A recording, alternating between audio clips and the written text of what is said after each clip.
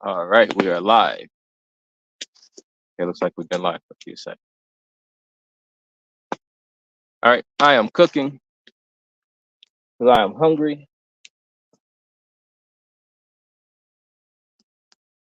So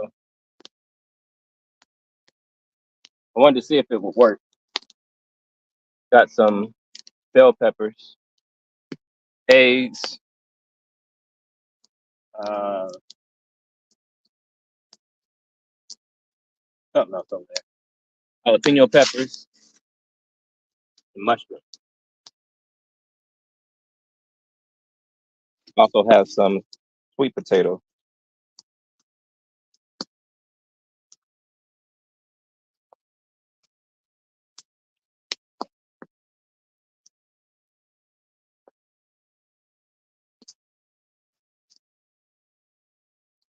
I don't know if this is going to taste great or not,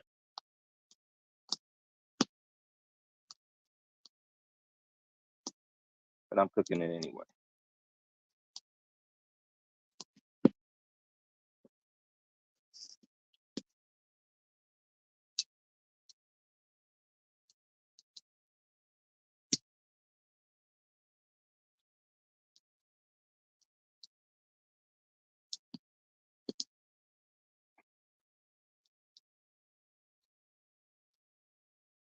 Find my knife.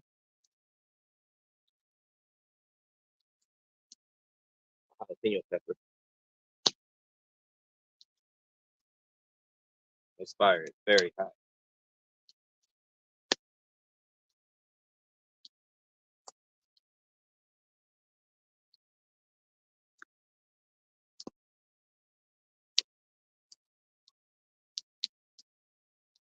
But yeah, it's a nice day out here. The tide was coming in pretty strong. I wanted to get a little bit closer to the river. There's a lot of overgrowth slowing me down from getting as far as I want. Plus, the sun's going down, and I just want to cook this and see if it works.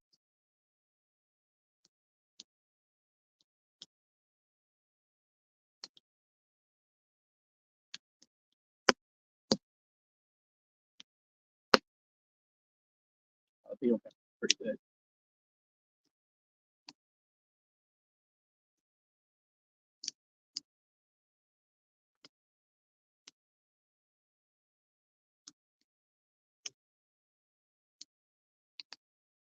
But the eggs are cooking very slowly inside the jalapeno peppers. I also have this banana-like thing, some plantain. So I rinsed that I rinsed this rock off before I used it. Ooh, it's smoke.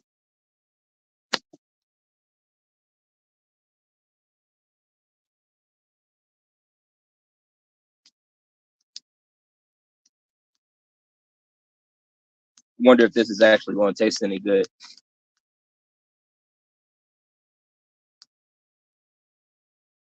I've never cooked plantain on the rock.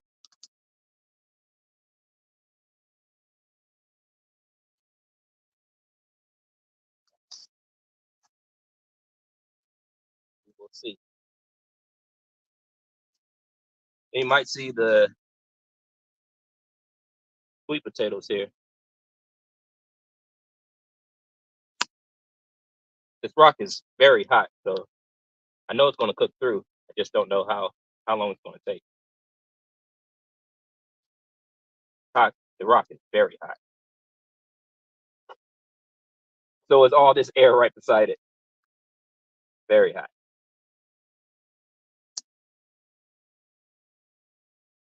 But I like plantain. This is a ripe plantain. Not not as yellow as I'd like it to be.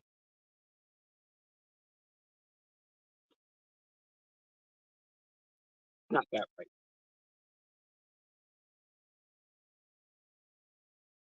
not that sweet either. I like it nice, ripe and sweet.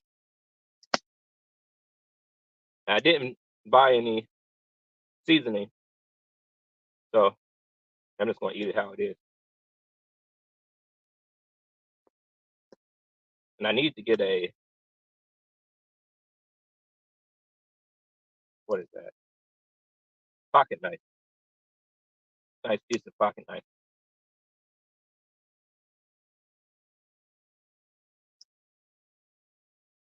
But yeah, it's nice out there. I probably have, I don't know, maybe an hour of the sun being up, but more than an hour of sunlight, hopefully. Excuse me.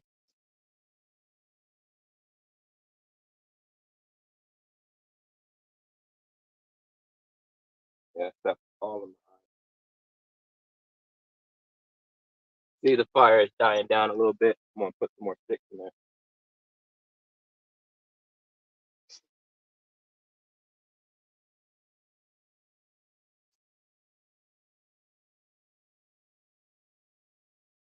Excuse me, those jalapenos are getting to me. Eating raw jalapeno.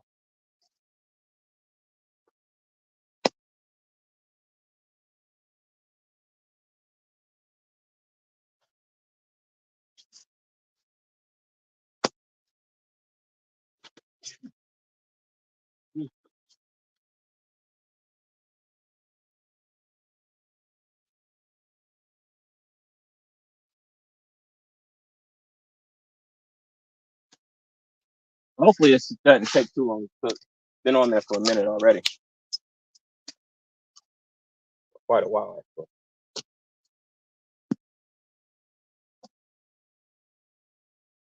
I like to let the fire build up.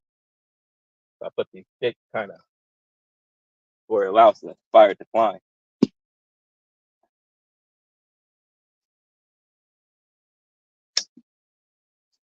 Yeah, I'm just taking a bunch of dry sticks.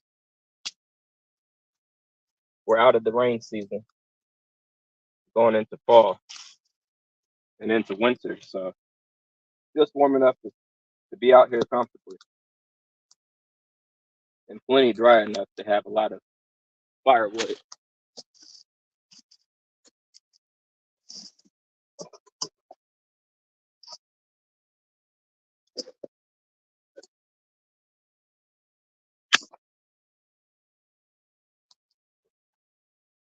Then the wider or the more space the fire takes up, the hotter it gets.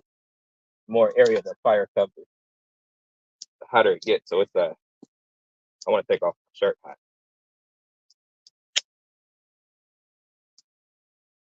Man, food is cooking very slowly. These jalapeno peppers are absorbing the heat. My eggs are cooking very slowly, so I don't like. Yeah.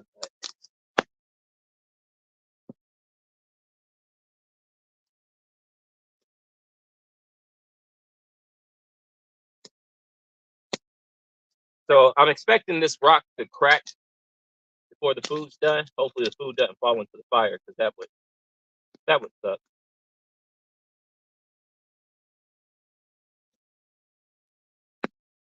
But I'll probably be able to eat it before it falls into the fire. I think.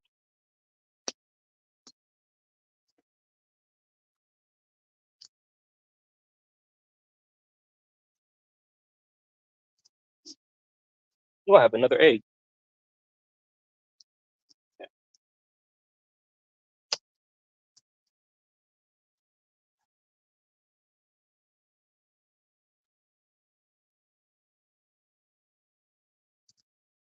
No, no, no, no.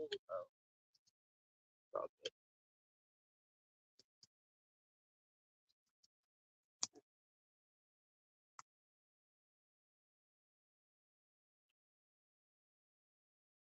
course, I have plenty of water.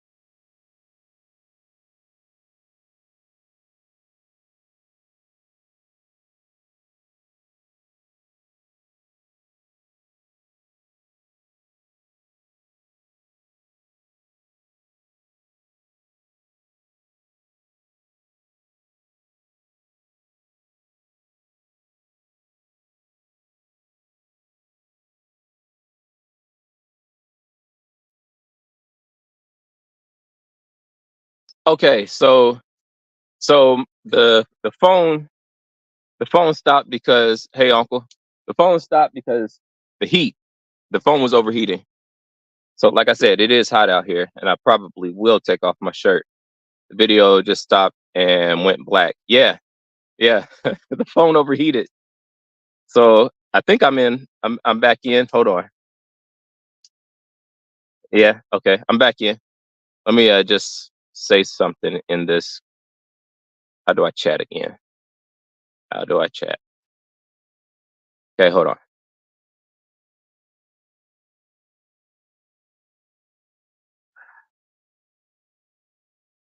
I think I'm not going to figure out how to write a message right yet.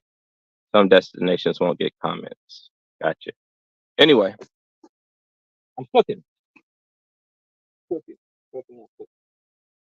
The fire's so hot that it made my phone overheat. That's why it went black. So I had to move it into the shade, move the fire or the phone into the shade, so I can mitigate some of this heat. But yeah, I it's hot, like real hot.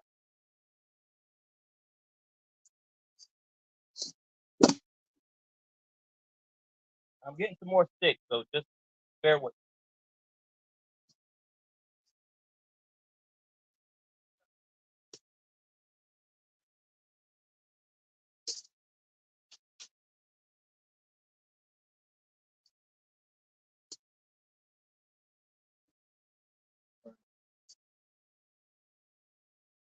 Stick firewood.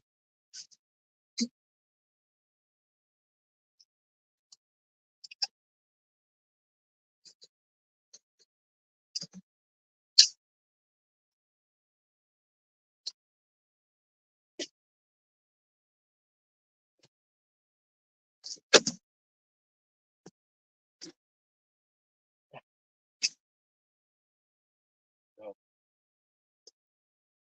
get this firewood.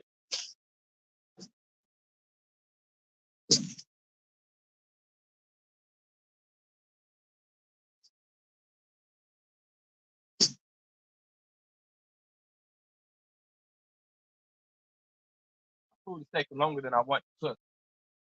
I'm hungry, so I'll speed this up.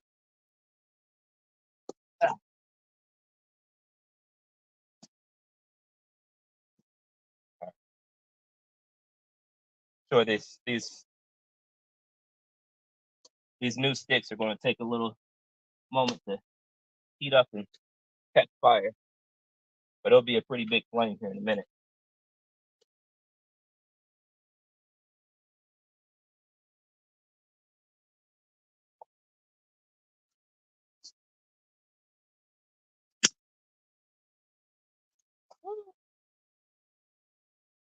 It's so hot, you think the food cooked.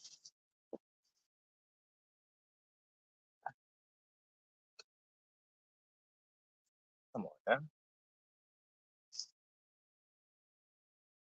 Well, the egg that fell on the rock. Oh man,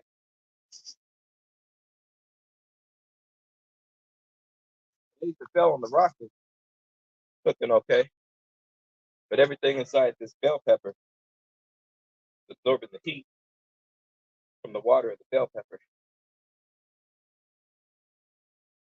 But the heat will overcome it.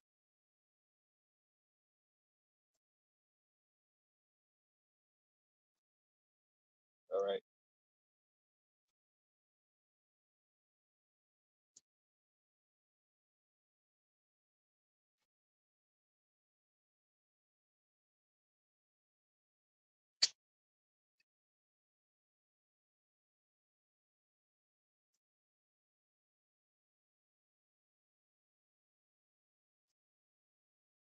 A lot of smoke.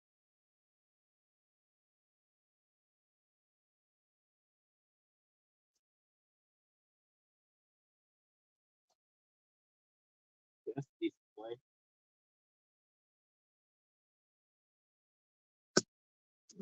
Pretty decent flame. Damn.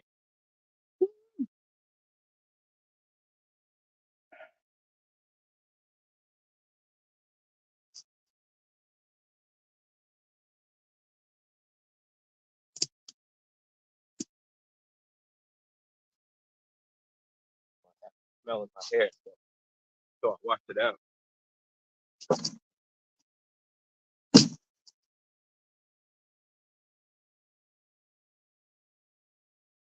All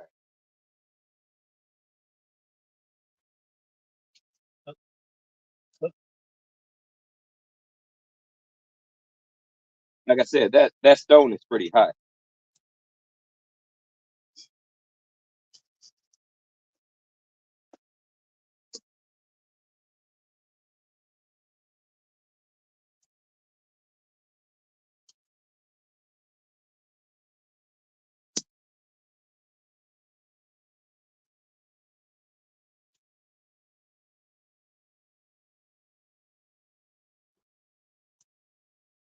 Good. It's okay. It'd be better if it was right.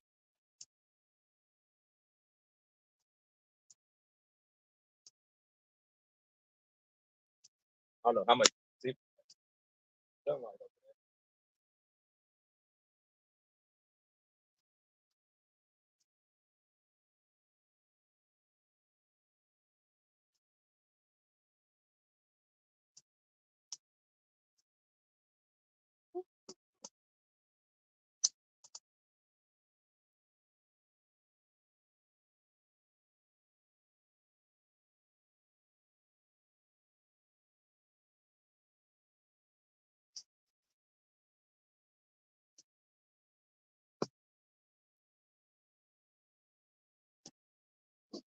Oh, nobody's here. It looks like. Look, here's my sweet potato. Looks like I've been here for a while. Oh man,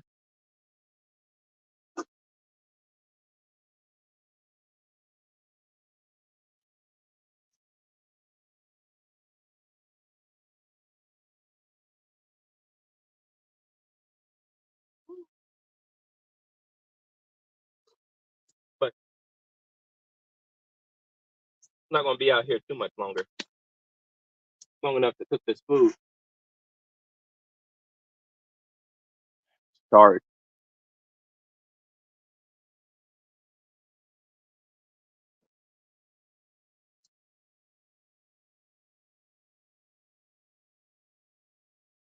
Sweet potato's good. I don't know what's happening with these bell peppers. I think it's because it's not touching the rock. I put it on top of the sweet potatoes,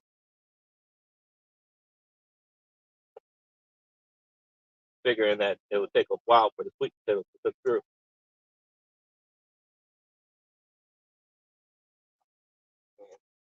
I was right, but I thought it would have enough heat transfer to cook through these bell peppers. Whoa, food's on fire. Oh shit, the crack I was talking about. Okay, so I'm gonna start pulling this off. That rock's gonna break. And I don't have a plate to pull it off to, so I'm fine. Ah, let's try.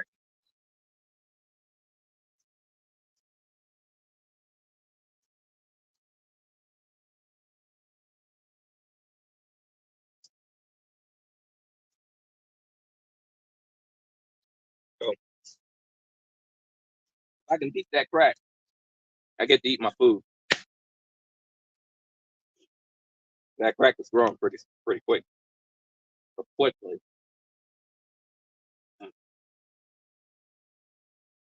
Man, this one's getting too charged. It's right in the fire. Damn crack. Man, come on. Come on. Let the fire die down so it don't food doesn't fall.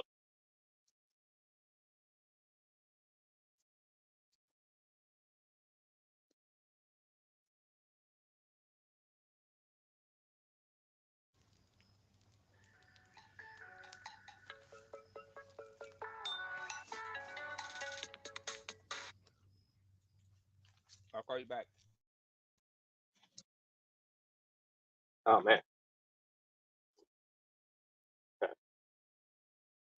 Get this stuff before it's unedible. Come on, move it away from the fire. Get away from the fire. You come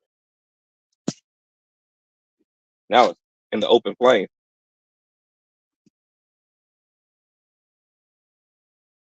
Oh, still edible. I was going to buy some fish and cook it on there, but I've been telling people they probably shouldn't eat meat. So I want to kind of practice what I preach.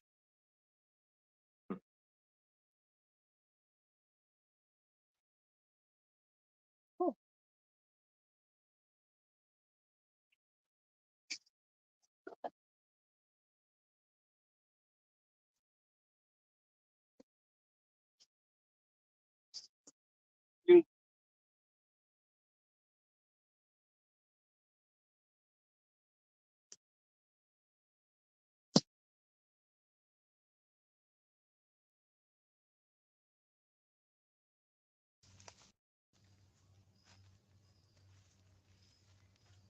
All right.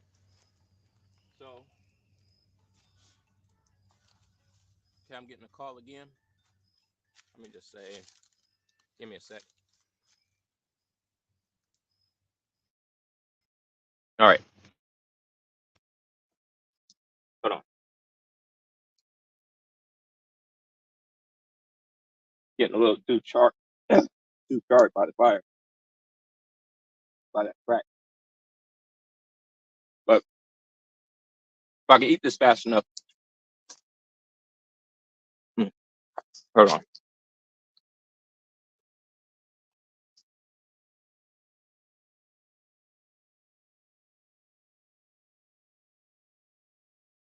I can eat pretty fast, but when it's really hot, it's a little difficult.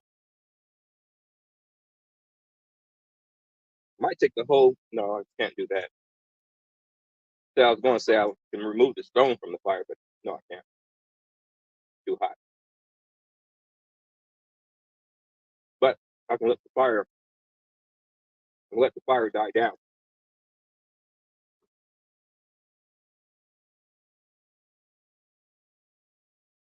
Use the egg.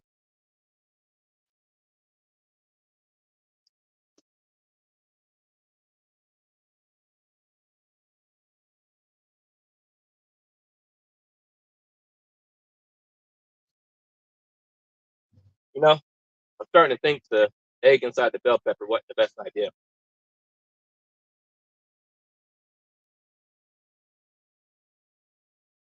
Still has to cook through, but everything else is cooked. Everything but the bell pepper. The egg inside the bell pepper.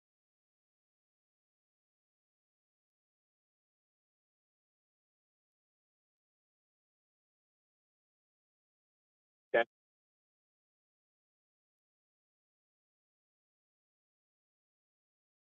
Really don't have a topic of the day, unless anybody wants to come online and if anybody wants to come online and talk, we can do that.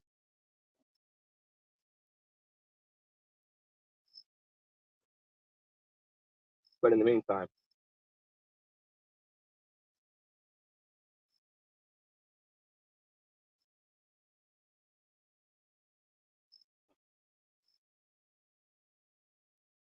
oh man,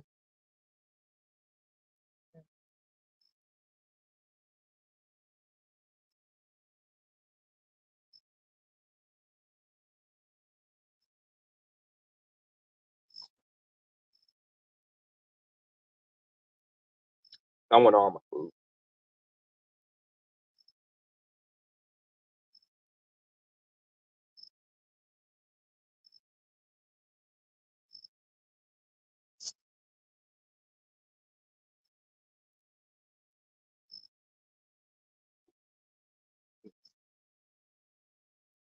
Okay.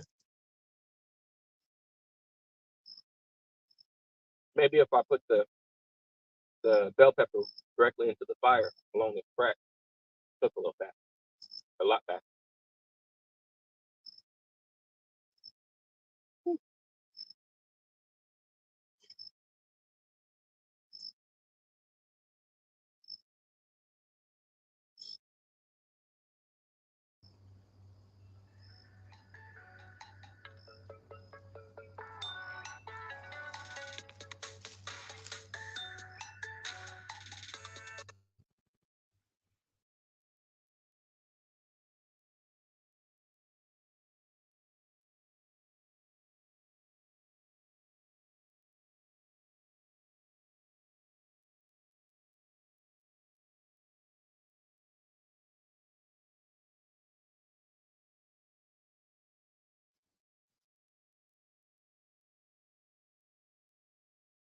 All right, I'm back.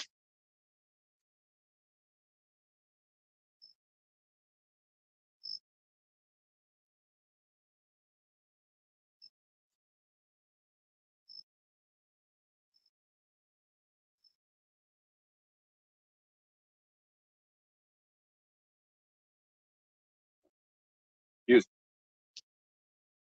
Well, the sun has finally gone down.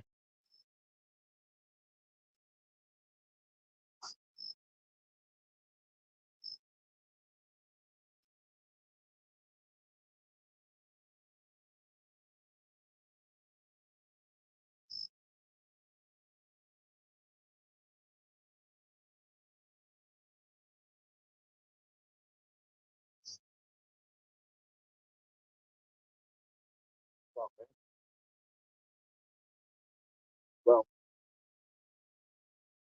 guess I would have had to put it in an oven or something, so it cook it, because the bottom of that is burned, but the egg is still not cooked.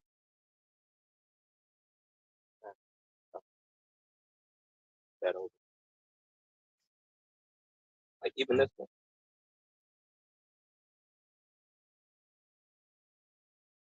egg's not cooked. Egg's not cooked. Everything else is cooked. Maybe I should pour the egg out onto the rock. That way I can eat it. And I know an egg is basically meat too, so that's not meat.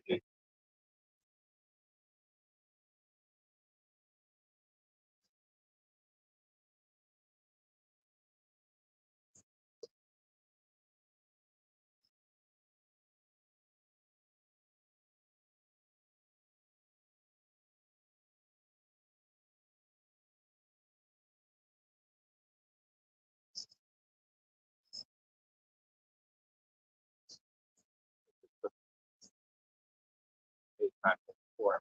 Yeah. Cooked a little bit. Now the crust is back up, or the egg runs all off the egg.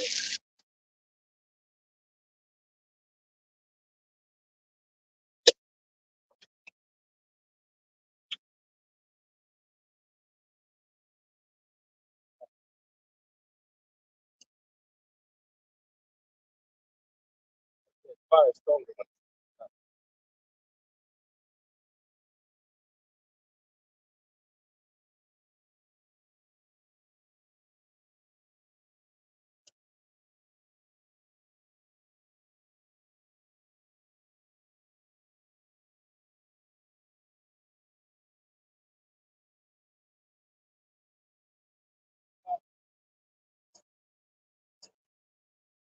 Don't want to bore you. You want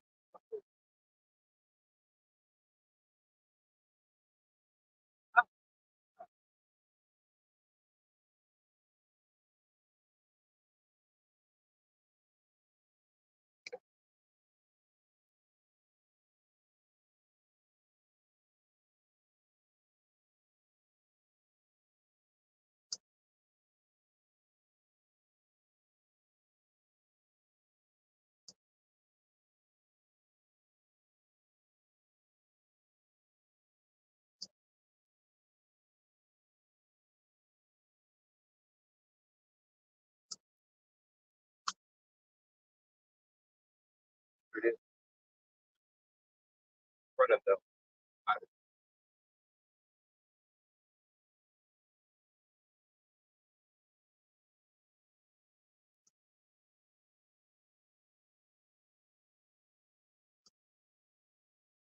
I'm also going to have to make some music, so this can be a little more entertaining.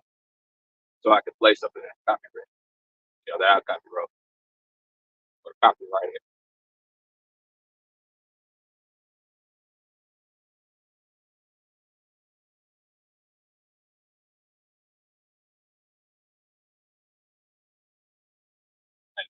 So, meeting the last bits of the vegetables here, my sweet potatoes.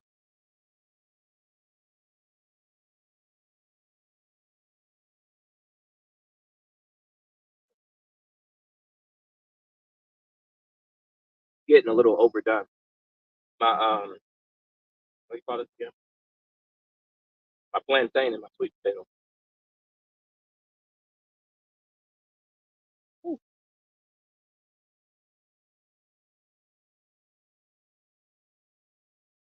Okay. Well, now it is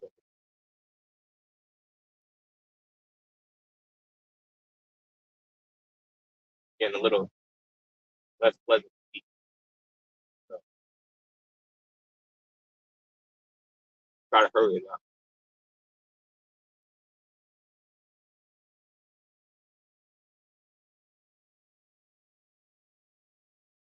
I don't know how good my audio is from here, but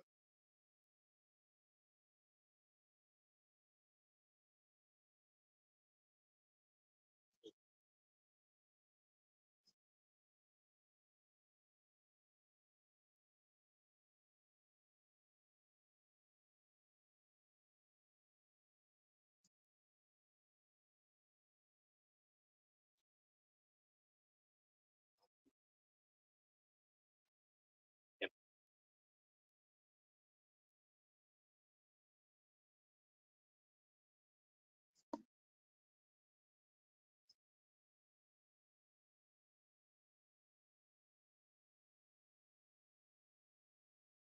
the whole idea was to get these eggs to cook inside the jalapeno or the this thing, the bell pepper, so I didn't have to put egg on top of the rock. Here comes the side.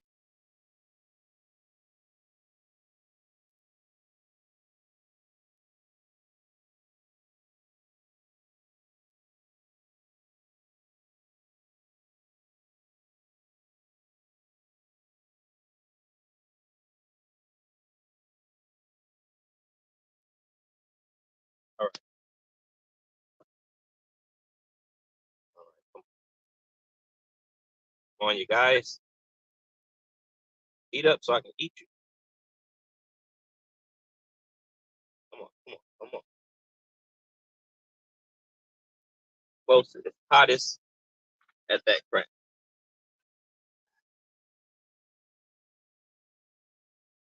Got a jalapeno pepper here, branded. Want me to eat it? Yeah,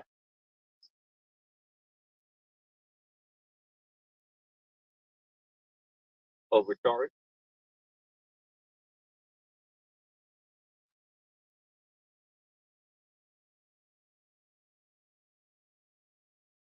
Hot over here. It's done got into the egg that spilled over. Holy. All right, I'm gonna build the fire, cook this, eat it, head home.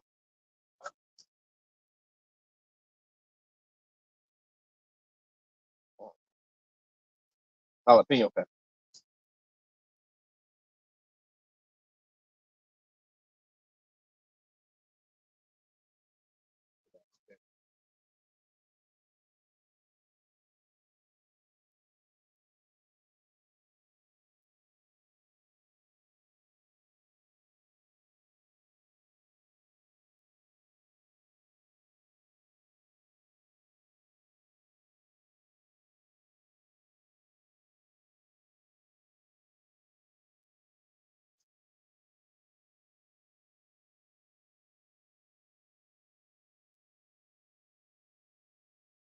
Oh, man.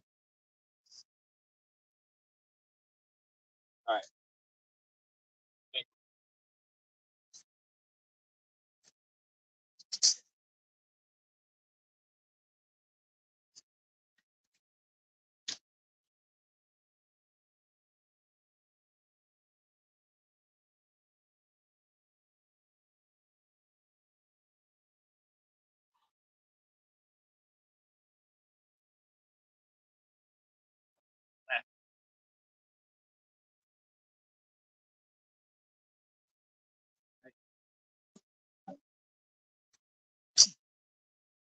Really want to eat my belt.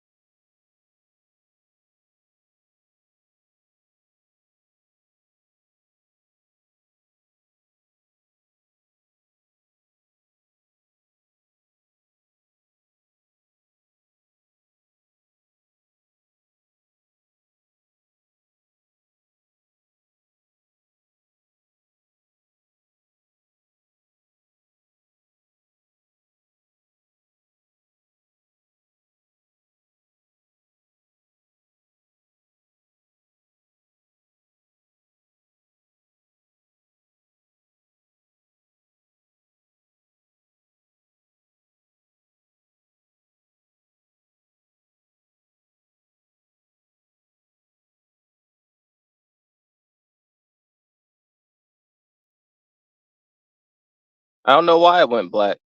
That makes sense. So I have to go back and edit this and condense it because they're not giving me a fair shake. I do have a battery pack, so hold on. I don't think that's what it is.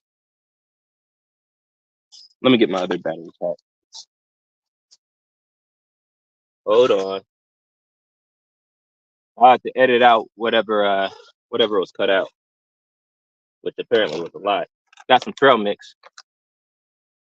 So I'm still hungry. I'm about to eat that. See, come on. I have to remember where I put it. Okay, here's a cord. And all right, here's my other battery pack. All right, let's do it. I don't know why they kicked me out. Well, the first time was because the phone overheated from the fire. Second time, I really have no clue. But I am going to charge it for a good measure.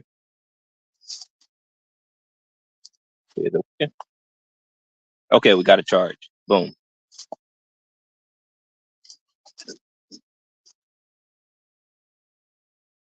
Okay. Yeah, we're back. Okay. I've been trying to comment, but I forgot how to do it. Maybe I go up here. No, no. All right, hold on. Hopefully I'm not boring you trying to figure out this post a comment right here. Oh, you know what? I wanna I want to post the link. Hold on. Let me just say. Hold on.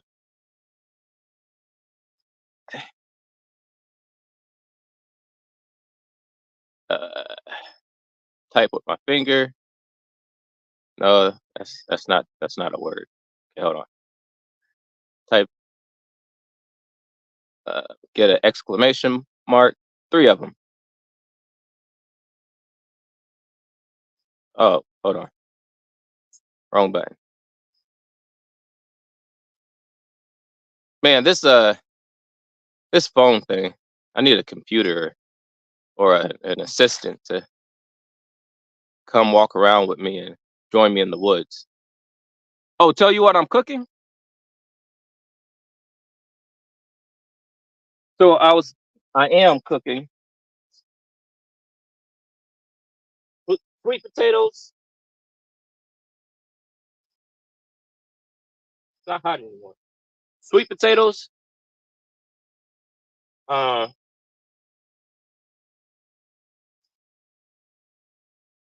uh, plantain, bell pepper with the egg inside.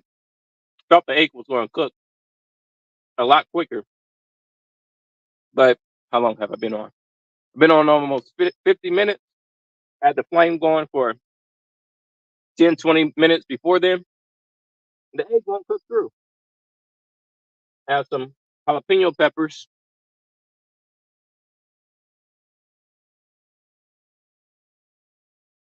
and some mushrooms.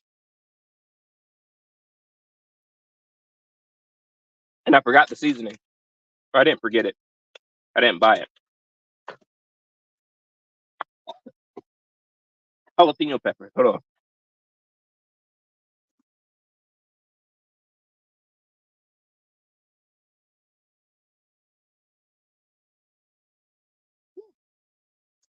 I got some trail mix.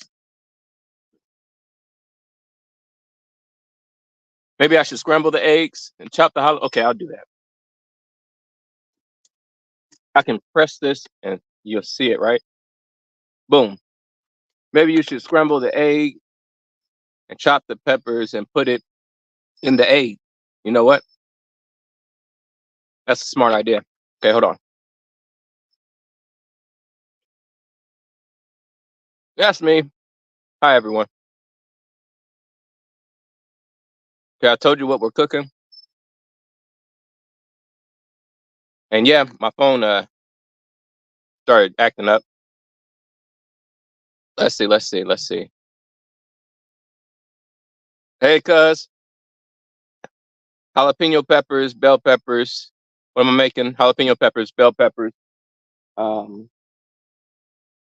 sweet potato, plantain, egg, and mushroom. Yeah, that time the video went black was because why did it go black? Oh, the phone overheated. Phone overheated because the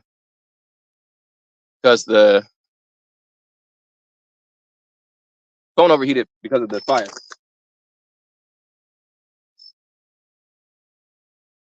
Okay.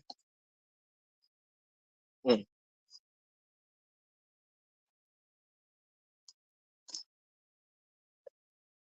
Definitely taking too long. Now I'm hungry. Eating some trail mix too. All right. The best suggestion I have so far. Just cut this up, right? So my egg can finally cook. Okay, if I do that before the fire is on, it's going to just spill everywhere.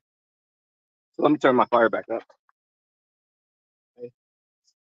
Bear with me. Hold on. You know what? Now that I know how to write stuff in the chat, I could probably share streaming. Oh, let's see. No, that's not what it just says. Okay, hold on. I'm gonna put the.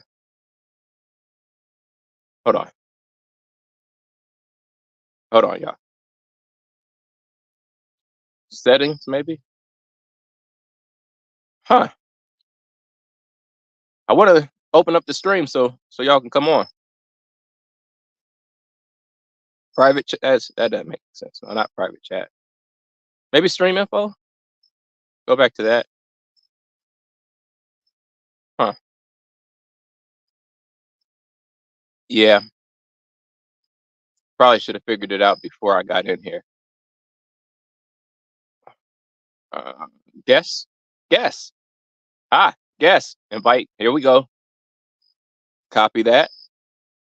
Copied. Okay, hold on, y'all.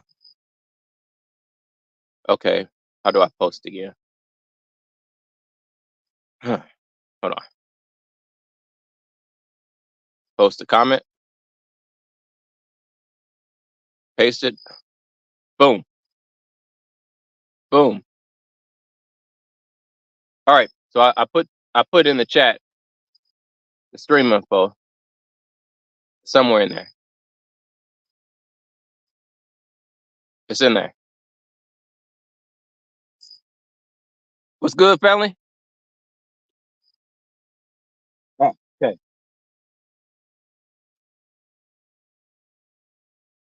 All right. Got to get this fire back up so I can eat. I'm still hungry.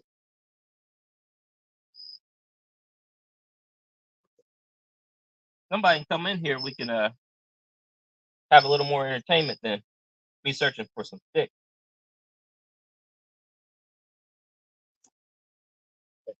Plus, it's getting dark. The sun is down. I only have a few minutes of light.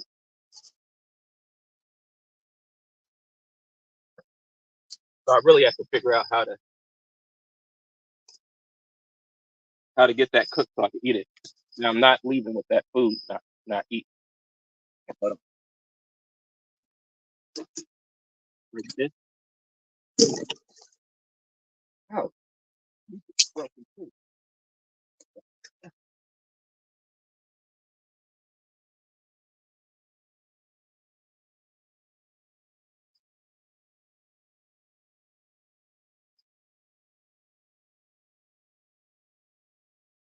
Eat up. Come on. Eat up. Gotta get the flame going in there. I can build that flame in there. There is a small flame. It's this. Okay, hold on.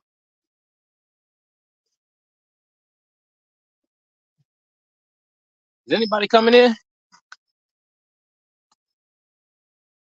Someone click the link. Does the link work? Somebody let me know.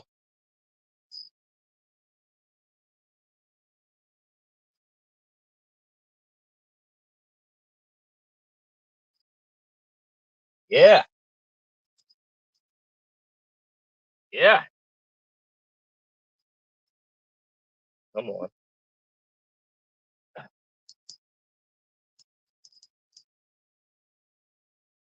Throw this right in there. Yeah.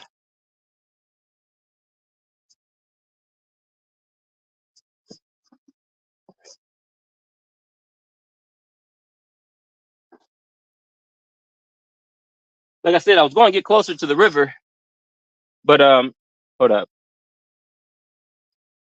Where's my chair? This right here.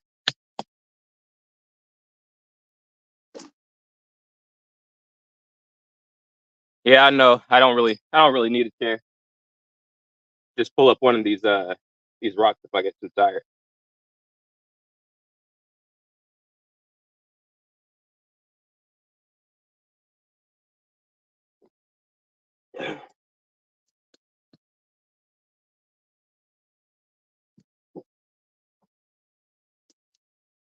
All right, I need to chop that up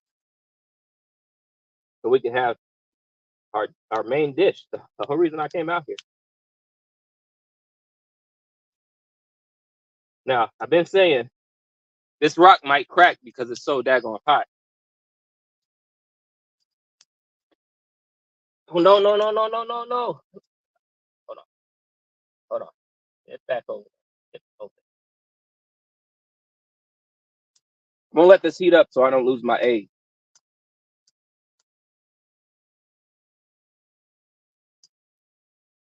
But over here, doesn't have anywhere to run.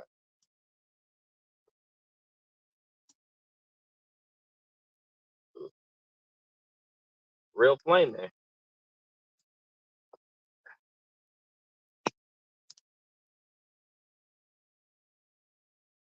All right, hold up. Yeah. Yeah. Yeah. Come on. Cook up. Cook. Cook so I can eat. Come on. Come here. Come here. That hand's hot. Come here. Yeah. Woo. Okay. Hold on. I just have to. Now I have to cut it before it gets too hot for my hands to be out there. Come here. Come here. Come here. Yeah. Hopefully I don't mess up my blade too bad.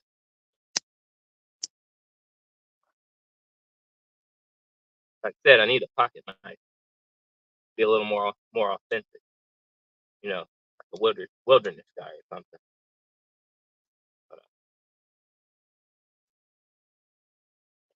Right now I'm walking around with this goddamn kitchen knife. Use my language. Hold up. Yeah. Yeah. Yeah. Yeah.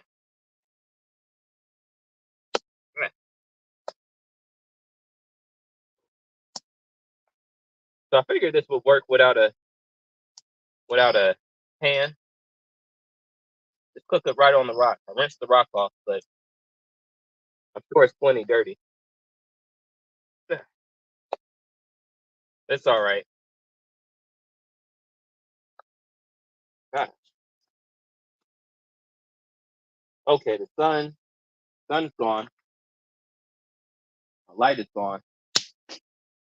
Guess it's just us in this flame right now.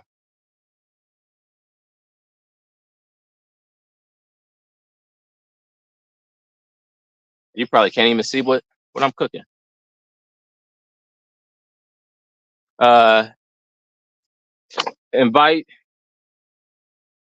Invite to video button. Okay, yeah. So I've actually I haven't done this before, so I put the stream information in there. It's on YouTube anyway. It looked like it didn't post to Facebook, but if you go to YouTube, you can wait. There is a guest. Oh, you're saying I have to actually press the? Okay, hold up. I have to press this button. Oh, wait. Oh, hold on. Are you in here? I just saw you. Hold up. Come here. Add, right? Add this. Yeah, it has to be. Add to stage. Hey. Yay, you're there. Hey. Hey. Can you hear me? Hey. Yeah, so I did it. I scrambled it. Here, maybe I'll take it off this. Let me see. What's my battery on? It doesn't matter. Okay, let's see. Who's Tiz the More? He wants you to invite him, I think. I thought I did. You see, it's how hot it is. Look at that. Oh, he said, "Oh, Hold she up. did." Maybe he was talking about me. Yeah. If you go to YouTube, I think it's easier. I think it's easier to do it there because I don't think my comments post on Facebook. Oh, okay. Yeah. So yeah. Hold up. Look. Can you see? Can you see it? Yeah, those. I can see the. I went ahead and cut it up like you said. Good. It should get done a lot quicker. Yeah, the egg was inside the bell pepper, and it just wasn't cooking. Yeah, because it'll take a lot longer that way. It even takes long when you put stuff in the bell pepper and put it in the oven. Yeah, you remember when we went over to see Prime? Yeah, Yeah, yes. he had all that stuff in the bell pepper. Mm. Yeah. Wasn't cooked all the way. Yeah, I, that's how I figured it was going to take so daggone long. And he even mm, had it in the oven. Oh, what am hold I? on. I'm trying to connect. Oh well, I'm on. Tiz Demore wants to come on. He said he's on Facebook. Yeah, but I don't know how to. Can you copy the stream for me? Oh, okay. Let me see. Let me see where it is. But I have 4 different Facebook pages, so I He's think he's he's my Facebook friend. I can send it to him. okay. Okay, Uh, where's my it's Facebook? it's streaming to three of my pages.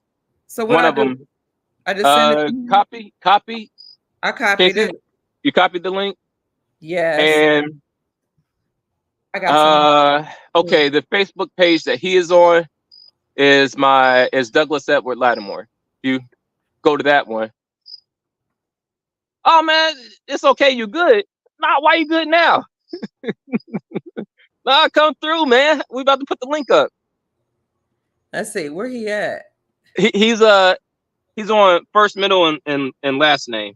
No, I think we're Facebook friends. Yeah, but you would have to like send it in a chat or something. I don't know. So what are you telling me Man, to it's do? getting dark. Yeah, it is. I Yeah. can't. Okay, wait a minute. Okay, I think I need to pull up a rock so I can sit down. Oh yeah, we friends. Are we fam Tiz? I don't know. Are we Facebook friends? But man, I'm having problems with my Facebook. I can't get into the messages at all. Uh, they punishing you for saying that the bra was fake. Maybe that's it. They deleted your comment when you said something about it. They blurred out our video because we said the bra was fake.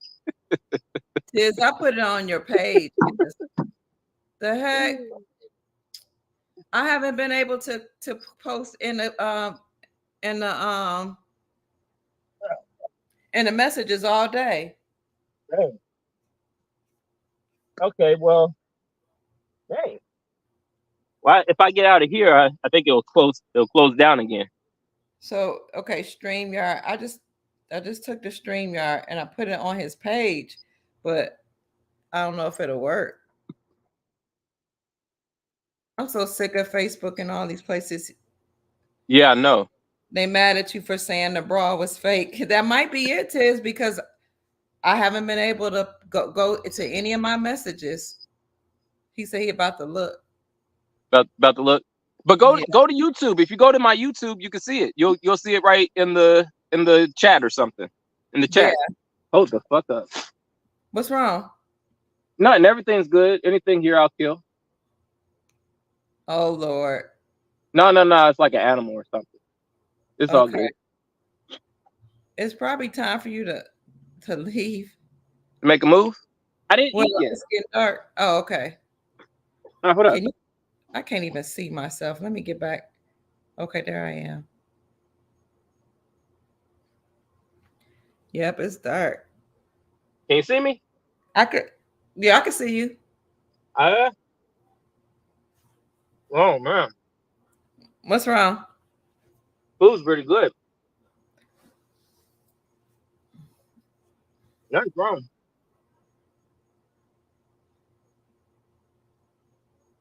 Just now I have to figure out how to get it off the rock. Okay, hold on. What, the food spilled on the rock? No. I remember I scrambled it. It's on the rock. It's not in a pan. Everything's cooking on the rock. Oh, what? Yeah. The rock gets hot enough for everything to cook. But And it's a nice. you got it on.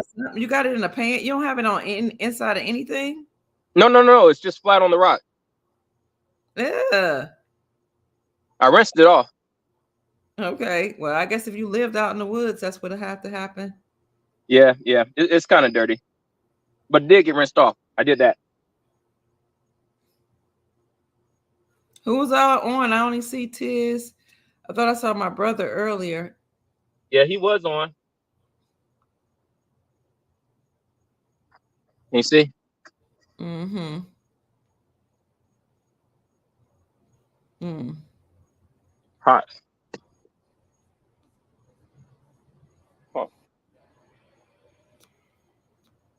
me see if I can get to see if I see us on YouTube. Oh, wow. What?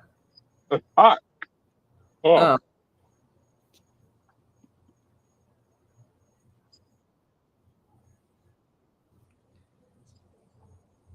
Mm.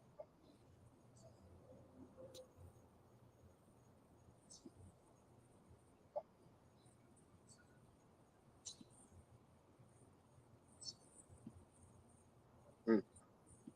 Well, it's coming off the thing pretty good. okay. Yeah, it's really not hard to get it off. It's just have a knife. Where you go? Did I press something? Man, hold up. Hold on. Hey, come back, man. Okay, if anybody wants to come on, get onto YouTube. Douglas Lattimore Show. Get onto YouTube and hit the link. Okay. Boop. Oh, hey. Hello. What's good, family? What's happening? Man, I'm chilling. I'm chilling. You know Yeah, where I'm now at. I'm wanting that chair. Hold up. Let me get this press that little button right here. There's an X Wait. button. Get out. Come on. Okay, hold on, y'all. There we go. There we go.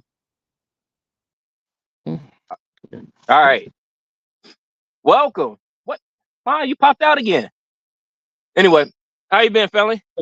Man, I've been well. Yeah. I've been well. You know where I'm at. Where I'm always. It looked like you at work. Yeah, you know it. Yeah. That's How's where work I'm going always for you? at. Every time we have a meeting or something, you know, I'm in one of these offices. Uh-huh. Uh-huh. That's where I'll be at. Well, let's have a meeting. Here, let me. Right. Wait, Making did it you happen. hold on? I think you're back in, Ma. You back in? Yeah, there she go. Oh yeah? Okay. I just had to press enough buttons so I can see it too. Okay, there we go. Yeah.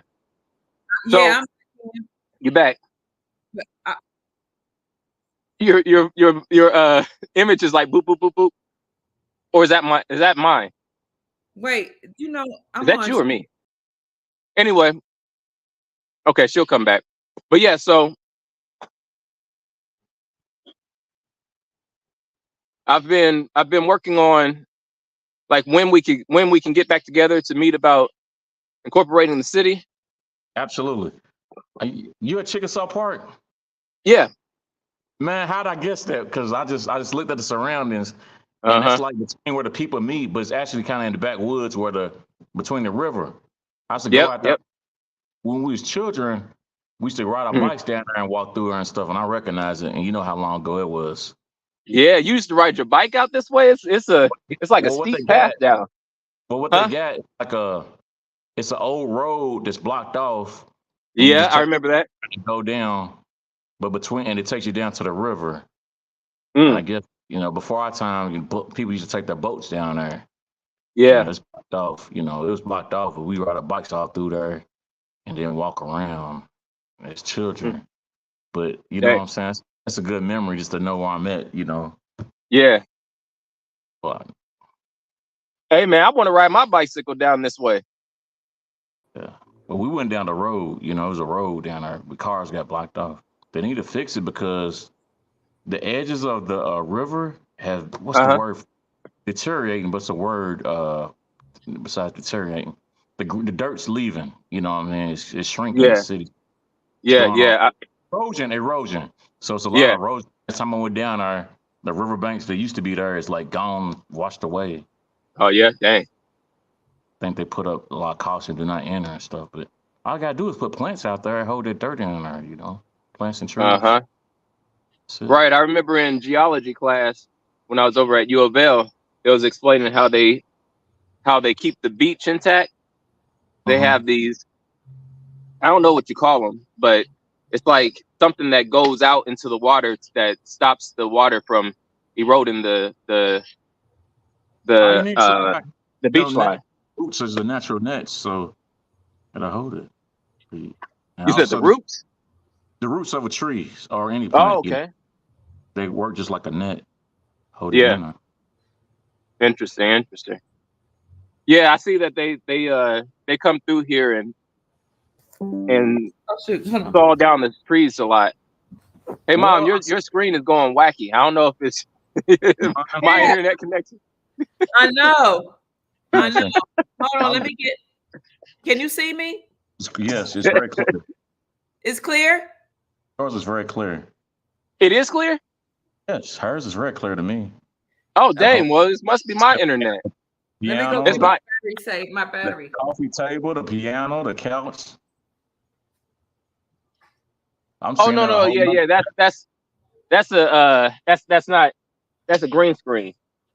Okay, it is what it. Oh, okay, well. Hey, I hey, Doug, can are see. you telling my secret? Oh, I'm sorry. Okay, no, it's not. Oh yeah. Well, I It's can't not. lie. Can't lie. Yeah. Honestly, he doesn't lie. What? Nah, people be like, you got a nice house. I just say thank you. Oh, I could tell when you sat down it was because it let me. I could tell. Yeah. I need to do the same thing. Yeah. It's on StreamYard. It just comes straight up. What? Yeah, you could do it if you on. You go on StreamYard? StreamYard is a what you call StreamYard, Doug? A streaming program or something? Yeah, it's a streaming platform. Allows you to stream to multiple destinations at once. Let's talk about something since we all on. Yeah, I agree. Speaking about the city, coming up, because we just got set a plan to have see where we're at. Because I saw some people make some posts, and it was very interesting. They talk about all the positive things that we've done so far and move forward with it.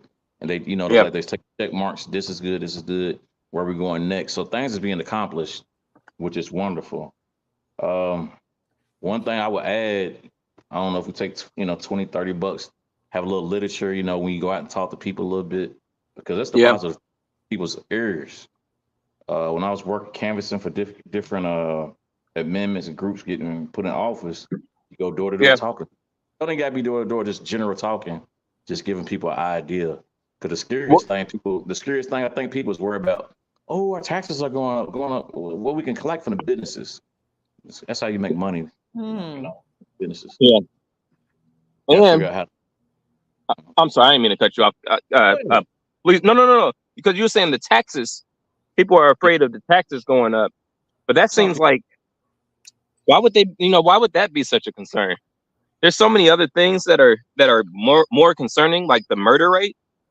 Yeah. Well, they want if they can afford it. It's not everybody, just certain people. Because if they all the other people that do already get the little 6 cities, they pay a little bit more. But it's not necessary if you're collecting from the businesses and things like that. I found out some years ago that all fire departments don't get paid equally, within the city. They collect tax revenue from the neighborhood where you live at, and depending on how much income from your neighborhood is what they get paid. I was like, what? You kidding me? I thought they was all on the same pay grade. It's like, nah, it's whatever district you in and how much they can able to collect. So a lot of firemen, after years, they always trying to get transferred out to St. Matthews because that's one of the highest payments. After they've been in, I don't say we'll call it the force. But I was talking to a fireman, he was explaining it to me. I thought it was crazy. I thought they all get paid the same, like the police department does. It's like, nah, it's a different system. Wow. Huh. I didn't know it. Yeah, shoot, I didn't know that. So that gives people, that would give now you said that's the police department that gets paid on a different scale? No, fire department. Fire department. Okay, yeah, fire department. They like individual businesses. They collect, for their own department, and the neighborhoods where they live at is collected, And different neighborhoods have different incomes. Right. So they all trying to transfer to St. Matthews every time somebody retires.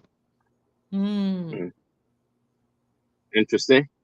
I wonder do you think the police department is similar? I'm ignorant about that. They don't contract with the city. They get Metro, get paid by the city. Okay. If we infiltrate our own police department, it'll collect from us. I got a friend that lives off Tellersville Road, and they have a police department with like 1 or 2 officers, and they collect taxes for them. So if you got your individual like Shively Police Department, they got their own. They collect their own, because they're their own city. But that comes from businesses, maybe a little bit from houses and stuff, but mostly your businesses. And there's a lot of businesses in the West End. Some of them buildings that look abandoned. People are working there. Wow. Oh yeah.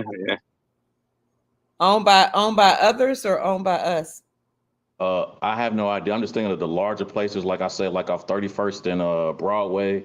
It's a building where I've been seeing since I was a child. I don't know what it is, but people go in and out behind the Family Dollar, or now it's a meat market. I see people going in and out. I have no idea what it is. Recently, Tube Turns just got tore down. It used to be next to Kroger's, where they built the new hospital at Tube Turns. There's a lot of people. I did some work out there when I was doing my going to my apprenticeship, because they work with pipes. They were like a national company. We lost them. They got bought out by some South American company maybe about 8 years ago. But still, I saw a lot of people that work there that live outside of the West End. They get paid very well. It's a good paying job, but they didn't hire a lot of people to live there. And it's right there 28 from Broadway. But of course now they moved. They're building a hospital there. How are they building a hospital? Yeah. That's the thing. A lot of those businesses be right in our neighborhoods. We have no idea who's in there, what they're doing. Yeah. Nothing. And I met people that work there, and they live way, way far out, far away, 30, 45 minutes away and stuff, getting paid, at the time, say 10, 12 years ago, getting paid $28, $29, $30 an hour. So they probably get paid, at least $35 now. Wow. Right there in the hood. Right there. And they're not the only one. People, Reynolds Wrap is right there off 26 and near Dumanil, about a couple blocks from Dumanil. They get paid very well. The train comes in and makes the deliveries and takes away stuff there. They good jobs right there.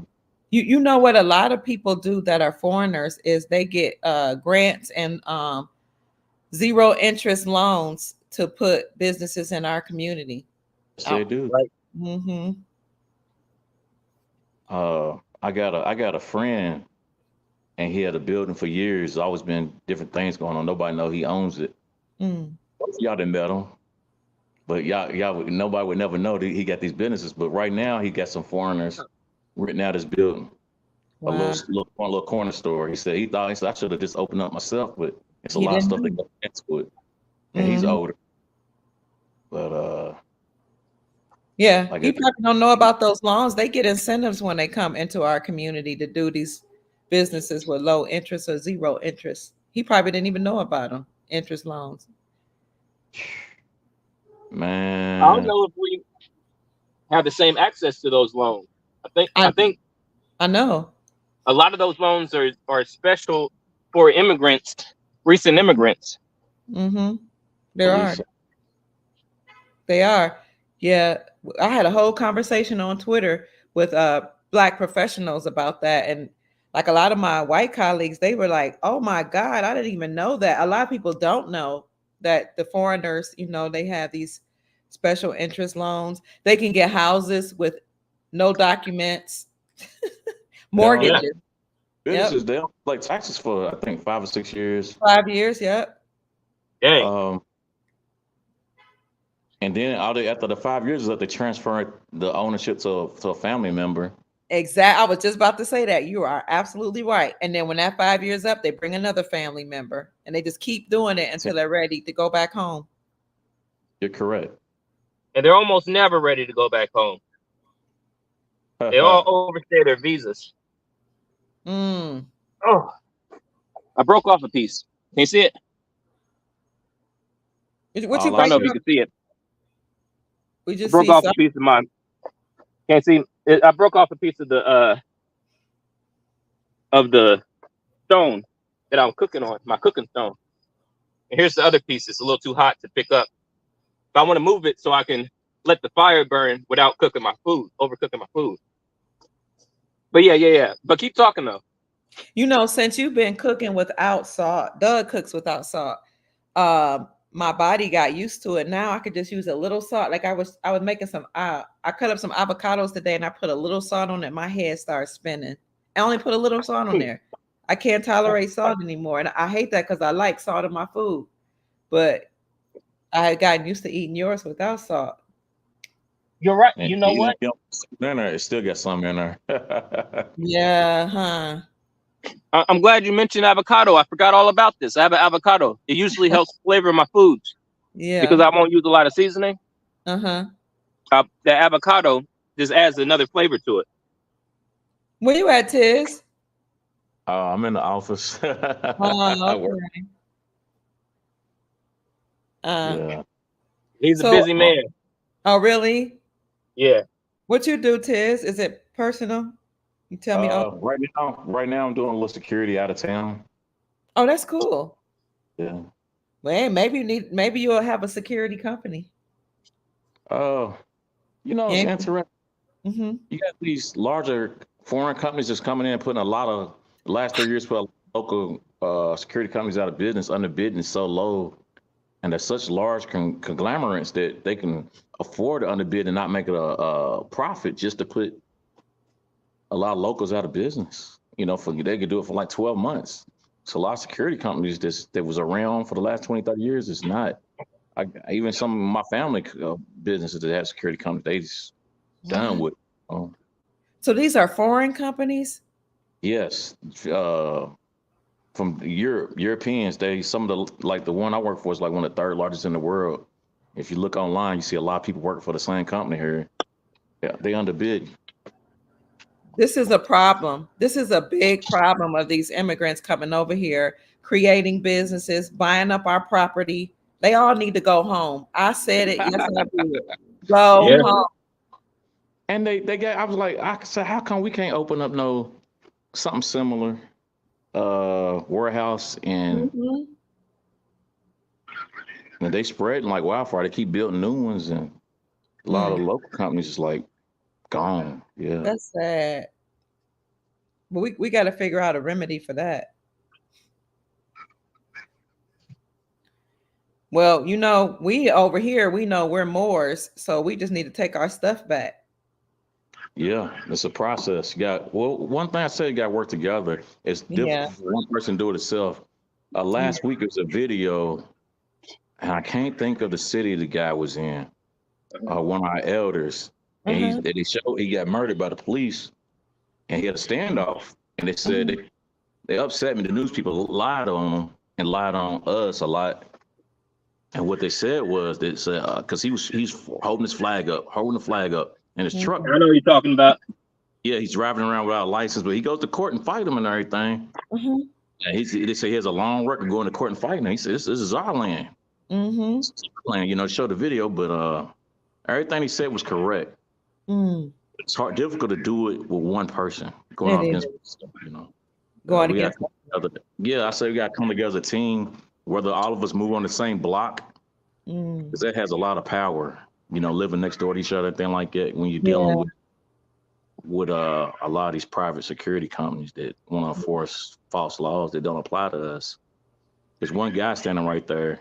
If there's a group of us just sitting there talking, they gotta leave it alone, because it's our judgment. It's the judgments for the people what the people agree upon.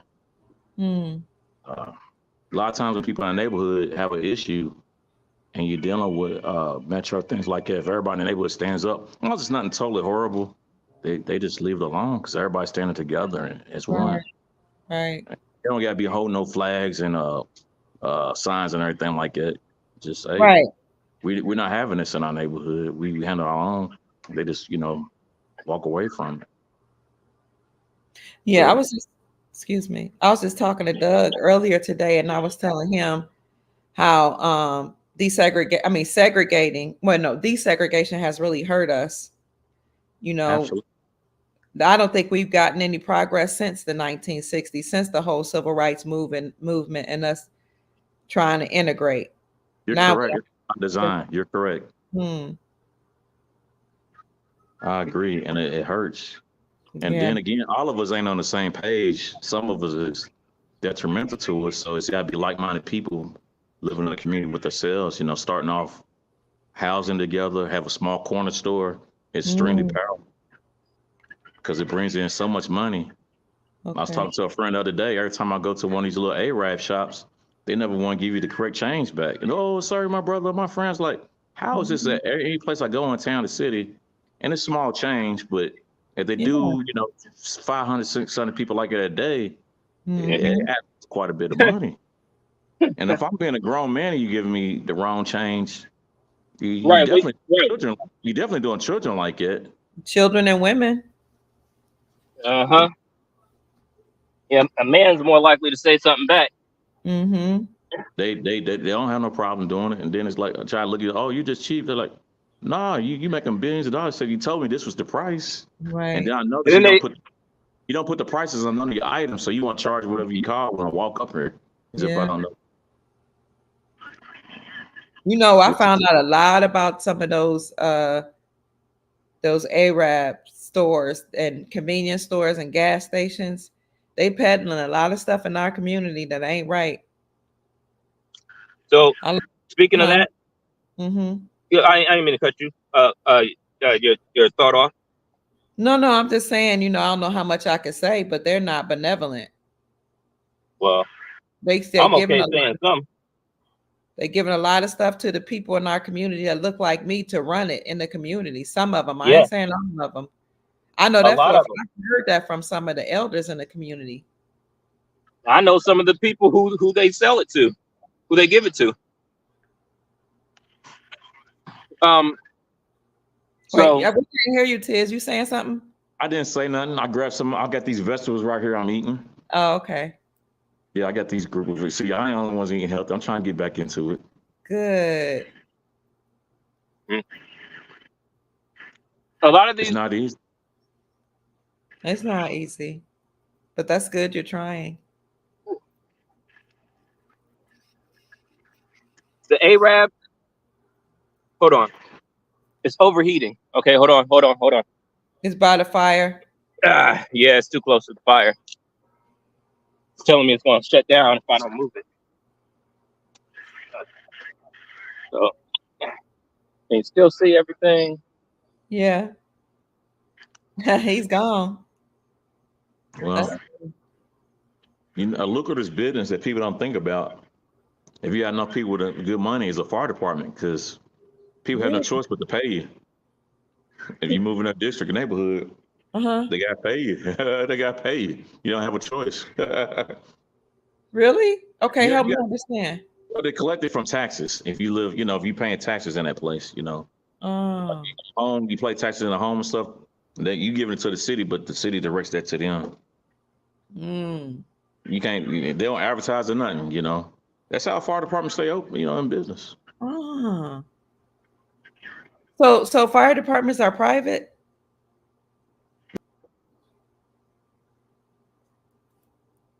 District where you at? Yeah. I'm here now. I don't know what happened. I mean, you claim your little neighborhood where you want to put up. Name it after your neighborhood. Doug must be trying to come on. And if you notice, like on what the older fire guys do, they buy a property next to the department instead of living in the little dorm room. They buy the houses next to them and rent out rooms to the fellow firemen, so they don't have to live, in like a dorm room type setting. He's saying a good business, Doug, is the fire department, and I didn't even know those were private businesses. Yeah, I didn't either. I mean, it makes sense that it can be private, but that they were, I didn't know. Yeah. Yeah. Ain't like to say, oh, I'm not gonna pay these taxes for you stuff. No, they just collect. Whether it's a fire or not. But of course, they give you prevention. They work by giving you prevention. Telling you certain things to help around the house. Smoke detectors, heat detectors. Go out and talk. Kids come in and play and stuff. As long as there ain't no fire going on, prevention. You just collect the money. There's not many fires. But I see the fire departments come out whenever there's a whenever the ambulance is called, Yeah, they whenever do. somebody's hurt. Yeah, they do now. All three of them come now. That wasn't the case, 20 years ago. Yeah. Now they Oh. can't sit around. So they all have a contract with the police department, huh? An ambulance. It's a good place. I was thinking about working. Yeah, I don't. Yeah. The 911 people, the response, Yeah. they connected and they get paid pretty decent. It's a stress job because if somebody calling with getting hurt, you got to talk them through it. And if somebody dies me on the phone, or they're in a stressful situation, just having that stress on you, got to be able to be calm. Then you're gonna be working weekends and a lot of hours because they don't hire a lot of people, but they connect to the 911 connect you to the police, fire department, ambulance. They connect. When people call them. And every time police show up to any incident, that's a credit to them, to their paycheck, showing up, not knocking them or anything, but. Wow. I was going to say something about the foreigners that come here. Now, a lot of the foreigners that come here that are able to do business, they come and they're predatory towards us. So like you're talking about with the Arabs, when they come over here, they set up shop in our neighborhood, and at their shops they sell us marijuana, they sell us spice, and a lot of other types of drugs. And they're all cousins. Oh yeah, they related. Where's Yeah. that? Everybody in this city, all the Arab, I've seen them work. I've seen the same guy go to working in several different of these Arab stores, all across the city. They're all related.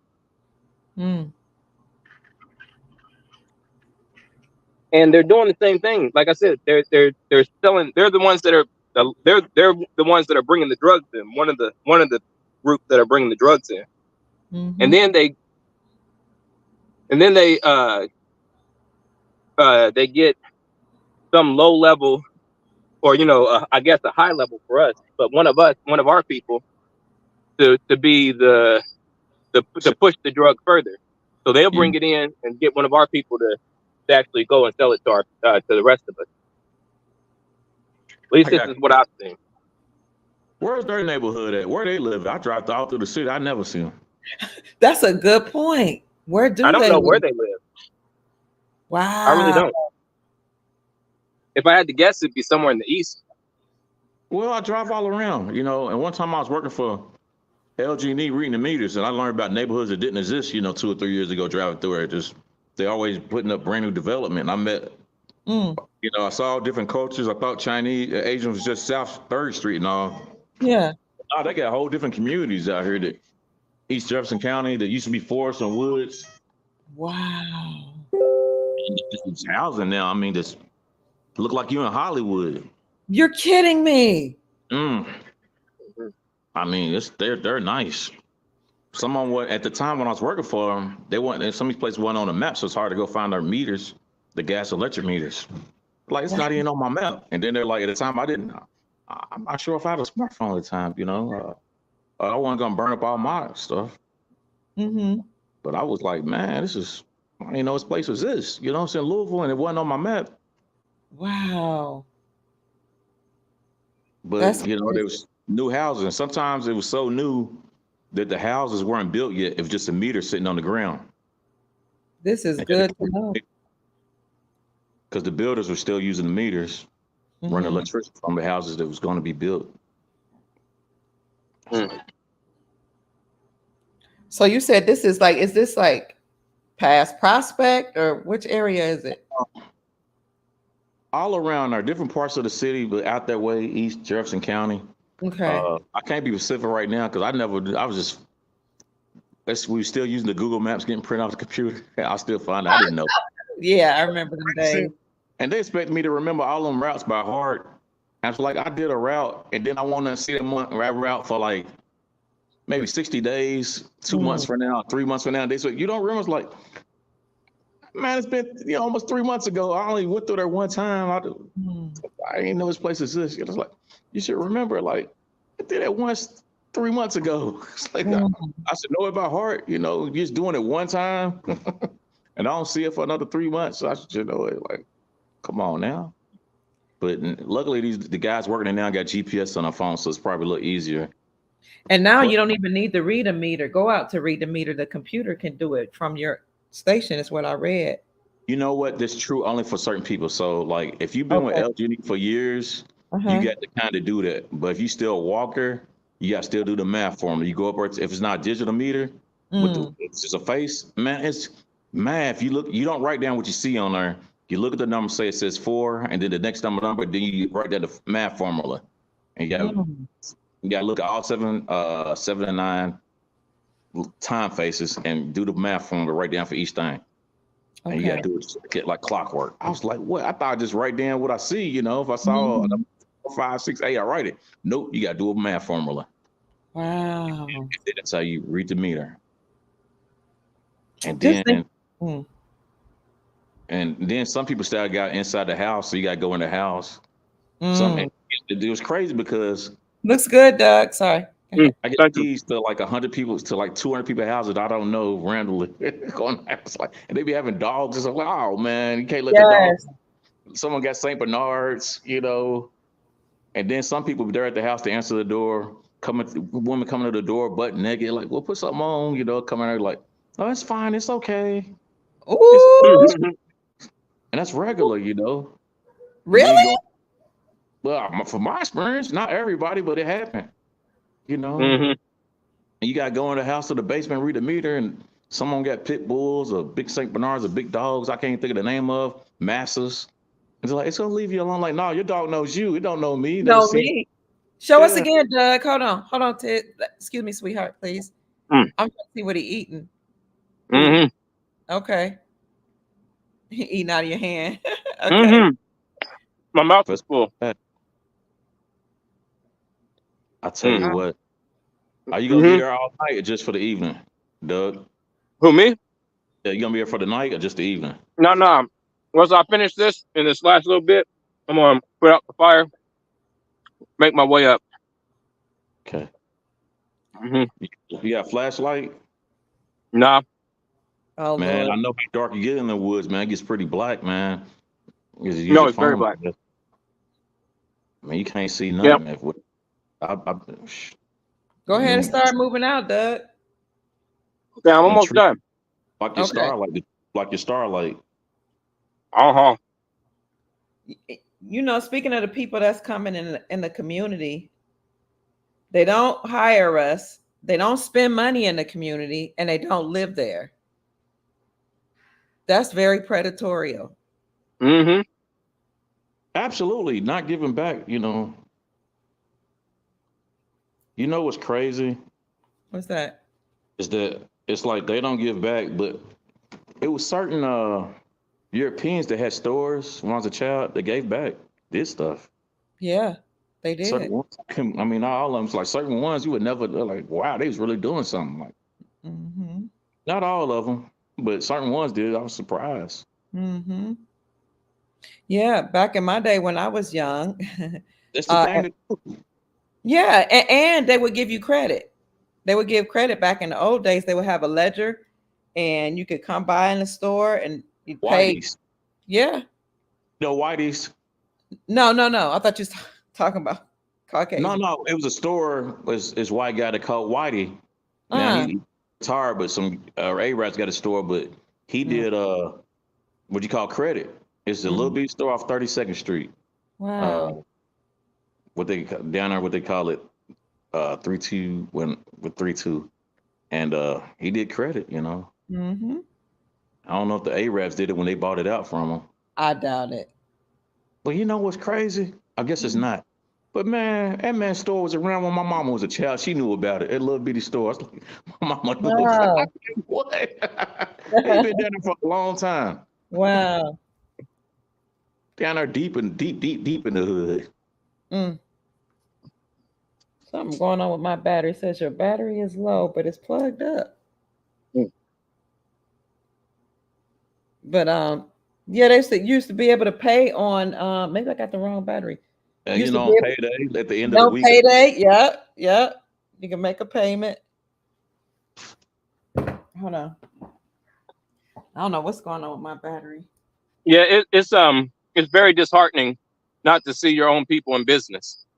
Knowing that you're the owners of the land, you're the original people of the land. Yeah. And literally everybody else in the world is here doing business but us. You know, I was fortunate because our little neighborhood store was black owned. Beeline. Y'all know if you remember the Shorty's bought all the there. Huh? Shorty's bought all the Beelines. Beeline was black owned. Look, station 36 on Broadway, it was black owned. Wow. And so we had black stores growing up in the 90s and stuff, you know. I didn't understand what other people in the hood was going through when they had the Arab stores and stuff. I was black owned, except for the bakery across the street, but they had a lot of us working there, even though it was white owned. It was mostly ran by us. And they was old school. And so I went to other people's neighborhoods. It was different. Dang. You know, I was like, well, we got black owned stores and black businesses and working and stuff. Well, let me not start getting back into the days.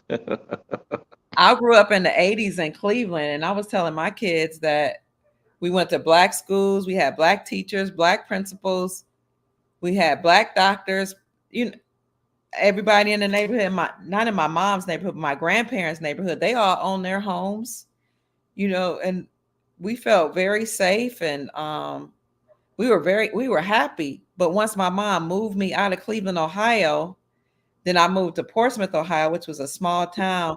I had to go to, you know, I went to white schools, and you know, then everybody was all integrated. I wasn't happy at all. I didn't, not because I was the only black person in my class per se, but because I wasn't treated the same.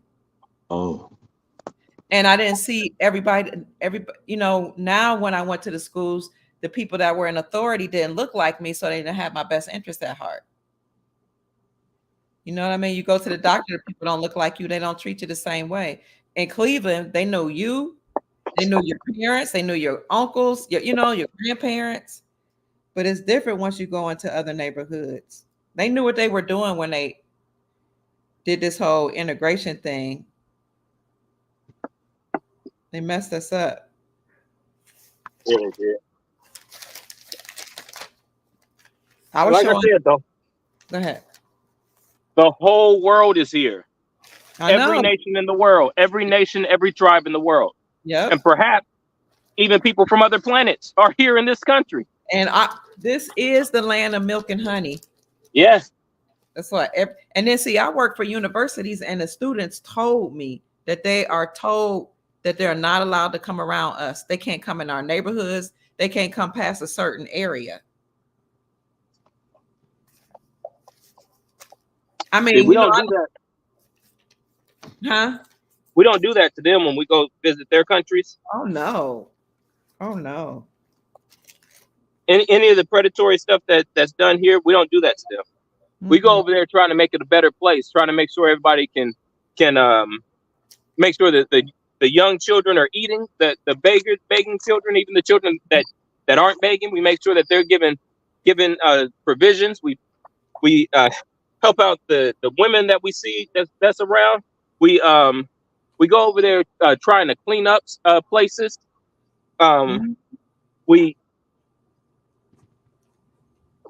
go over there trying to build houses, trying to convince their government to give just certain amenities, like the restroom situation over there. Were you talking about Africa? Yes, Africa. And really anywhere we go. And we certainly take our money over there and spend it anywhere.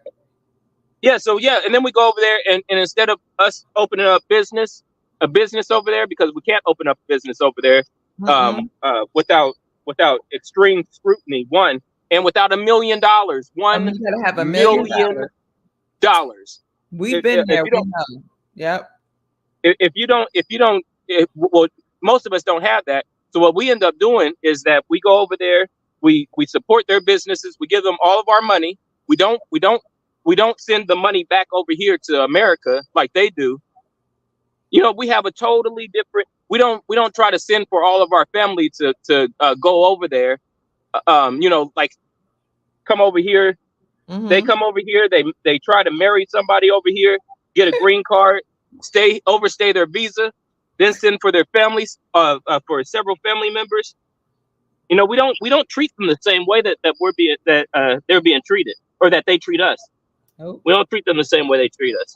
Nope. And it's not even that I have a problem with any Africans or foreigners in general. I don't have a problem with them. I have a problem with the way they treat us and their behavior towards us. Yeah. Absolutely. But I was thinking one way to combat it, like I said earlier, was to live close by. I know it's hard because people got different things, but if we could get a building, you know, maybe a complex or something, parking lot, live together, and then, you know, work together. Because that's what they're doing. If you look at the Hispanics, the Cubans, the Mexicans, they all live together. I ain't saying all live like in a one-bedroom apartment, 30 people like they do. You know, we need our space. But they do it for a year, save up and buy the next place and stuff. But just, you know, within the household, the common things and, you know, close by, we can make things happen. And I say one thing is to have like a little business together, get a group of us to open up a little corner store or a little deli, a sandwich shop. Yeah. And something like that, you can have little meetings. Like we got different groups within melanated groups that have different meetings, you know, and they could come all eat sandwiches at our little sandwich shop, you know. Yeah. There's so many different ones that, you know, work together. We got different groups outside of the Moors, Israelites. You got 3 different sectors of Israelites. You got the ones that wear purple, you got the ones that wear black, the ones that wear the yellow. You got the NOI. You got the Nation of Gods and Earths. You know, they all can come eat sandwiches together and then have like a little block where everybody has a different store. If you got somebody that makes clothes or design clothes, they can have a store next to the sandwich shop. Somebody that does shoes, shine shoes, something like that. Somebody right next to the shop. Yeah, that's one thing in Louisville. See, you're not from Ohio. You're from Ohio. When I was a child, on every corner downtown there was a. Now you don't need it now, but it's a shoes shiner guy. 4 or 5 right next. They have this chair and be 4 or 5 guys with 4 chairs and they shine your shoes all during the week. You know, it don't necessarily have to be that. It could be any business that people have. My brother was a shoe shine boy in Ohio when we lived there. You're right. He shined all the shoes of the businessmen downtown. There's only like 3 people I know that do it now. And the guy that does our 4th and Jefferson. And then when the fair comes in town, he goes to the fair, and then somebody sends somebody in to replace him because he been there with the company the longest. They give him the big time fair. So paint a picture for me for how Louisville used to be. Like, was it all black businesses down in the West End? Yeah, it was a lot of them. Yeah, it wasn't so many. I mean, I say that because within my little block, it was mostly a little black owned, but it was owned by both. I tell you what, we had a locally owned, like the main radio station here, I guess is B96. They're not locally owned because we used to have we used to have that's why it's so hard for our musicians, a lot of rap artists to get on the radio. They go to Frankfurt, be on the radio, go Bowling Green, be on the radio. In Louisville, you gotta be in their list to get played. Jack Harlow was doing commercials on the radio station left and right a whole year or 2 before they put his music on. Like, how can I have commercials on your radio? Y'all still won't play my music. Wow. So you blow up, you know. But back when it was, you know, luckily you could be from here and play your music. Yeah. So it's a business money thing. But I tell you what, yeah, I think Radio 1 owns them, but they not local. But we used to have like something. Oh my God, it was so much better. The kids don't realize how fun it was. We had Summerfest at South Park. We had something called me We see had who this on three. the radio one. Go ahead. I'm We had this. sorry. Yeah, we had this 3-day event at Chickasaw Park. It was Okay. the Kentucky Fried Chicken sponsored. They had a, what did they call it? But anyway, they had a 3-on-3 basketball tournament and a slam dunk contest. People down for it, and Chickasaw Park was be packed, but they would feed you Kentucky Fried Chicken 3 days. Whatever they serve, and it's just like going to the convention. You walk away with 3 or 4 bags of different items, and you know how Indianapolis has the Black Expo. Mm-hmm. It was here in Louisville before it moved up there. It was here in Louisville. We had it. Wow. Before Indiana had the merger, it was here. Wow. I was in the military, and then I worked some political campaigns over the United States. I had friends from California, Nevada, Vegas, older people, older than me, but I got to meet them, doing this type of work. And they said in the 80s, they would come to Louisville. I'm going to tell like, you came to Louisville? Like, yeah, that was the spot, the Black Expo at Louisville. And they would come to Derby and everything. Derby. Oh, I mentioned this before. Mentioned to you before, Doug, you heard this before, but during Derby, from the whole west end of Broadway, them 3 days, Thursday, Friday, Saturday, Sunday, was a block, what do you call, yard sale. And black made money. They stopped doing that back 2004. They blocked off the streets, and people they was making too much money. The city wasn't making money, kind of like they do around Churchill Downs. People sell plates, food, water. My good friend, now everybody knows this guy, Jeff. They had a really big yard sale, the front and backyard. I remember when during Derby they used to have stuff downtown, down on Broadway. They would have all these vendors. Well, your front yard was the vendor back then. Oh, okay. People lived in houses directly on Broadway and around, made a lot of money. But that's before the vendors came in. The city brought the vendors in for they could collect tax money. People, of course, weren't paying tax money. They just keep it. It's a yard sale, my yard. And from like First and Broadway, East Broadway to Shawnee Park was 4 lanes of traffic. Packed. People get complain because when people start, blocking off the street, dancing in the park, you don't want to block nobody from trying to travel. And that probably hurt a little bit also, but people made their money. Yeah. You said talking about Derby? Yes. And then Kentucky, and then the KFC slam dunk basketball contest of slam dunk, then Friday, Sunday. A dude from Ohio won one time the slam dunk contest. Wow. And then just like when they have it at the park, my grandfather had property across the street from his house. He used to have, about 20 cars parking on property. He made money, for parking space because the park was sold out. And people around Chickasaw Park vended in the front yard selling, whatever they want to sell. Made their money. Ain't none of that no more. These kids have no idea how live Louisville was in the 80s and 70s. Yeah. It sure did. It's not the same. They have no idea. And we used to, and they owned their homes too. From what I wasn't there at that time. Yeah, they did. You're correct. You're correct. They owned their homes. A lot of people, pass on and they sell their homes and things like that. But a lot of Europeans are buying a lot of property up. Apartments is so high now. Yeah. I gave a friend a ride home. Her car's down and from work, and her apartment, she stayed at LaSalle Court, and it was I'm not gonna say what it was extremely high, over $1,000. Don't you know LaSalle? When I was growing up, LaSalle Court was projects. Dang. Just like Arcadia was projects. Yeah. And they charging Arcadia used to be Section stuff for the same houses. Yeah, they repainted it, but it's still the same dimensions and everything. They put nice appliances in, but the same dimensions that somebody's living in. It's like, people, pay, low rent, and then all of a sudden they want thousands of dollars for it. I'm like, but I have no choice, Right. I have no choice. Like the housing apartments, it used to be like $349 or $430. Now it's like triple it. And that was just like, 15 years ago. It's like, how y'all triple it? It's the same place. All you did was paint it. The same neighborhood, same type of neighborhood. People good, people good, but I'm like, that's y'all being obsessive.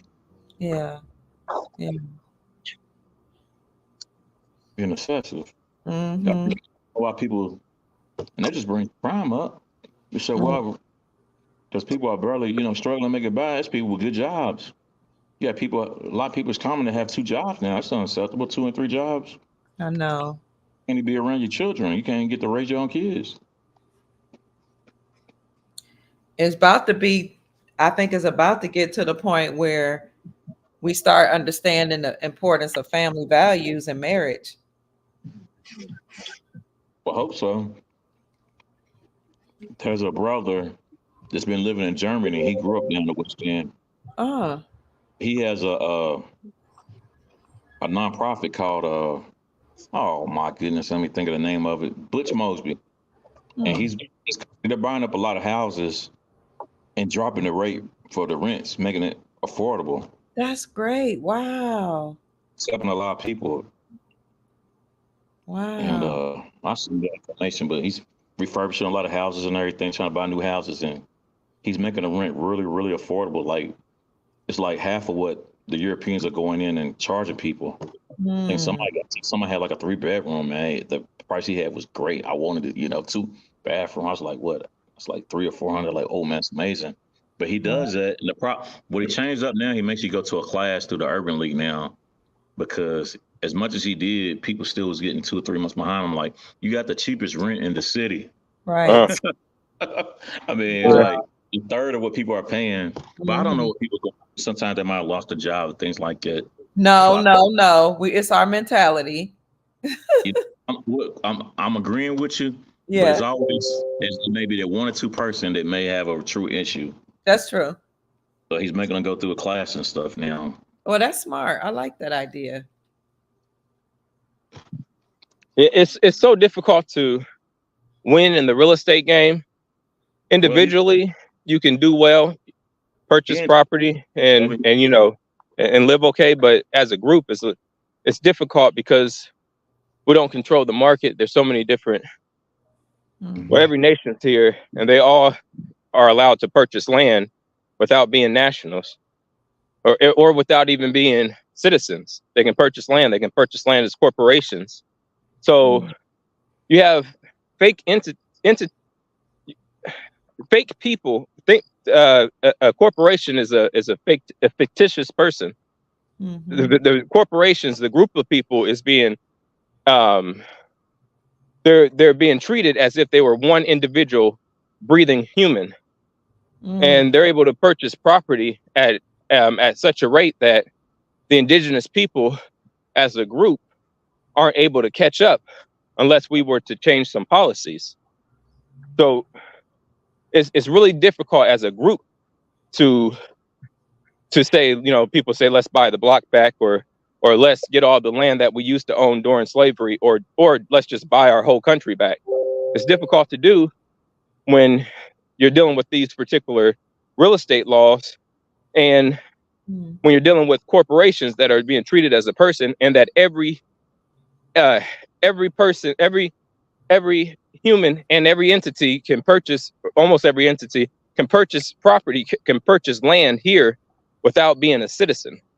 And then once land gets purchased, there's only so much land. It's already all purchased up. So once oh damn, they blocked that off. Okay. Let me find. Here we go. But yeah, so once it's all purchased, it's purchased. And so the property value is whatever they say it is.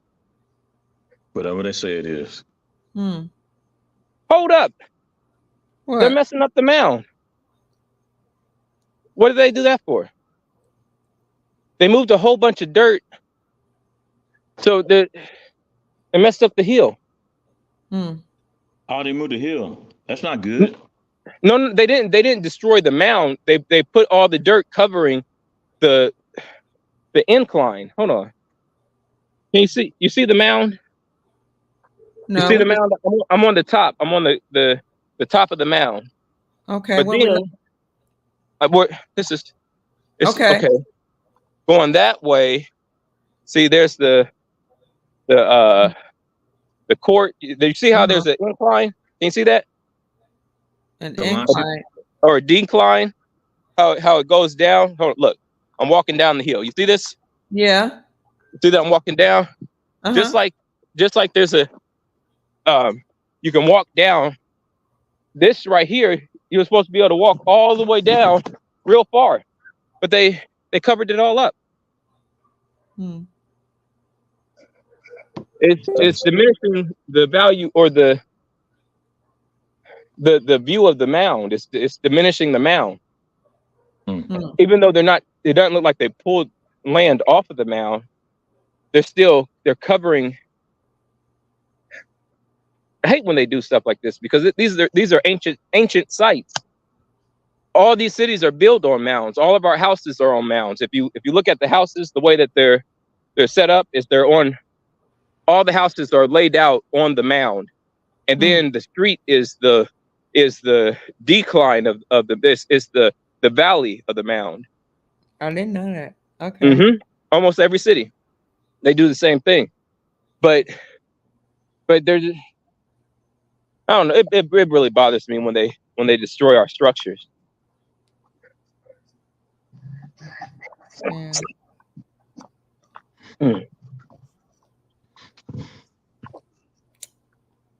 Well,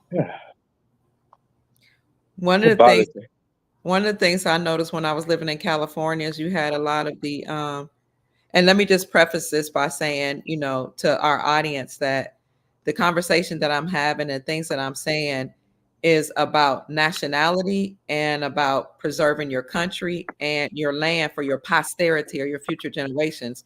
So when people come in and buy up our property, you're taking away from our own people. So when I was in California, I noticed that the Asians and particularly those that were part of the Chinese Communist Party were buying up property with cash. So a home could be for sale for like $300,000. They pay $1 million in cash. In cash. And so they were pricing out the people. That's why there's such a high homelessness rate in California. California is they got a whole city. Huh? Their Skid Row's like a whole city. Matter of fact, Louisville's like it. When I lived near I-65, about blocks off of Broadway, underneath all on every other street's a viaduct, and it's like hundreds of homeless people. Can I tell you why? Tell me about it. Because it's a Democratic run, and the Democrat and the liberals are in bed with the Chinese Communist Party. They made deals with them, and they sold America out. But they sell us this story like they care about Black people, and we need to be really, concerned about abortion and women's rights, and they pretend like they care about Blacks with Black Lives Matter, but they don't tell you that Black Lives Matter is actually funded by the Democratic Party and George Soros, who's a billionaire. So all of these major cities and states that are have issues like Skid Row and homelessness, they're all Democratic run.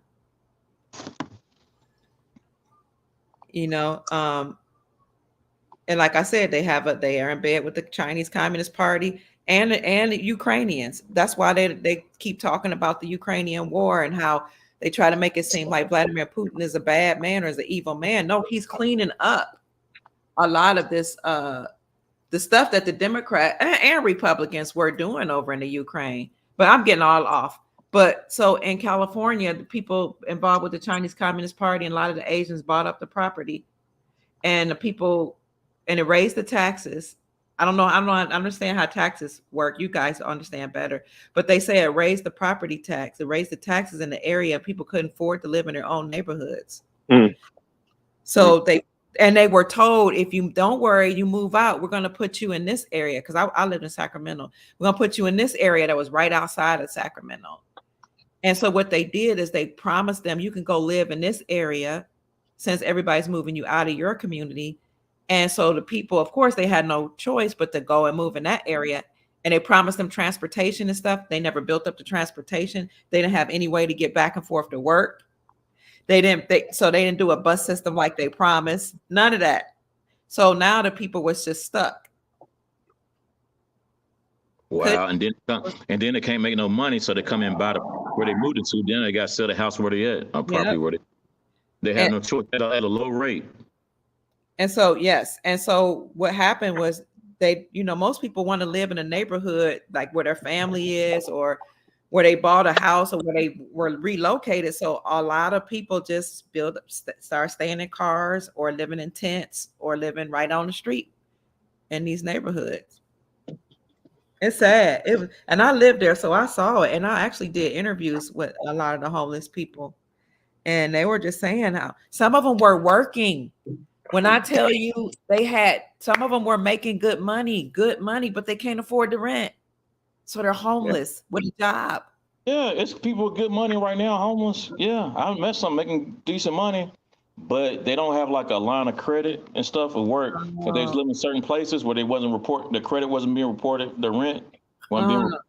And so some places want to accept them to move in. You don't have a credit history. Like, well, I paid my rent all these years. What do you mean I don't get no credit history? Well, it wasn't reporting you. You know, it was a really good job. You know, we're excuse me for interrupting, Tiz. You know, one of the first things we're gonna have to do as a community, get married. Get married. You know, that's a good thing and bad thing. Here's the thing. Okay. Nowadays, marriages ain't what it was. Marriage today is actually a business contract. And unfortunately, you have a lot of people that intentionally enter these contracts to be temporary and to take over, and I hate to say it, to take over your resources. I got a solution. First of all, marriage has always been a business contract. That's what it is. You co-mingling funds. It's a business. It's about more than just raising family. You're talking about bringing two estates together, but poor people haven't been taught that. Secondly, what you do, there's a way to operate outside the system, and what a man or a woman needs to do if they have an estate, or they have assets, is to put them in a trust. Right? You put them in a trust, and then your wife, if she divorces you, or your husband, if he divorces you, don't have access to it, because a trust operates outside of the system. A trust is a legal document that holds, you guys probably know, holds and manages your assets. So Tiz, if you were to get married, you see a beautiful young lady and you say, we need to get together, but you own this house and you don't want the courts to be able to divide your assets. Before you get married, you put your house in a trust, and you put a trustee over the trust. So you don't own the house, your trust owns the house, but you control the trust. So it doesn't matter what she says. She can't even take it to court. She could try, but it operates outside of the courts. They have no jurisdiction over your assets when they're in a trust. It's a part of estate planning that we need to teach our people. Yeah, because I keep hearing about the trust. People saying it, but I heard everything you said. But what is it? Why do I see it? So I see somebody do it, or how it works. Who do I go through to make it happen? Do I go to a bank? Do I go to a lawyer? Because I keep hearing for years talking about this trust. Put it in trust. That's what white people do and business owners do. Yeah. So what you do is you go to a trust plan. You go to an estate planner. They have trust attorneys. They have estate planners. You can actually create your own trust. Estate planner. But you can create your own trust, but you have to know. It's really not that difficult. I've created trust before, but when you go to the estate planner, they know they know a lot of the intricate terms. Go ahead. I don't know how to do it. But all you gotta do is, I know people that do it. All you gotta do is ask the question. Yes, what you're doing now. And it's different from a will, because a will, if you put something in a will, it goes through probate, meaning it goes through court, and the courts are the final determinants as to what happens to your assets in a will. It doesn't even matter if you state your wishes. It's not determined. It's not guaranteed. Right. But in a trust is guaranteed, and it's a way to operate outside of the banks. I mean, outside of the court. So yeah, you draw up this document and then you fund it. And I can't remember how you fund it, but I do know an estate planning attorney that that handles all that. So what I'm saying is, you get married, you let the woman know. I need our men to let the woman know this is what it is. You need me to cover you. Okay. I'm going to cover you. And if I'm going to cover you, and provide and protect for you. You need to understand these are my assets, but I'm going to put it in. My stuff is in a trust. But what I'll do is I'll draw up some documentation. So if you ever leave, this is what I will give you, or what I'll guarantee. Or I ain't giving you nothing because you grown. It's up to you. Mm-hmm. Men have way more power than what the system has told you guys, because you cover us. And if we want your covering and your provision and protection, we're going to have to do whatever you say, because you grant access to marriage and relationships. We only grant access to sex. You grant access to, you're the ones who propose. We can say yes or no, but you know what? It's getting to the point right now when women are stressed out. They're tired of going to work every day and they can't afford the rent. And they won't humble themselves to get along with the children's father. So they need a covering for the children's father too. So the man has a lot of power. And he can operate outside the government and say, you could take me to court if you want to. It will not go well for you, because my stuff is in a trust. And we're going to talk about finances before we get married. This is what I'm going to tolerate. I'm serious. This is what I'm going to tolerate. What does it sound? Does it sound easier said than done? Well, it may be easy, it may be done. I just got, like you said, talk to a state person, because like me, as many other people, I can hear you say that until I know where to go and how to look for it. Just Google estate attorney. Estate planning attorney, trust attorney. I have one here. Doug knows the guy. Mm-hmm. Like many other people, we don't know. But you know what? When I was a child, listening to the soap operas with my grandmother and stuff like that, them rich people, I always talk about, I put it in trust. I put it in my trust. All them rich people themselves always talk about trust. So they know what it is, but they don't teach us in school because they want to take our resources. So they don't teach us and have us have the idea to know what's going on. Yes, and you hear about trust fund babies. We always think that's rich people. It's not always rich people. It's smart people. Is anybody that knows, that's knowledgeable of it? Right. And a lot of us are not due to us not being smart enough to understand it. It just is not. There's a lot of stuff's not taught to us on purpose, because they want to enslave us and take our resources and our wealth and keep us down bottom. It benefits them. That's why the system's set up so bad, where certain guys that's on child support, I talk to them, the kid lives with them, they got to still pay their baby mama child support. Or when they're living with their significant other and the girl decides to move out and take the child, some of my friends had no idea that the girl moved, went straight to child support. I don't have a job. He makes this much social money. Then they get a letter in the mail like, my child lives with me. What you mean you're paying child support? They all live with me. Like, no, she don't live here. Who says she didn't live here? Like, no, she says she don't got no place to live at home, and you make such money, buku money. You got to give it to him. Like, she have a place to live right there with me. Why she leave? She chose to leave. My child lives here. She don't have court ordered custody. She just took the child in advance without telling me. She don't have court ordered custody. I was like, man, it's crazy. And all of a sudden, then they got this big old extra bill that's taking a certain amount of their money. Now they can't do this and that. It's used as a weapon. Yeah, I'm trying to figure out what's the way around that, around child support. Well, it's a Ponzi scheme. But I don't know that there is a way around it. There's always a remedy. God always provides a ram in the bush. And even there's a way around it, but when you get caught off guard all of a sudden and not know, all of a sudden it's they scheme for it. I got another friend's going through it. His girl moved off with another dude, and they live in a hotel and stuff. She loved him, and that dude bought you a car. He works 2 full-time good jobs in the city, and now you losing. Move off with a dude is just, I ain't gonna say his business, whatever, but y'all live in the hotel. Good, fella.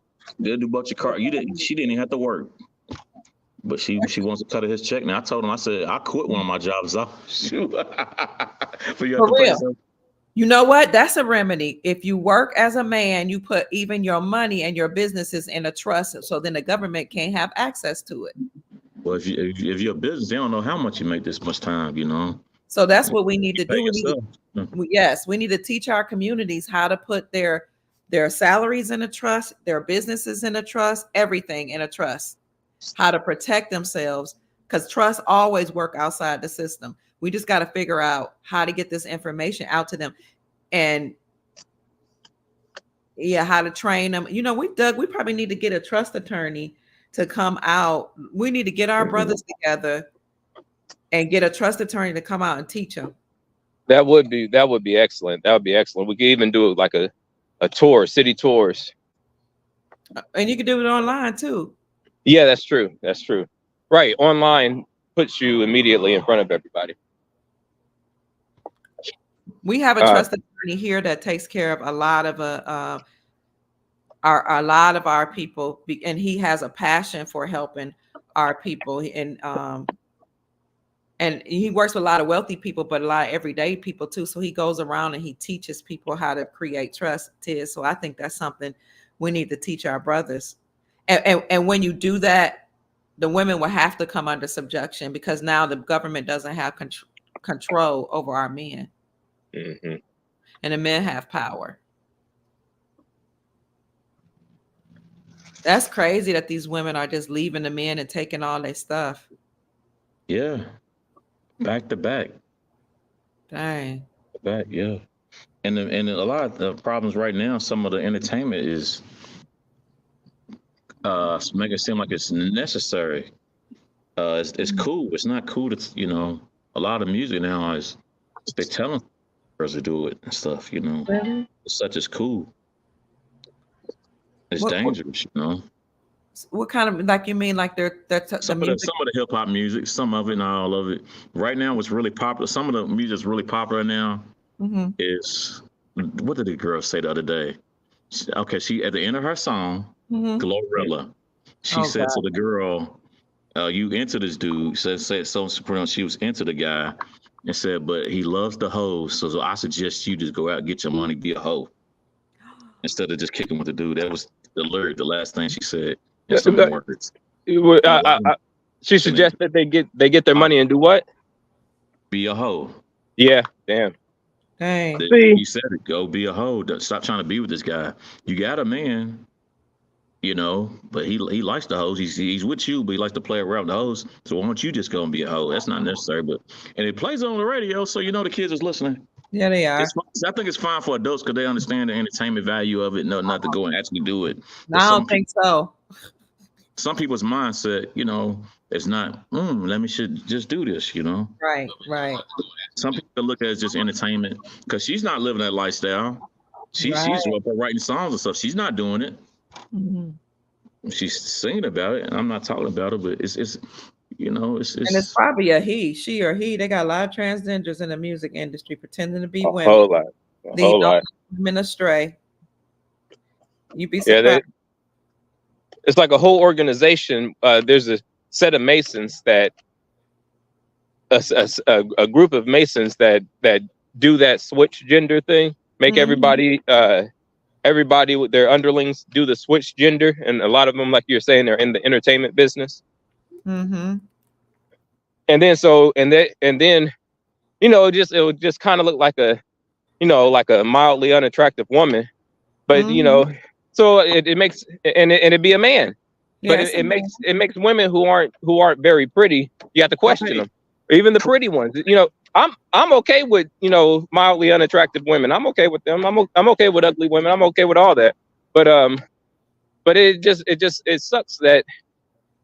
I mean, I can tell the difference. If I see them, I can tell the difference. I can smell them. A lot of masculine. She got masculine energy, masculine looking arms. If I see the torso, I could tell. Tell you what, I agree with what you just said, because the problem is you got some women, they may not be so attractive that was born women, and they're not so much as feminine as some of these guys that's wearing the makeup and slim and stuff like that. I'm like, it's giving them a really hard time, because I done met some females, growing up with some of them that's kind of rougher and bigger and more masculine, tougher, and they got kids, they definitely women, but some of these guys, they looking like females for real. Wow. And the women are acting like men, acting masculine. Yeah.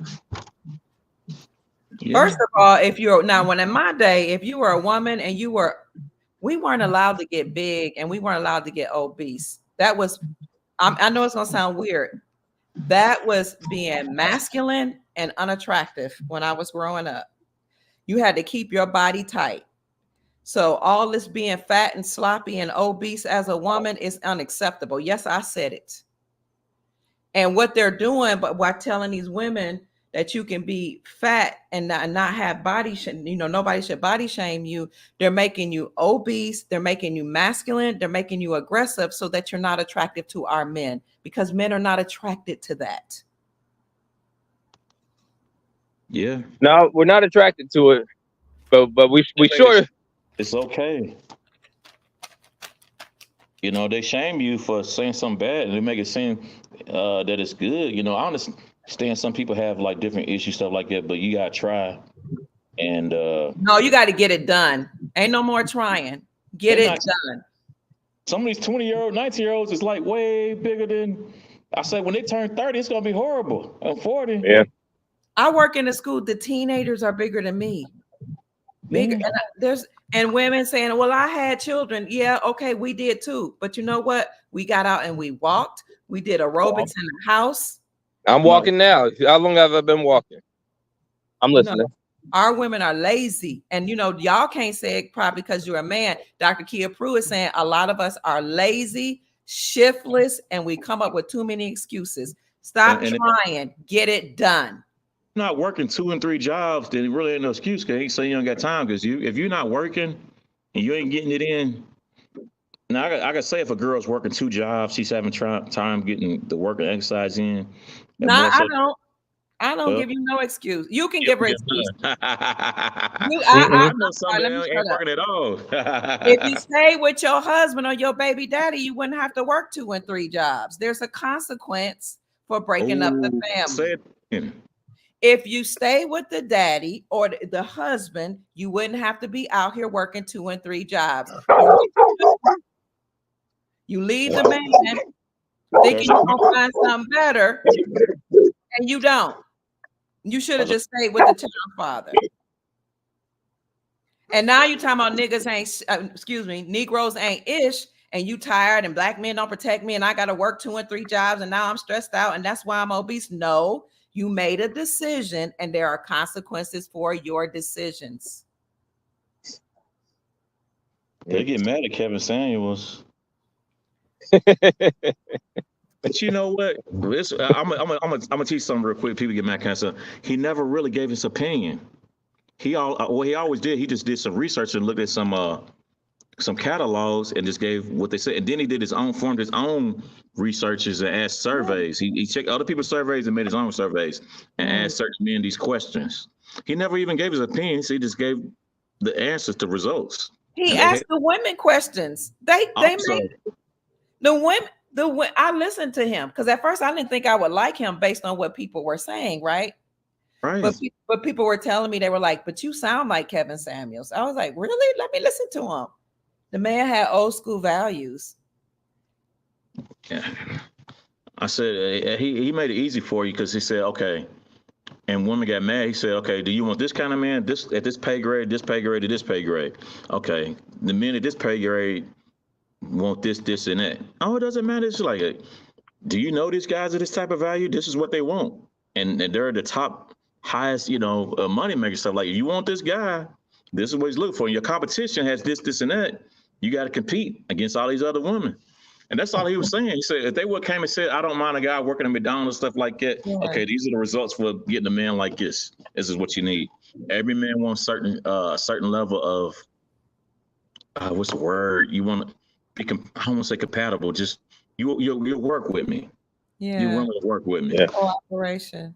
Cooperation is the word I'm looking for. Cooperation. Everybody wants to be cooperable, and if I can't, you don't cooperate me, it's hard for me to protect you. Like I tell you to stay over here, don't go over here. It's for a reason. Stay with me. Don't just get mad and run off over here. I can't protect you unless I'm chasing you. I'm leading. Stay in this area where I need you. I shouldn't have to chase you over here like that. It makes it difficult. I can't protect you. You should have did this and had my back like that. Was you doing aligning with what I told you? No, you didn't. You want to run your mouth, do different things, and make your own decisions instead of working together, cooperate, and you put yourself in this position. They're about to put this fire out. Huh? There's a fire over talking about the fire department. They're actually in action. Oh, yeah? I'm sorry. Yeah. There's actually a bushfire over here. Someone lit a fire. I'm about to mind their business. Give me a sec. Minding their business. You know, the feminist agenda taught us to be strong and independent, have our own mind, and do whatever we want to do, and that's really hurt us as women. We think we don't have to listen to a man and cooperate with the men. We want to compete with men now. Yeah, and when we're working for some of our, I don't want to use the word oppressor, but some of the people, business owners, they want them to have a lot of the jobs and resources, things like that, to make them the leaders, because a lot of women are making money. Not to say that they shouldn't, but sometimes they put you in a position to succeed because they want you. Yeah. But nobody works harder than an independent single baby's mother who has to feed her children. She gonna build up your kingdom because she got to go to work. She got to go to work. She got to feed them children. So you're gonna give her empowerment and make her feel better than her man. Yeah. You guys probably didn't have these problems when we stayed home and raised our children. Y'all went to work. You made the money. It was less cheating. It was less cheating. I asked a question. Can you see how many people is actually viewing us right now live? How many is it? I can't see. You want me to look? Do you see? Doug, can you hear us? Doug. Look like his microphone has like a slash across. Okay. I had it on mute. Mine always says something different than what the actual number is. If you let me see if I can see. Let's just say that. You would have to go to all the different pages. So I'm look on YouTube. My page. Okay, that's fine. You don't have to look it up. I was just curious. My Facebook pages. So, and it's being broadcast to Twitter and to Twitch, but I don't even know how Twitch works. Oh, let me see how many. But I don't know. Yeah, I don't know. If I go to YouTube, will I be able to see it? Because I'm on StreamYard. It should say how many people's there. Okay. Yeah, if you go to YouTube, you should be able to see it. Okay. I'll look it up. Douglas Lattimore Show. Oh, I can't even. Okay, I'm on there. Let me see. It says only one watching, but that's not right. Because it's two of us. Well, people, there's more. So I don't know what platforms everybody's on. Everybody might be spread out. And then, I didn't announce that I was going live. Usually, it gets a whole lot of views on Facebook. And once I actually log out, it tells me how many people or have viewed it. Okay. But YouTube is a relatively new channel, and a lot of people, if they don't know that I'm going live, they're not there at the same time. Facebook, it kind of just puts it in front of everybody. So I only see one on one of your pages. I only see one person watching. Interesting. And I'm on your other page. I don't see anybody watching. It's okay. Once we actually log out, there'll be more people watching, and then I'll cut up the video some and put segments out. The numbers are popping, is jumping up now. Yeah. So, yeah. See, it's hard to tell how many people are watching at a time until I actually log out. Mm-hmm. It's that way when I go live too. Yeah. Where's Tiz at? Tiz is gone. Oh no. Okay, let me press this button again. Hold on.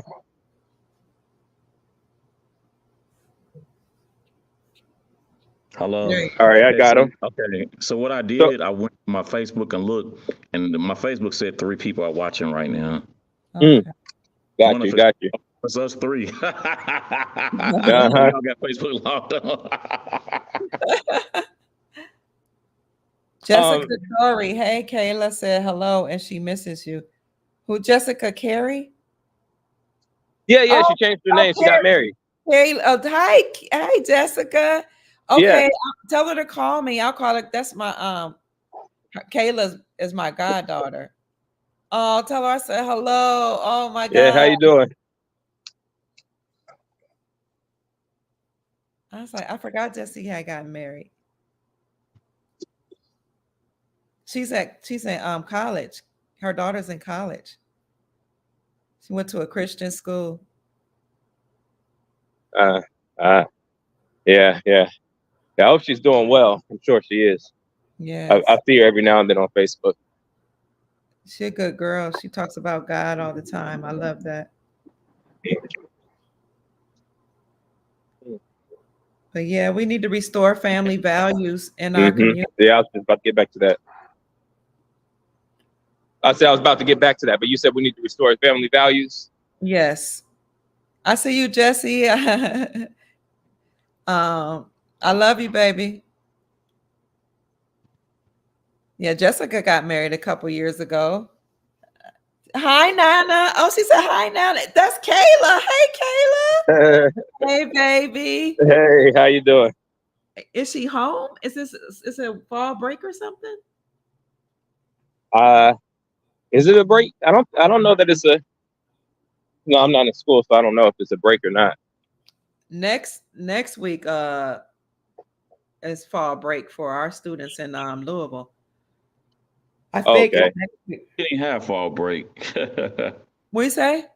So we didn't have fall break coming up. We just had spring and winter. We did. What street do I want to move down? Sage Rose says hello.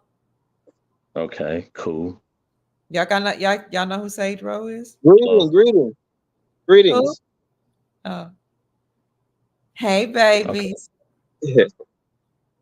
Yeah, so I wanted to go back to the family situation. So, so many of these streets are so daggone loud. I'm trying to find a quiet street. But okay, so still have a ways to walk. Okay. But anyway, so about marriage. So if I were to, and this is just my thoughts, I'm not exactly sure how we should structure marriage, but we have to figure some type of structure. I would say the optimal thing for women, let me start with women. Women should get married between 18 and 21. That's what I say. Why'd you cut it off? Huh? I'm sorry. Why cut off at 21? I'm just curious. I'm saying by 21 they should be married. They should get married after that, but I'm saying these are the prime years between 18 and 21. That's when women should get married, and they shouldn't have sex before they get married. So they should be virgins before they marry. A lot of women are pressured to have sex by grown men. I'm talking about before they're 18. They're pressured to have sex by grown men, and they're also pressured to have sex by men who are of their same age range, right under 18. And often what I see happen is that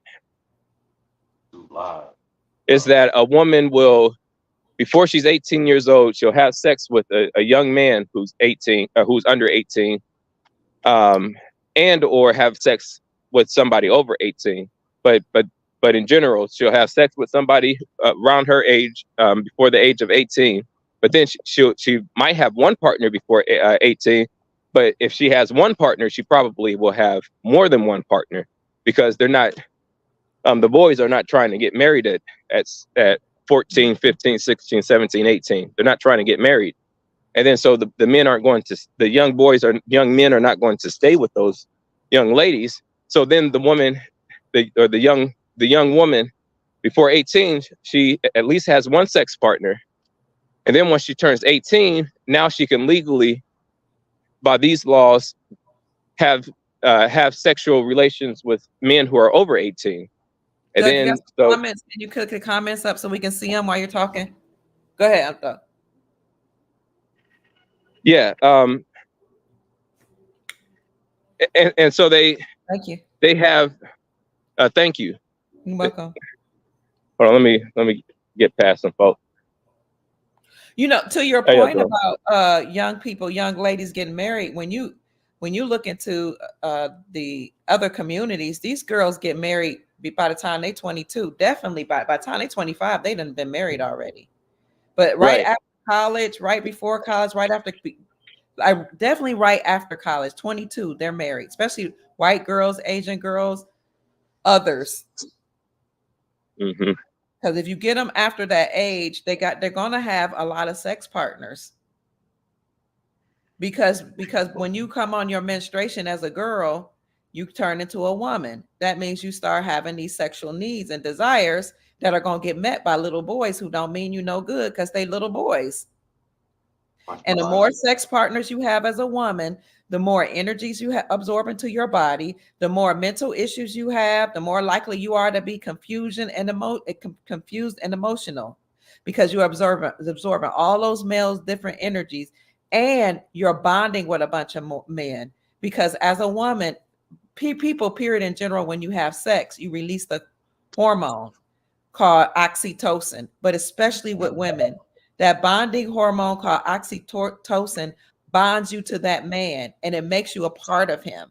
It's the same bonding hormone you release when you nurse your babies. So if you having sex with men in high school, you're bound to all those men. If you're having sex right out of high school and in college, where they tell you to be sexually free and liberated, you're bound and married to all those men. Now, men at some level know this, which is why they prefer a virgin or a chaste woman, because they know if I'm dealing with you and you had a whole lot of sexual partners, you're attached to a whole bunch of different men, and now you're more masculine, you're more your energy's off, you're not pure like you used to be when you were a virgin. And this is why you need to get married younger. And this is probably why, I'm not saying we should do this, but in my grandparents' day, you got married at 16 to 17 as soon as you came on your flowers. But we're not ready for that conversation. Right. And so, but the women are they're likely to have sex between 16 and 18. I was listening to one podcaster say that it's like 17 is the most common age for women to have sexual relations in this country. Right. Yeah, and you have all those hormones. You want to know what sex is, and you know it's the most basic human function aside from breathing and eating. So you want to do it, and then you end up, so they end up having those experiences before the legal age of, what they consider the legal age of sexual consent, and then by the time you get to 18, you're not a virgin, and now what? Like I said, or like it's being said, it's best to keep your virginity by the time you marry. And so I can tell the difference between a virgin and somebody who has had one sex partner or several sex partners. I can't always tell between one and several, but I can tell is the more sexual partners the woman gets, the more attitude she has, the more she's disagreeable, the more she's angry, the more she argues with you. This is real. You can just see it. I can walk and look at a woman and tell that she's not a virgin. I'm a woman, and she doesn't have to say anything. Yeah, you can do it. Yeah, it's crazy. I can tell. Wait, but I'm sorry. Yeah, go ahead. Agree. You can tell. Yeah, and virgins are much more pleasant. They are much more pleasant. They're much more cooperable. Or they cooperate much easier. They and there's the innocence that people talk about, that a man wants to see. They want that purity. And literally no man wants for their woman to have several sex partners. Now once it actually happens, once you are once you're around a woman who has a bunch of sex partners, you'll still want that woman. But ultimately, a man doesn't want the woman to have that amount of sex partners. A beautiful woman is beautiful no matter how many sex partners she's had. Or even a mildly unattractive woman is still attractive no matter how many sexual partners that she's had. It is more ideal for you to be a virgin. If you're a virgin, you're more likely to get married. And so again, so this is what I say. Women should get married between 18 and 21. They should be a virgin before they get married. They should not attempt to marry somebody in their age range of their same age. They should marry a man that is older than they are. I don't know how much older, but older than they are. He's more mature and he could provide for. I would, and he's ready to get married. Right. And I probably would raise the age just a little bit more. If it were me, I would say definitely by 25, though, you got too many attitudes, but definitely. How many sex partners? How many sex partners have they had after 18? Well, this is what you do. That's why we got to get back to a marriage culture, because if daddy's home, ain't nobody having sex. And you don't send her off to college. You know, I'm a college educated woman, so I'm not speaking against college, but the liberal agenda in the college. I gotta get off here. Okay. All right. Peace. Co-workers making yes, sir. Okay, peace. Yes, sir. Thank you for joining us. Absolutely, yeah. Thank you. If anybody wants to join the chat, okay. Yeah, we gotta have to do another podcast all together, Tiz. Man, I don't even know how to get off here. we got you stuck in the. There you go. If anybody wants he figured out how to do it. He figured out how to do it. Thought he was going to have to stay. Because you worked in the industry, Doug, when you worked as a tailor, and you saw all the women that were getting married when you worked as a tailor for a bridal company, and you saw that the women from other nationalities were getting married in their early 20s. Early 20s, late teens, mostly early 20s. Mostly early 20s. And we're the, we lead in all the negative things. And when it comes to unmarried families, we lead in that. I don't know if they say, I don't know what percentage of our women are the head of household, single family, single parent. Over 77% the last I saw. Okay, which rounds up to 80. Right. 80% of our households are single family households, just with just the woman in charge. Oh man. 80%. So what happens from that? Well, I want to get into that, but I wanted to give what I think how people, what age they should be marrying at. Okay. If anybody wants to join the conversation, just put it in the chat and Doug can let you in. And yes. This is a judgment-free zone, so you can have a different opinion. And we could talk about it. Let's talk about it. We talk about marriage culture in a Black family. Okay, Doug, I'm listening.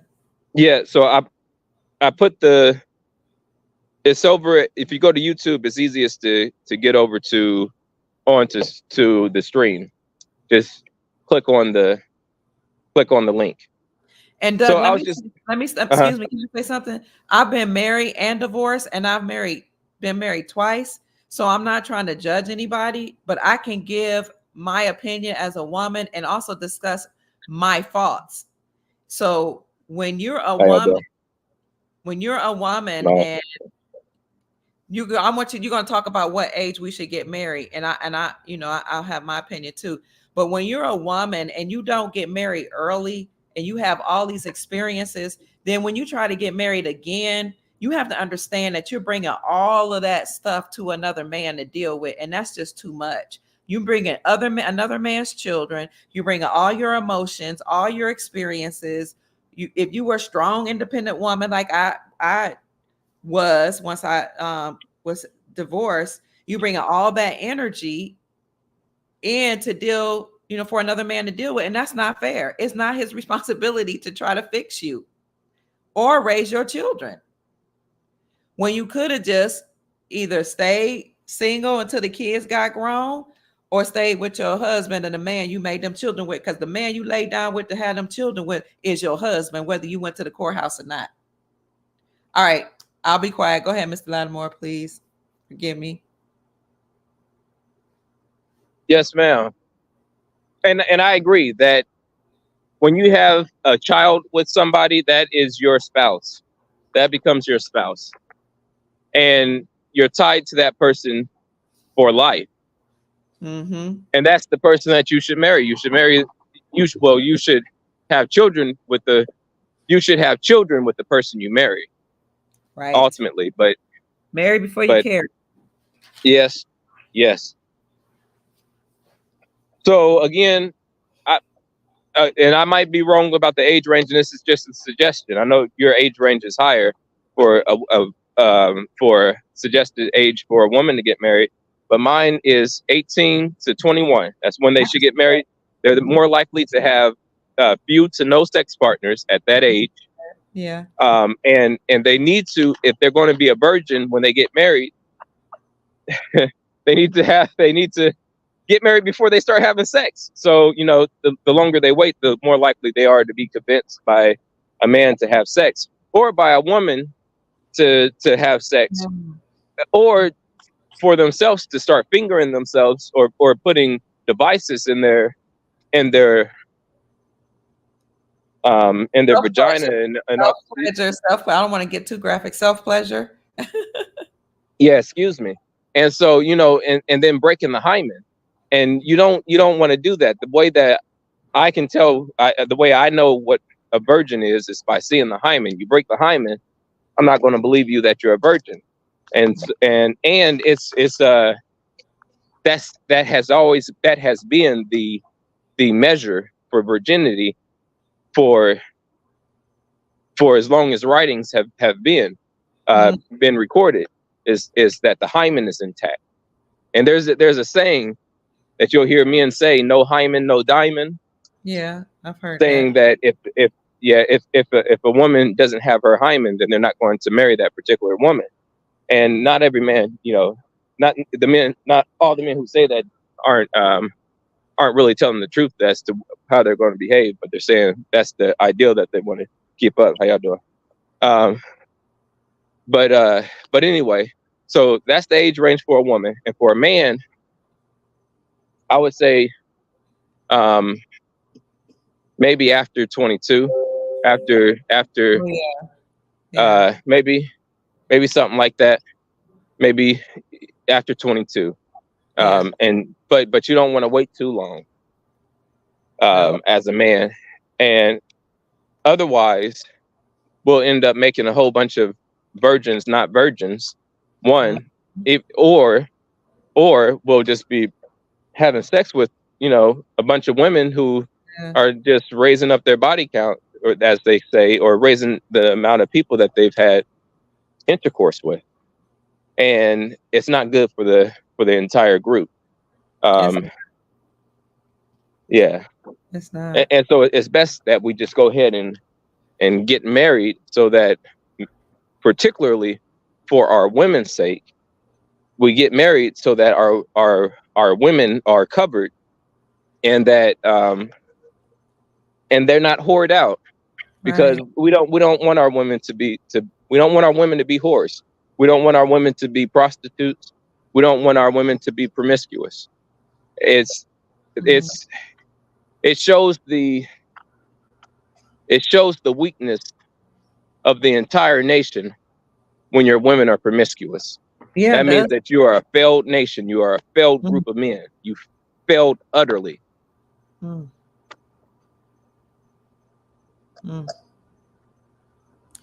There's, when I was a virgin, when I was with your dad, when I was married, and I could tell you that there is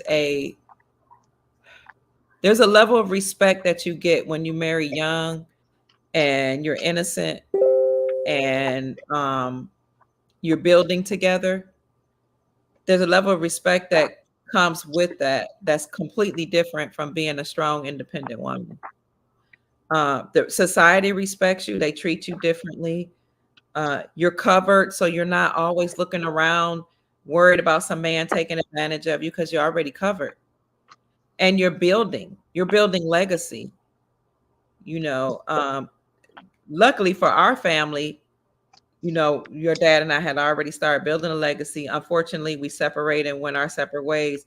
But the legacy was built, and when by the time we reconnected, you have that you have there's something about having a family intact and having that legacy that's different from trying to make it on your own. Do you see what I'm saying?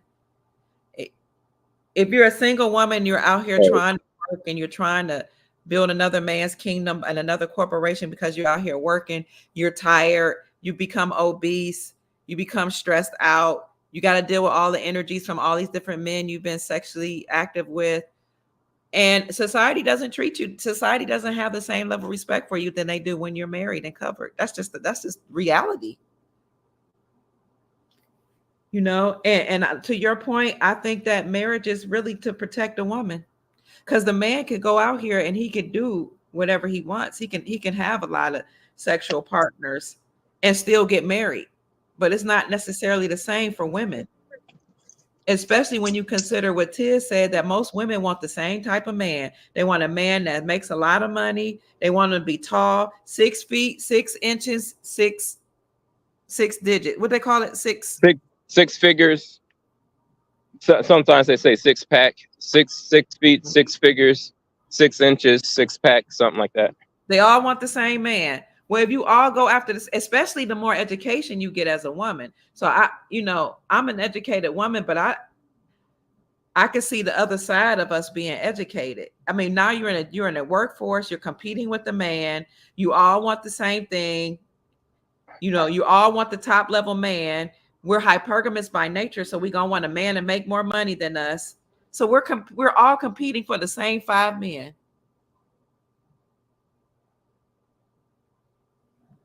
And here's the thing, we call them high value men, but we don't know that high value men that make 6 figures, you have to meet certain qualifications. I know these men. I know the lawyers, the attorneys, the doctors, they're my friends, the estate planners, the wealthy men, the ball players. We know them. These men want young women. They want women without children. They want women that have a low body count, that hasn't had a lot of sex. They want cooperative women. Am I right? You know the men. Yes. And they'll have a mistress on the side. Yes. I'm not saying all of them, but the ones at the top. All of them. They got and I'm not saying all men cheat, but you got to understand the way society has always worked. A man with money has options. So if you are all competing for this top level man, you better know he's going to exercise his options. And, it used to pain me to really believe that, but now I'm in these circles. I know how it works. This man, he got a wife. And brothers, I hope y'all not mad at me, because I'm not saying all men cheat. I'm saying men at the top that all these women want. They got a wife and a family, and some of them have a mistress on the side, or they're exercising their options, but they're not sloppy. They're not just choosing to exercise their options with, Shaquisha and Shaquanda. They have. I like Shaquisha. You like Shaquisha? They have. Yeah. They have, what you call it, understandings or agree. You can help me out if I'm telling a lie or if I've got it wrong. You better off dealing with a man who's on your level, who only makes $50,000 working at I don't want to say only, just a regular man that's got good morals, values, and principles. Why do y'all always got to have 6 figures? Right, and then so they end up leaving they end up hold on, let me see my path. Okay, I'm good. Keep talking. I gotta get my okay. So I'm searching my path while I'm talking. Okay. So a little dark right here. I was just going to say that the women end up getting into relationships because they need to still have sexual contact and they still need a relationship, but they're still trying to position them. Excuse me. They're still attempting to position themselves to get with the ideal man that they have in their head, and then so they will get with a man planning to leave him, which means they're planning to be promiscuous. What type of plan is that? But I don't think they realize that's what that means. The best way to position yourself for a high value man, or a man that's the best way to position yourself for a good man is to stay a virgin, period. And then if you've already made the mistake of being, and I call it a mistake of being sexually active, then you need to stop, and you need to start being discreet. Stop having sex. Stop letting people know about all your high body count, all the men you've been with. That's what I mean by discretion. You need to learn how to be feminine, learn how to be sweet and cooperative, and don't make babies out of wedlock. Because once you start making babies out of wedlock, you're going to make it hard for yourself to get married. Because most men look at your child as a liability and not an asset. Your child is your asset, your precious gem. My children mean something to me, but to another man, my children are a liability. It is not his job to take care of my children. That's their father's job. And so every man thinks like that. Or almost every man. He's got testosterone. Most of them think alike. So don't have babies out of wedlock. And a man will judge you differently if you have babies in wedlock than he will if you have babies out of wedlock. First of all, a man doesn't want to take care of your children, period. Some of them do, but this new they don't. Okay. No, they don't want to. You're right. They'll say it. They'll say it. They will certainly say it. Right. But they don't want to. You got that right. No. We're more similar than we are different as life, as anything, right? Okay. The dogs are more similar to each other than they are different. A dog acts like a dog here or in China. A dog in a submarine acts like a dog. Okay. A cat acts like a cat. A man acts like a man. A man has the same thoughts. We are not different. If you see one man doing something, we all have the same nature. It's just some of us don't act on certain aspects of our nature. The same thing with women. You see a woman do something, all women have the same nature. They just may not act on certain aspects of their nature. So I want to point that out. We are all the same. All of us men, we don't want promiscuous women, and we don't want to raise another man's child. So all this, it's okay, sweetheart, that you had children. Somebody will marry you. 9 times out of 10, they won't. You might get a man that will do it, but even if he does, I'm telling what I know. I'm a woman of a certain age. He does not want to take care of your children. And I can tell you, as being a mother, you don't want a man chastising your child. You don't want a man correcting your child. And so that makes it even harder for that man. So we women are going to have to start taking accountability for the decisions that we've made, and stop making it seem like it's just all the men that are bad. No, we keep putting ourselves in positions that are less favorable than what they could be if we made better decisions. In a wild, when a lion comes in the middle of a pack and a harem of female lions, what happens to the children, the cubs? They get killed off, or they get chased away. Why? And then the female cubs get mated with. The male cubs get killed. Dang. You said why? Yes, that's deep. Mm-hmm. Dang. And we are not that different. We are not that different from all the rest of the animals.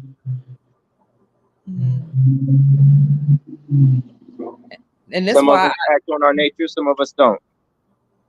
And this is why I would advise women not to have children. If you want to get married, do not have children out of wedlock, because you are putting your daughters at risk and your sons. Your daughters at risk to be touched, and your sons, because men act on their nature. They shouldn't. They is wrong, but don't put the people in that position. We can't put people. We need not to put people in that position. And I'm not saying it happens all the time, but so we got our little girls parading around the house in short shorts and just the child can be parading around the house in a sack, but it's a younger version of you. And a male's nature is to mate, especially with something that's, what's the word, fertile. Fertile, So yes. why even see, when I grew up, we were taught this. So, you got to not put your children in certain predicaments, or yourself. And the male lion, or the male animal in the kingdom, kills off the younger males because of what? The cubs. Because of competition. Because we don't want competition. Because males don't want competition. They'll kill the competition. Dang. Mm-hmm. See, I wish I understood that when I was younger. I didn't understand that. But when you talk to other men, you get it. Wow. So if you marry a woman that has children, her sons are competition to you? Yes. For other women. Once you get with a woman, it doesn't mean that you're not competing for other women. Okay. You're still competing for other women, whether you do it on a what they call a conscious level or a subconscious level, but people know what the hell's going on. Yeah. Mm-hmm. I think that's why some men like having churches and businesses filled with women. Because here's the thing. Women have always served the purpose as a muse. We inspire men. They love being around us. We're the feminine expression of God. That's what God-S means, God essence. Our beauty, our femininity, the fact that we're a woman, it's inspirational to a man. So even if a man doesn't act on it sexually, he's still doing whatever he can to compete to have that woman in his, as a part of his kingdom. Am I explaining it right, or am I being too? Yes. Okay. Yes, and it could be described much more graphically. Well, you're a man, you could do that. Yeah, well, I'm not going to right now because people might get upset with my words. Well, yeah, but these are the conversations. Yeah, we probably shouldn't do it here, but these are the conversations we need to have so that people can understand why women need to get married young, get married as virgins, and protect their energy. Because a man is going to be a man. It's his nature to conquer, and we don't want to have that conversation. We want to placate. We want to patty cake people. We want to watch what we say around them. We want to, feel sorry for them and protect their emotions. But men are conquerors, and all men ain't saved, and even the saved men are still men. Yes. And the only thing that's going to protect you is another man. Period. Yes. We can say God will protect you, yada yada yada. A man is still going to act on his nature, and what's going to protect you against a man is a male covering. We women need to be married, especially the younger women. And you need to, while you're marriageable and while you're able to have children, get it done. Get married young, because when you get 32, 33, 34, 35, you lose your sexual market value. Am I right, Doug? Am I speaking? Am I making Yes, sense? they even women even become less um, less viable to have a child with, because the older you get, the fewer your eggs are, the lower quality of egg that you have. At 35, it's considered, for a woman, it's considered a geriatric pregnancy. Once you get past 35, the children start having some defects, Right. some mental issues. You know, so you want to go young, because men, we know what the truth is. We know what the statistics are, and you know, you can't. We already know what the science is, so you might as well just go ahead and just follow what the science is. Follow what the laws of nature are. We know what they are, and we can't be tricked into thinking that it's something different.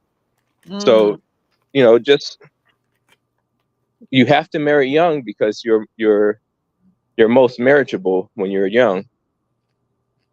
You're more cooperative. You're more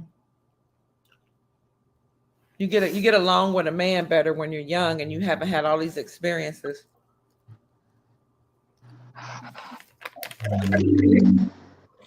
And men like to be able to show their woman something new, something fresh. But if a woman's already done everything on her own, she's already traveled around, she's already had a bunch of sex partners, she's already made a certain amount of money, what's the purpose of having a husband, a man?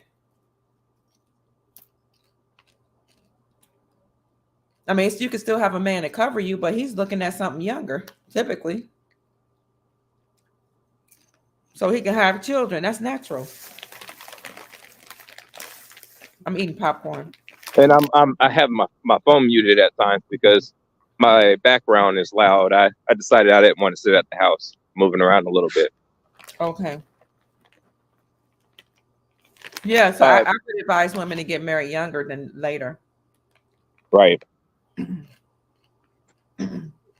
Yes. And then, so, I mean, and the thing is, people put a whole bunch of other suggestions as to what a woman should do in order to get a man to marry, and get the correct man to marry. Now, we can't go into that. We can't go into that. But the very number one thing, your number one asset, is your virginity. Your virginity. Your number one asset is your virginity. You lose your virginity, you lost the most valuable asset you have aside from your vagina. So then when we go into what man should they choose, that becomes a conversation that needs more minds than my own, because I can't fully say how a woman should choose a man. She shouldn't. She shouldn't. Her Damn, father. that's right. That is right. Her father should choose the man for her. That is right. Woman should not choose. Look, we've been doing it and we're failing. Yeah. That's not our job. That's why we're struggling. That's why we're having a hard time. We don't understand the real nature of a man, number one, and we don't know how to choose. We choose based on how cute he is, how much money he makes, and how much swag he has with these younger women. Another man, your daddy, your pastor, your covering, is going to choose the man whose mind is right. The man who has the best intentions, the best motives, and he can see another man. So that's the answer. Your covering, your man should be choosing your husband. I mean, your father. Your father should be choosing your husband. Yep. Your father should be choosing your husband. And then that goes back to when we got off the subject of single family households, women running the household, and the problem that it causes is now there's no man to choose your husband. There's no father to choose your husband. So now you are out in the world trying to find a husband, having sex with a lot of people, no longer a virgin, and becoming promiscuous. And And who do they choose? And no man wants a promiscuous woman. I've never met a man ever in my almost 6 decades of living that's ever said, yep, I want to marry me a promiscuous woman. Never. I want her to father my children, mother my children, to run my estate, to raise my seed. Now he'll have sex with you. Oh, hell yeah. Uh-huh. But that doesn't mean that he'll marry. Just because a man will have sex with a woman, that doesn't mean that he wants to marry that woman. I have sex with women that I don't want to marry. You know, that the world should be different, right? We shouldn't die. People shouldn't lie. Everything should be ideal, but it is what it is. And so, yeah, men have sex with women that they don't intend to marry. Why? Why? Yeah. So that they can have sex. Let's see. Why? Because we put women into different categories. There's a category of women that we will marry, and there's a category of women that are just for having sex. Okay. And as men, we all want to be a king. We all want to do what a king can do. A king can have multiple women. They can sleep with as many women as possible. They can build up an empire, and all the women want them. That's what a man wants to be, a king. All men, they want to be a king. But we can't all be kings. But in the way that we attempt to be a king is that we conquer everything that we can, including a bunch of women. And so there's that. There's also the fact that women are they're awesome.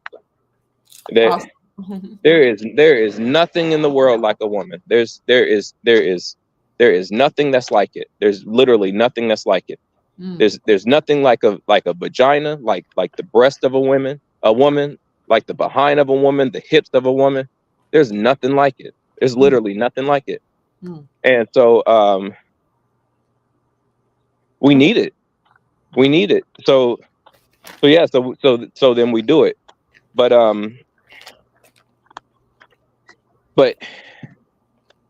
you know, we can create a society that is happening less. You know, that all the men are sleeping with as many women as possible. We can create a society that's happening less, but it's going to start with the woman being a virgin. If women are virgins, then who are we having sex with but the prostitutes? And then that's the thing. So we put women into different categories. And what are the categories? You're either a prostitute or you're a wife. Okay. No, for real. You're either a whore or you're a wife. There's like, that's the only two things that you're going to be. And excuse me if that's No, you gotta tell the truth. I want to hear the truth. From a you man. know, some people would put it a little differently than what I'm the emphatic statements that I'm making. Okay. But that's how men are gauging this. Is that, you know, there's some women that just ain't worth marrying. Most women just aren't worth marrying, and you know, because they're promiscuous. I don't want to say, I don't want to keep using the word whore, because that's what it is. They're whores, but I'll use the word promiscuous because the women are, and excuse me, I'm really not trying to be offensive, because anybody can use offensive language. I'm trying to be descriptive. When I was growing up, it was called whore and whoremongering. The woman was the whore, the man was the whoremonger. And when you actually labeled it like that, women did not want to be in that classification. So we were virgins. We were women. Right. We want to be considered a whore. All this, you know, nowadays you can't call it what it is. But go ahead. I'm sorry. I'm censoring myself so much that it's hard to talk. But all the words, all the words that talks about promiscuity, the negative connotation of promiscuity is referring to a woman. It's all gender. All those words are gender based. These are genderized words.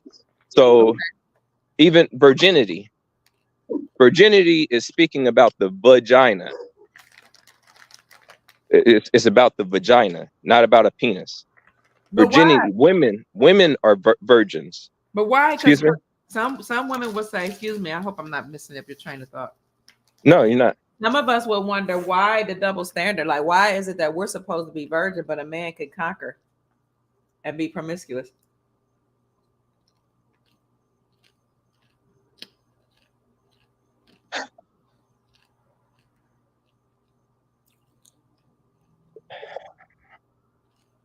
I do have a great answer for that. I was about to say I don't have a great answer for that, but yeah, I do. Well, okay, I want to answer that, but let me say again, let me finish this quick thought.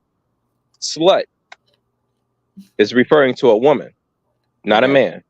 Whore is referring to a woman, not a man. These are gender-based terms. Hoe is referring to the hoes of a woman, the entrances of a woman. Okay. So then why is there a double standard? Any other word is again referring to it's gender based, that these negative connotations on promiscuity. Okay. Like I was saying before, when your women are promiscuous, that marks the failure of the entire nation. Dang. And particularly marks the failure of the men of the nation. They were so weak that their women are now whores and prostitutes. Okay. Why is there a double standard?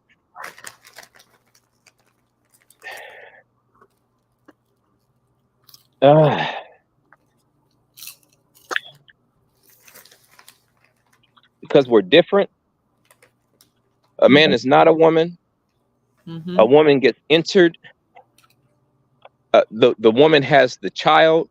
The woman is the protected class of gender, the protected gender.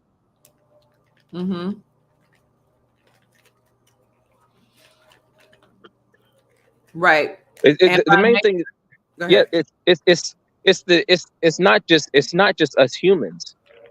This is all of life is like this. All life is like this. The woman is very, very special, and they have a special role, and that role is not to be entered by a bunch of men, by several different males putting their semen inside the woman. That's not proper. It damages that woman. A man doesn't get damaged from putting his penis inside of several women. The woman gets damaged by having a lot of penises put inside of her. She gets literally damaged. And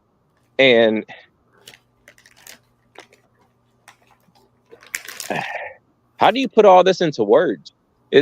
I'll tell you. To add to that, this is why we say the woman grants access to sex and the man grants access to marriage. The man is the one that does the proposing.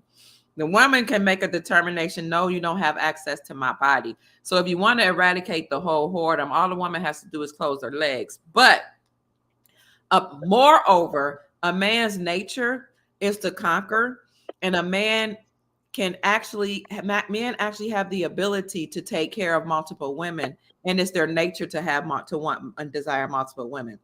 So society's understood and overstood that. So they allow for men to have multiple women, and the way that they dealt with it so that it was moral and women weren't taken advantage of was to have polygyny, and it had laws around polygyny. Polygyny being one man has multiple women.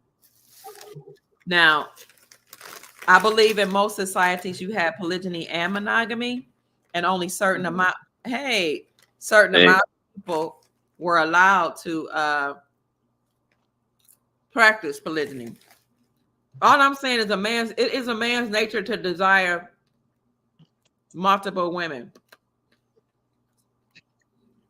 And now don't get me wrong, I'm not interested in being in a polygynous relationship. I'm saying that men and women are different. Mm-hmm. What do you think?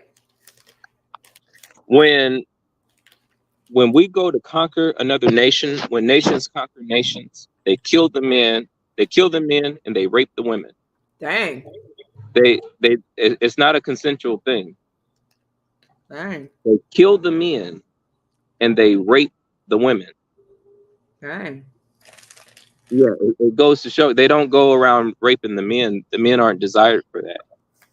And then or what they'll do in order to conquer your country or your nation, they will again kill off some of the men and turn your women into whores. Oh. Because now they're not even marriageable to any of their men. Is that part of the art of war?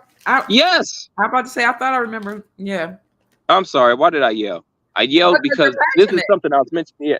Yeah. It's an excellent tactic. It's a very effective tactic, and that's what they're using on us. They're making our women unmarriageable, and of course, a lot of our men are unmarriageable. But you just have to understand it's the women are the goal.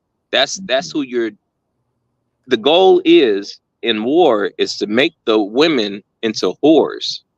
And now they can't marry the men.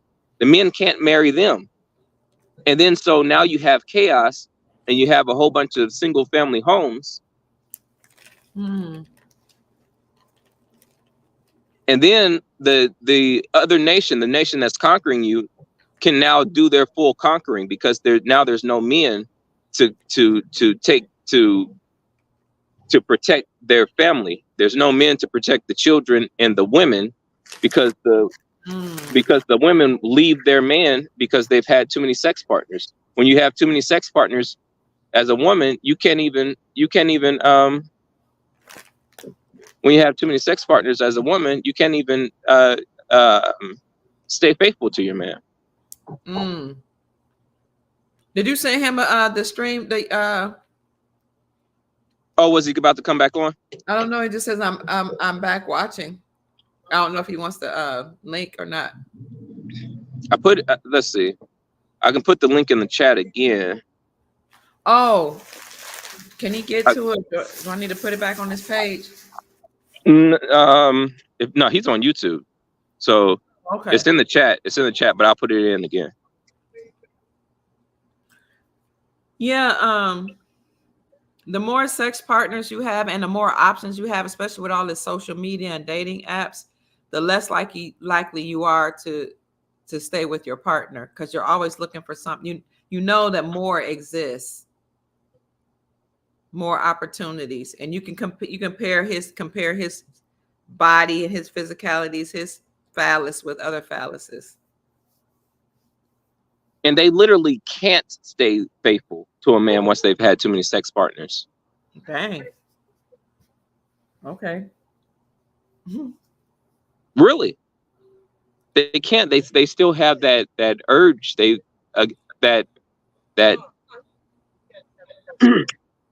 we're not. So again, we are not unique. We are not unique people. Nobody's unique. So psychology works the same for all people. So the same way, once you get introduced to sugar, you want sugar. Yeah. Once you get introduced to crack cocaine, you want crack cocaine. Once you get introduced to heroin, You don't you don't as the superior human all of a sudden not desire heroin anymore. Do you see? Once you had too many sex partners, you desire that, and you you can't control it. So they're literally unmarriageable once there's too many sex partners. Dang. Yeah. Yeah, and that's not saying you won't get married. That's saying you're unmarriageable. You're less likely to cooperate in the marital situation. The more, and it will fail. Yeah. Well, that's ultimately what we can look that's at. What I'm saying. It will fail. Yeah. You can do your best to. Okay, so I talk about managing a failing situation, where like the best you can do is manage it. But it's still failing. It's constantly failing, and what you can do is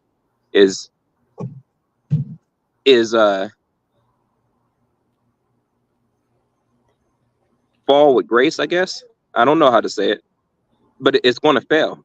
Or how do you say? It's almost like, okay, like the example of a woman has a child, right? And then she marries a man, and now she wants that marriage to work out, but it's not going to work out. At best, she can keep managing the failing situation. It's the man wants the girl that's not his blood.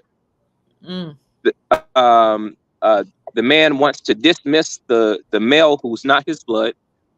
The child. You're talking about the woman's children right now. Yeah, I'm talking about the children.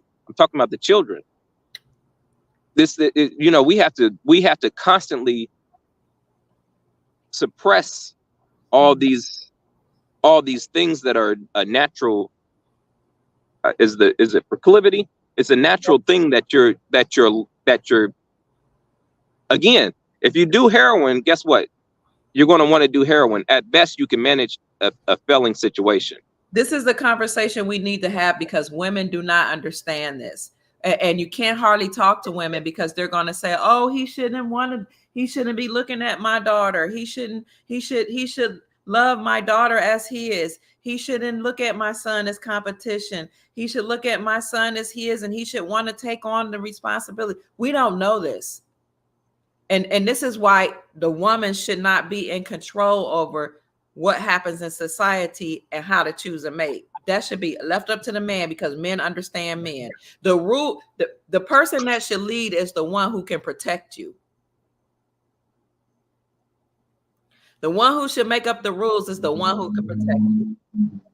You know what I'm saying? And men understand that a man wants to conquer everything around him. So if you bring a situation where you're bringing your children into what they call blended families and blended households, and they make it all sweet, and you should learn how to be a blend. And I'm a counselor, so and I've been married. You should want to all get along. You should want to run a household all smoothly. Well, why should he want to do that if those are not his children? It only makes sense when you listen to other men speak. And again, people who do heroin shouldn't want heroin anymore. Right. People who have sex shouldn't want sex, or shouldn't want, people who have several sex partners shouldn't want several sex partners. But it is what it is. Men want women. I'm telling you, there's nothing in the world like a vagina. There's Jesus. There's nothing in the world like a vagina. It is the most awesome thing in the world. Can we say yoni? Let's use yoni or something that doesn't sound or I don't know how to use that word. Okay. But there's nothing in the world like it. I understand. And so yeah, a man wants a woman. You can smell her. You can't turn that stuff off. And see, a woman would say, oh my God, he shouldn't be like that. He should just be, like us. We want men to be like us. But you're not. People shouldn't want cookies either. Why not? Because cookies make you fat. Yeah, because cookies will kill an individual. But people, and then this is even more than cookies. This isn't something. This isn't a choice. Yeah. This isn't a choice. This is. It's almost like saying people shouldn't want to eat. Mm. This is the most natural thing that we do, aside from eating and breathing. Come on, Tiz, if you want to have a conversation with us, if somebody want to join the chat, just let us know. Because this is the conversation that we need to have in order to get our communities back in order. So, and one of the biggest problems we have is a lack of a marriage culture. And so what we see is we see a lot of broken marriages and a lot of broken homes because we women, I don't want to put the onus on a woman, but society has told us that if you don't stay in a marriage, you'll be okay.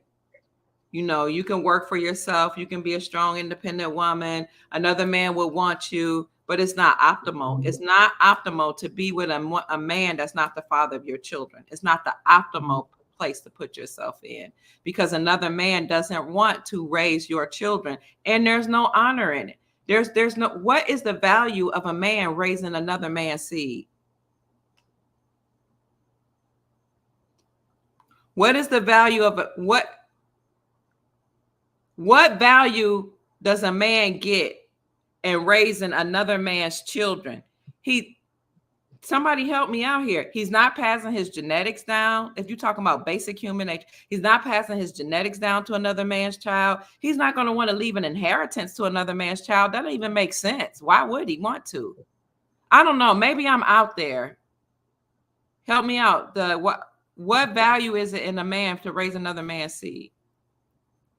As you were saying before, it's a liability. It's not that we think it's a liability. It is a liability, having some other child that is not ours that we are raising. Why does a man not want to raise another man's seed? Yeah. Because it belongs to the other man. It's that man walking around as a little kid.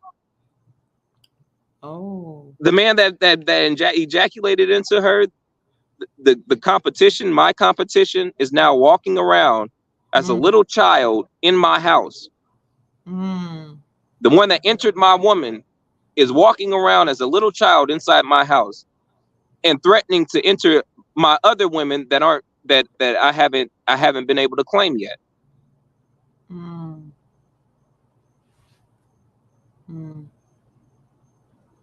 It's even when you have your own children, a man, you know, we have more.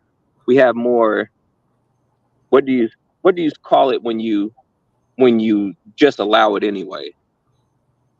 We give more allowances to our own child, but even our own child is competition for the sexual partners that we can obtain if that child was not there. A male child is still taking away from our opportunity to have sex and make that other woman our wife. Yeah, that's why men tell their sons, get out my house. As soon as you Get start the hell out of my house. Get out of my, and they definitely don't want your son that's by another man in their house. We are yeah, I'm trying to think of the word. If it's almost like leniency, but there's another word that means that you just allow it anyway, even though it negatively affects you.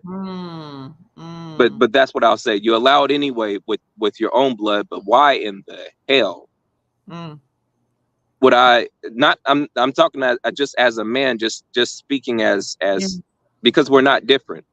Okay. As I said, nature is nature. A man is a man, a woman is a woman. If you see a man doing something, the other man's doing it too, or at least that's his nature to do it. If you see a woman doing something, that's her nature to do it.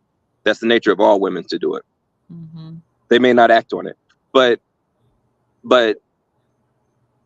why would I want somebody who is not my seed in my house, a man that is not my seed in my house, going around to conquer my women? And then what happens when okay, let's say you have a child, I have a child, right? Yes. A man has a child before he gets married. A woman has a child before they get married. They bring them together. What are the children going to do? It's utter chaos. What are the children going to do? They're going to have sex with each other, or they're going to have to suppress the urge at all times to have sex with each other. Or a man inside of the house with a female of what do you call it, when you a female who can have children, fertile. Yeah, procreation. Yes, a female who is at procreation age, or that is a fertile female. You have to stop. You have to fight that urge continuously to not take that woman. And so why even put yourself in that situation? It's a stupid idea for a man to marry a woman with children. You're going to constantly have to fight urges to not have sexual relations with the female. You have to constantly fight the urge not to kick the male out of your house. And I'm not talking as one man. I'm talking as men, as males, as males of every animal.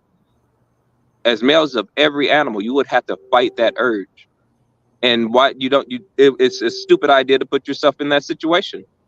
This is why we told women in the old days to stay virgins. Stay virgins till you get married. You marry that man. You raise all your children by that man. Because if you put your children in a house with another man, it causes chaos. It might be some type of organized chaos, but it's still chaotic.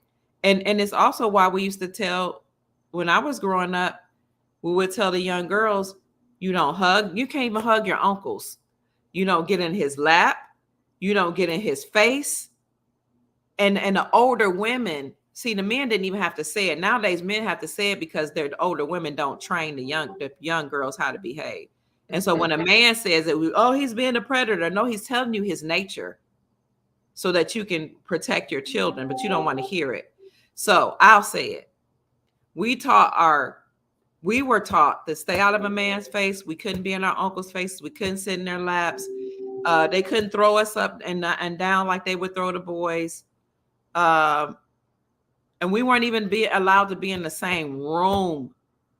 You couldn't be in the same room with men when I was growing up. Don't allow the opportunity. Yeah. You close off every opportunity for degeneracy to take place. Every single opportunity. You open the opportunity, you open the doors for opportunity, and then it will happen. And at best, you can manage a failing situation. At best, you keep men and women apart, and then they don't have sex. That's what you do. You don't put men and women together. You put men and women together, they will have sex. Yeah. At the best, you can just manage a failing situation. If you put them together, if you put heroin inside of a community and offer it to all the people, at best you can just manage a failing situation. If heroin's put in front of your face, if you grab some heroin, put it in your house, grab some cocaine, put it in your house, grab some sugar, put it in your house, grab some salt, put it in your house, grab some opposite gender, put it in your house, grab some pornography, put it in your house, at best you can manage a failing situation because it will fail.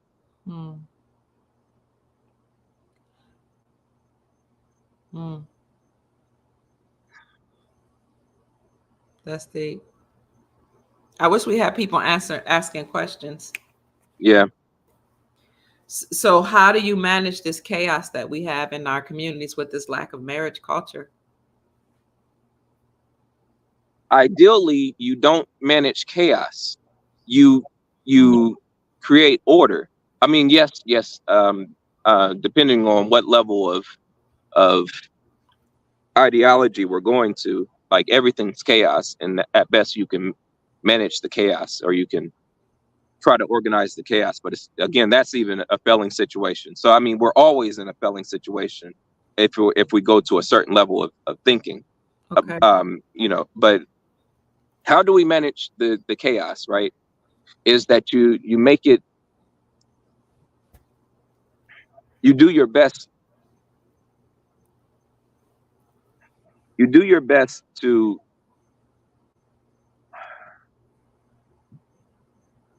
not create the failing situation. You do your best not to create the chaos, not to allow the chaos. You don't put heroin inside your house. Mm. You don't put sugar inside your house. Mm. You don't put the daughter of another woman inside your house. Daughter of another woman. What's that mean? You don't put the daughter, right. I said that incorrectly. You don't put the daughter of a woman that you are having sex with inside your house. Mm-hmm. Do you understand what I'm saying? You Single don't woman. father. Mm-hmm. Yeah, you don't be the stepfather. Mm-hmm. Mm-hmm. It's foolish. Mm-hmm. You don't put sugar inside your house. You don't put salt inside your house. You don't put pornography inside your house. You outlaw pornography. Mm. You make marriage mandatory. Mm. You don't put women and men together if they're not intended to have sex. As in, you don't put male and female together if the intention is not for them to have sex. If you don't want them to have sex, don't put men and women together. Mm-hmm. Mm-hmm. You don't create. Mm-hmm. How do you manage it? You don't create the environment to begin with for chaos to occur. Mm-hmm. And I think that's why we were saying that young women should get married earlier. Get married while you're still virgins. Stay virgins until you get married. And no, I don't hear this anymore. When I was growing up, you heard it all throughout the church. You know, the elder women said it. Now, don't get me wrong. Other people were having sex, but it was strongly encouraged for women to be virgins. Strong, a lot of pressure on being a virgin. I don't hear that anymore. Maybe because I'm not in certain circles, but I just don't hear it. Mm-hmm. So a woman should get married. These young women should get married young, and we should also have things put in place that we help people stay married. Right. And you mentioned that women should have their fathers choose the husband, but now, and I totally, absolutely agree that is ultimately what has to happen. But now that we have all these 80% of our families don't have the husband in the house, so then what do the women do now that we have this level of chaos? She could still find her father, because here's the thing. It doesn't matter how no good your father is or how uninvolved your father is. Your father still wants the best for his child more often than not. Yeah. But you have a lot of situations where women have been allowed to just say, well, he's no good, so I'm not going to have a relationship, because she's perpetuating the argument that her mother gave her. So even if the father's not involved, your father still should be involved. Even if you meet a man, he should have to go to your father to be evaluated. Yeah. And if you don't have a father, you probably have an uncle, a grandfather, yeah. a pastor. But see, a lot of us women are just out here free, alone, trying doing everything by ourselves. You know what I'm saying? So you need to find a male covering to evaluate that man. And if you can't, then you're gonna have to learn how to pick, how to choose. You're gonna have to read some books, study, fast, pray, whatever. And even then you're gonna falter, because he need to be evaluated by a man. This is my opinion. Yeah. It's our natural proclivity to judge a man based on certain things, like If you've already had sex, you want to know what the sex is like. That's why you should be a virgin when you get married. If you are caught up in this culture, or you're a woman that's a career woman, you're gonna want him to make a certain amount of money, because women are hypergamous by nature. So we're gonna be judging by certain characteristics that another man, that's different from how another man would judge. Yes. So I say go get your daddy and still make that man go be evaluated by your daddy, whether he's in the house or not. That's my opinion. Your uncles, your brothers, even your, God forbid, but if you have nobody and you got grown sons, why can't he talk to your grown sons? Right. And that's if all else fails, your grown sons or your brothers. That's if all else fails. But often they're still too young as that level of man. That's true. To really know who a woman should marry. True. Now I have an idea, right? Okay. I'm old enough to have gathered enough human experience to have a good idea, but it's still proper for it to be your father. If not your father, your uncles. Mm-hmm. If not your uncles, your pastors, but they'll usually lead you astray. Your pastors are still in competition. Some of them are still in competition with the men. Yeah. The pastors will actually probably lead you astray. Yeah. So it should be your father or your uncles. If that fails, then your pastors, if you go that route. If that fails, then your if you have adult sons, perhaps. If that fail, before that fails, your brothers. Yeah. Your brothers, and then your children, your adult sons. Right. The men that I see a lot of women choosing is that they'll choose men who are drug dealers, pimps, and murderers. Jesus. It's like the worst type of men. No, I'm serious. The worst type of men that there are, like the ones who should be in prison and or should be given capital punishment. And so they'll choose. Even they have this in. There's some movies I want to do a broadcast about these different movies that have in the content American women who are successful dating and or marrying a drug dealer or a quote unquote thug, somebody who's doing some type of criminal activity, and praising it as if this is something that our women should do. So but this is what women are doing, is especially when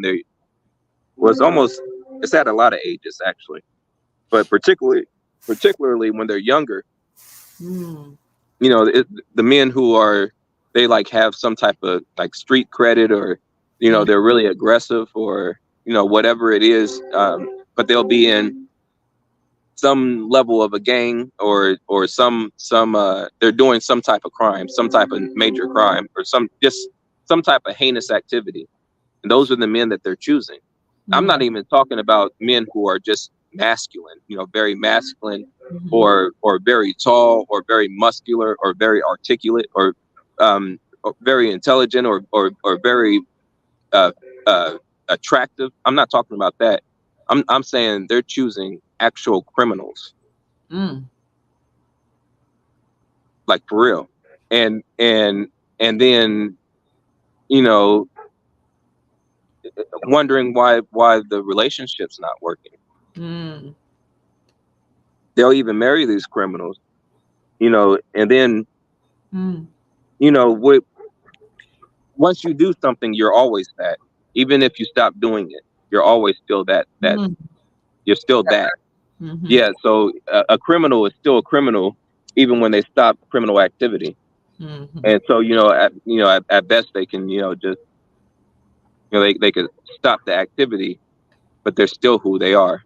They still have that mindset. I agree. Yeah. Yeah. So sometimes women will get with the reformed criminal when they get older, because the reformed criminal has a lot of money because they made money during their criminal activity, and they were able to get to a level to where once you make money, you can keep making money. So a lot of women are getting into relationships and in relationships with criminals and or marrying criminals. And that's a failing situation again. And so they're doing that, or they're getting with the man who's not ready to get married in general. Yeah. And when you do that, that means that they're not ready to get married. So then now you have to have more than one sex partner, more than that sex partner, because they're not going to marry that woman. So then now you have to choose another sex partner in order to get into a relationship, right? Or you have that sex partner, whoever you chose, that wasn't ready to get married. Now, once you get into another relationship, even if it's the relationship that brings you to marriage, you still have to get another sex partner. So women make the mistake of getting with men who actually don't want to marry at that moment. Yeah. They also they also make the mistake of marrying a young man, or dating a young man. A man at a certain age just isn't going to marry, or is very less likely to marry. I agree. That's why I don't like dating culture. There's no point in dating. No, there's absolutely no there's no value in dating. There's no value in dating. Nope. It only destroys your nation, because again, it makes your women promiscuous. And one of the easiest ways to conquer a nation is to weaponize the sexuality of a woman, of the women of the nation, or to make the women promiscuous. And let me just say, as a caveat, this has been well documented and stated. It's a part of the art of war. It's a tactic that conquerors use. Make the women promiscuous, then you create chaos.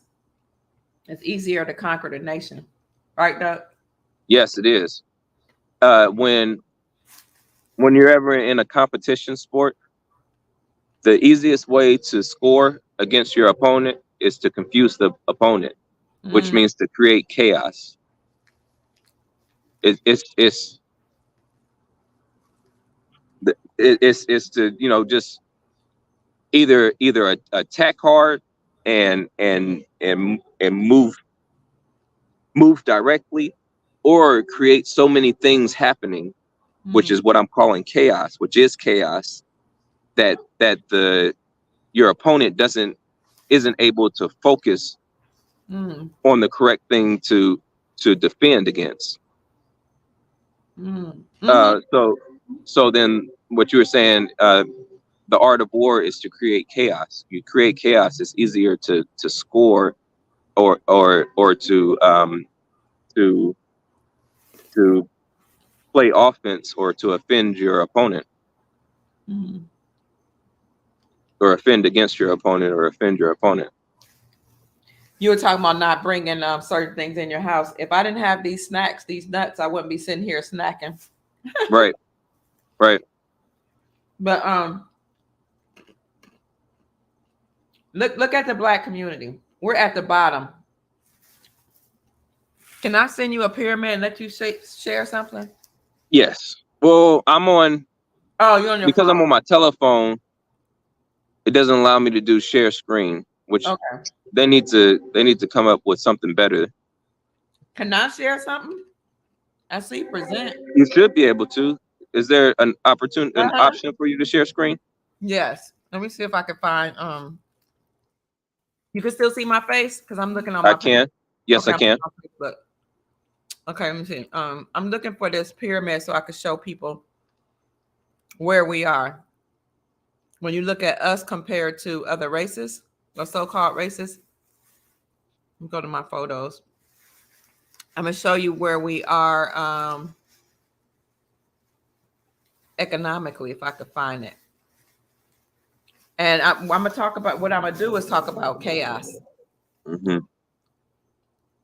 Okay, let me see if I can find it.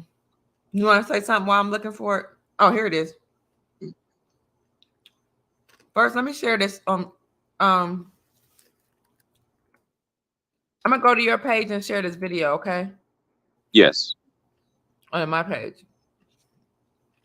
Oh, wait a minute. Can you wait a minute? How do I do that? I'll just go to your page and share it, right? Okay, let's see. It should give the option to share screen, but let me. Okay, I did. I'm doing it. Join in the conversation about restoring values. And what else?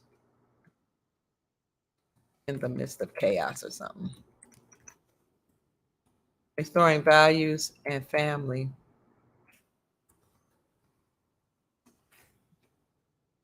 Should I say in the Black community or just period? Now, is this? You're making a comment or what's happening? Yeah, I'm sharing your page and telling people to join us in the conversation. Oh, cool. Mm-hmm. Really, what we're talking about applies to all communities. Okay. We are speaking specifically about Americans, or what people call Black people, Mm-hmm. but this applies to every nation that there is. Okay.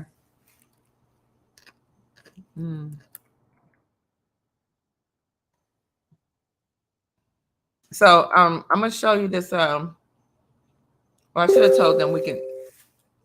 I'm gonna tell them in a minute that they can come on the live. But I pulled it up. Let me show you this. Mm-hmm. Are you still here, Tiz the Moore? Check this out. Let us know if you're still watching. Let me see if you can see that. You see that?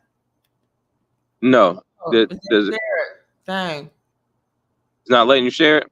Nope. I can see. Well, it says that I shared it, but I don't see it. It didn't pull up. Okay, and it's because it's that I'm on my telephone. Mm-hmm. But I have a way around that I'm just I'll text you real quick. But Okay. so while I'm doing that, so what you were going to share, you were talking about a pyramid that shows where we are in relation to other groups of people, right? Mm-hmm. Mm-hmm. And obviously we're on the we lead in all the negative things. We're at the very bottom.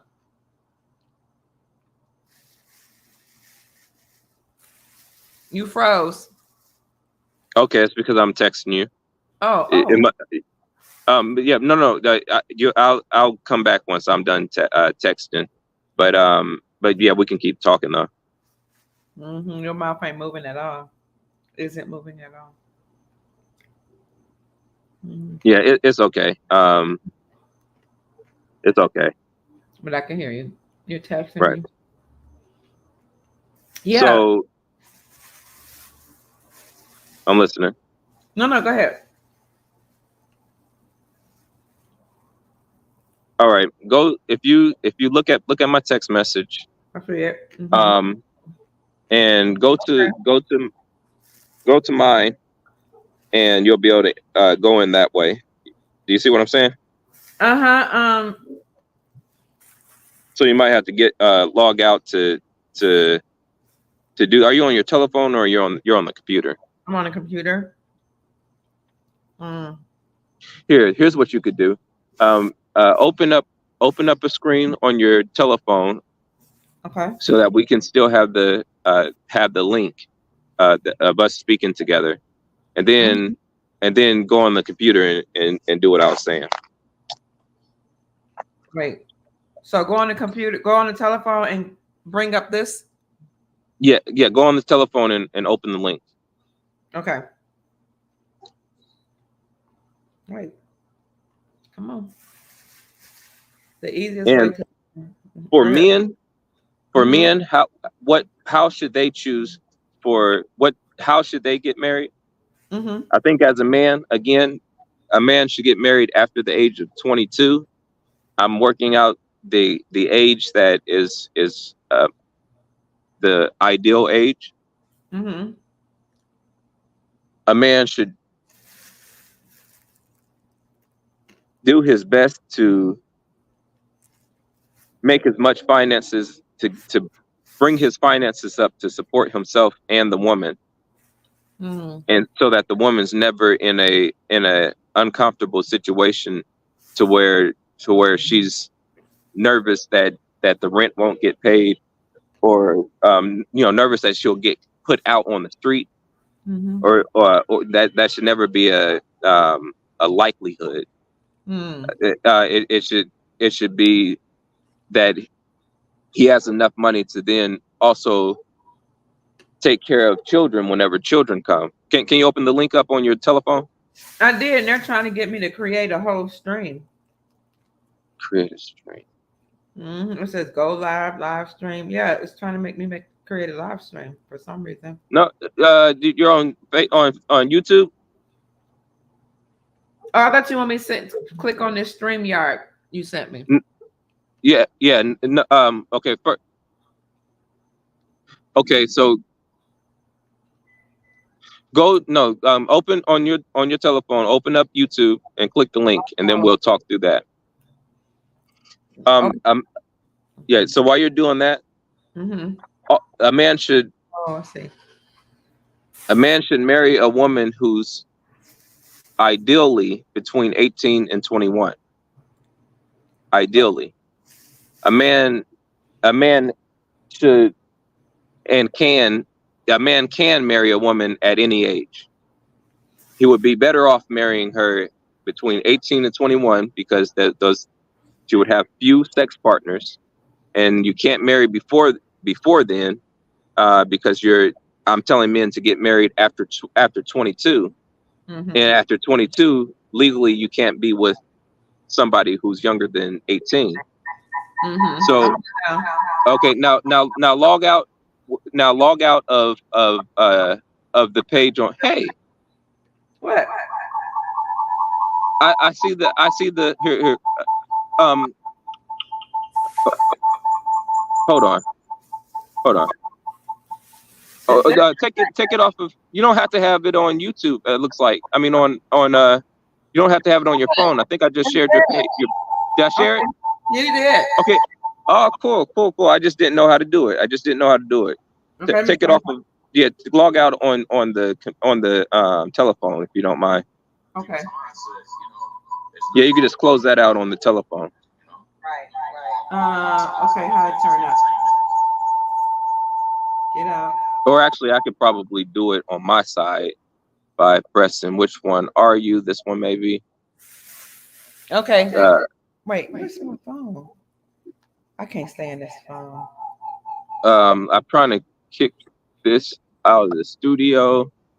I pressed the button. That button should have worked. Okay, here we are. So as you were saying, yes, ma'am. Look at who's at. So at the top, this is median household incomes. You see the Indian Americans are making as a family bringing in 100,000, what is how you say that? 100, 500, 5,000, whatever. Over $100,000 in their home. Yeah, 150,000 is it? I can't quite see the image very well. Okay. Let me try to zoom it up. Is it? I don't know. On my telephone, it's not so big enough for me to. Is that 105? Oh, okay, 100,000, 100,500. Yeah, what's $100,500? Oh, $500. Okay. Yeah, $100,500. Almost $1,100. I mean, no. $100,000, over $100,000. Yeah. Almost 101,000. Okay. Almost 101,000. Okay. So that's how much Indian Americans are bringing. Over $100,000 a year. They're the ones making six figures. So all of us come on, we want a man making six figures. I don't know what black man you talking about, or American. We call black people Americans because we're the Aboriginal Americans or the original indigenous Americans. Next is the Filipino Americans. I can see that because a lot of Filipino women come over here and they become nurses. Mm-hmm. Nurses make real good money. They become nurses and then they marry a Filipino man or a Caucasian man. But anyway, they bring home $83,000 salary per year. $83,000. Taiwanese, they bring home 82. Who would have known? Sri Lankan. I didn't even know we had Sri Lankan Americans over here. Look at all these people over here. They're making $74,000 as a median household income. Japanese Americans are making $72,000. These are people that's dying out in their country. They're not even producing. They got an old generation there, right, Doug? Yes.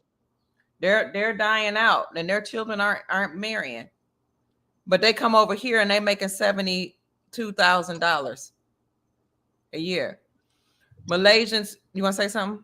No. Malaysians are making $70,000. Chinese Americans $69,100, bringing home as a salary as a couple.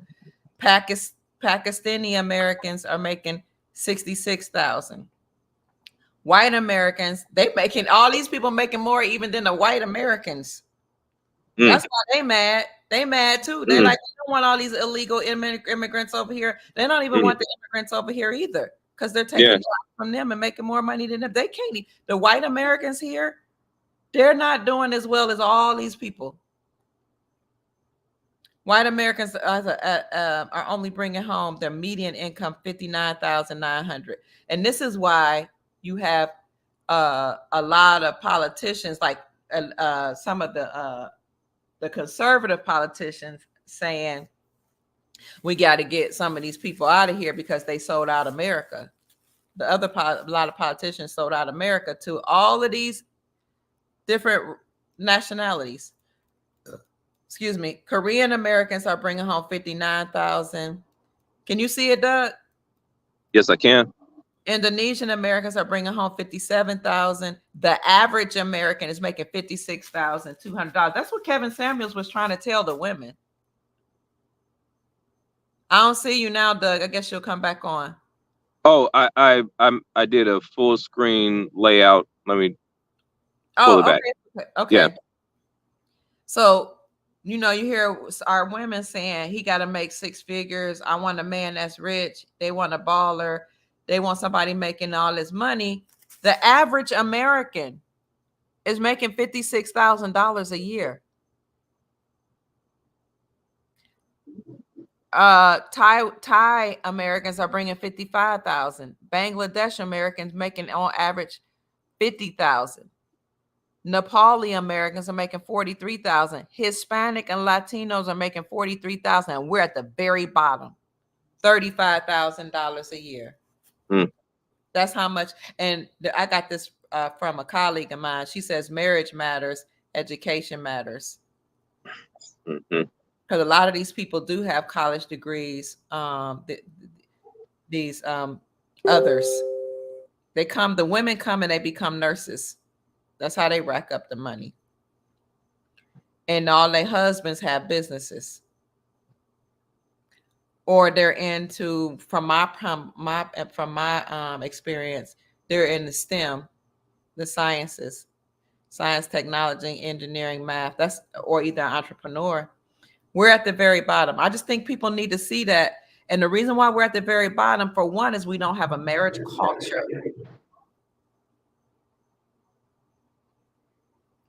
This is a lot of single-headed households right here.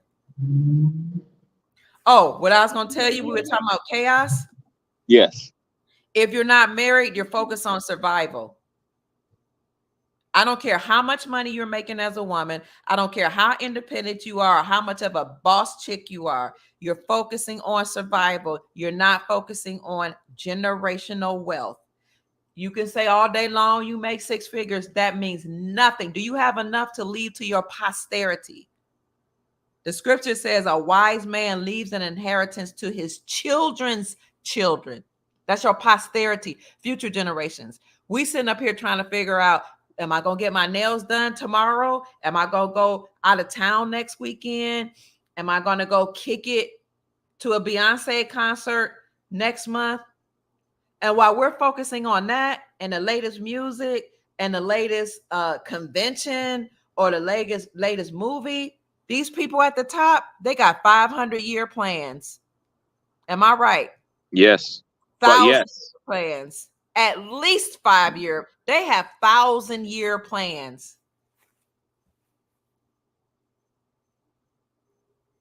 And we sitting up here can't even make the right decision about who we let between our legs.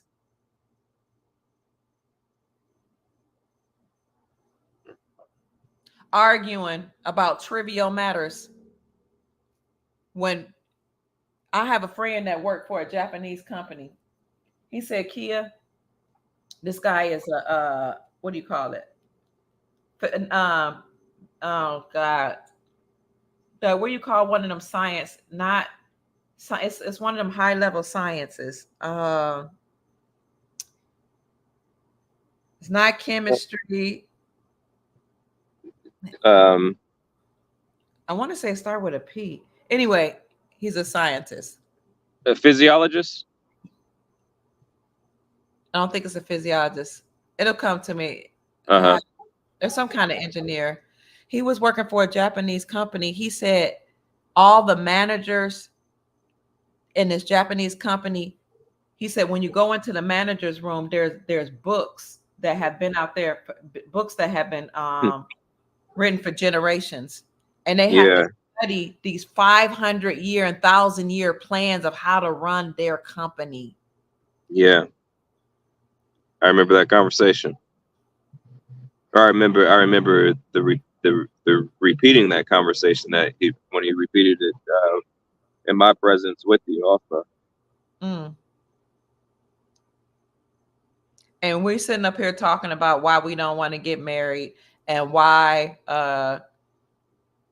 we need to be a boss chick and why everybody need to leave single parents alone and why women can be sexually free and men and women can compete on the same level as a man. If he can have sex, I can have sex. If he could cheat, I could cheat. We're sitting up here having these trivial conversations and these people are building empires. Why? Because they got married and they did it young.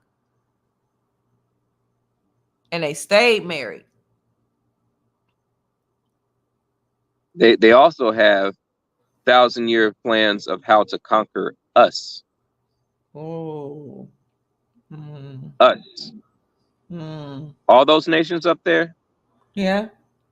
All those nations up there have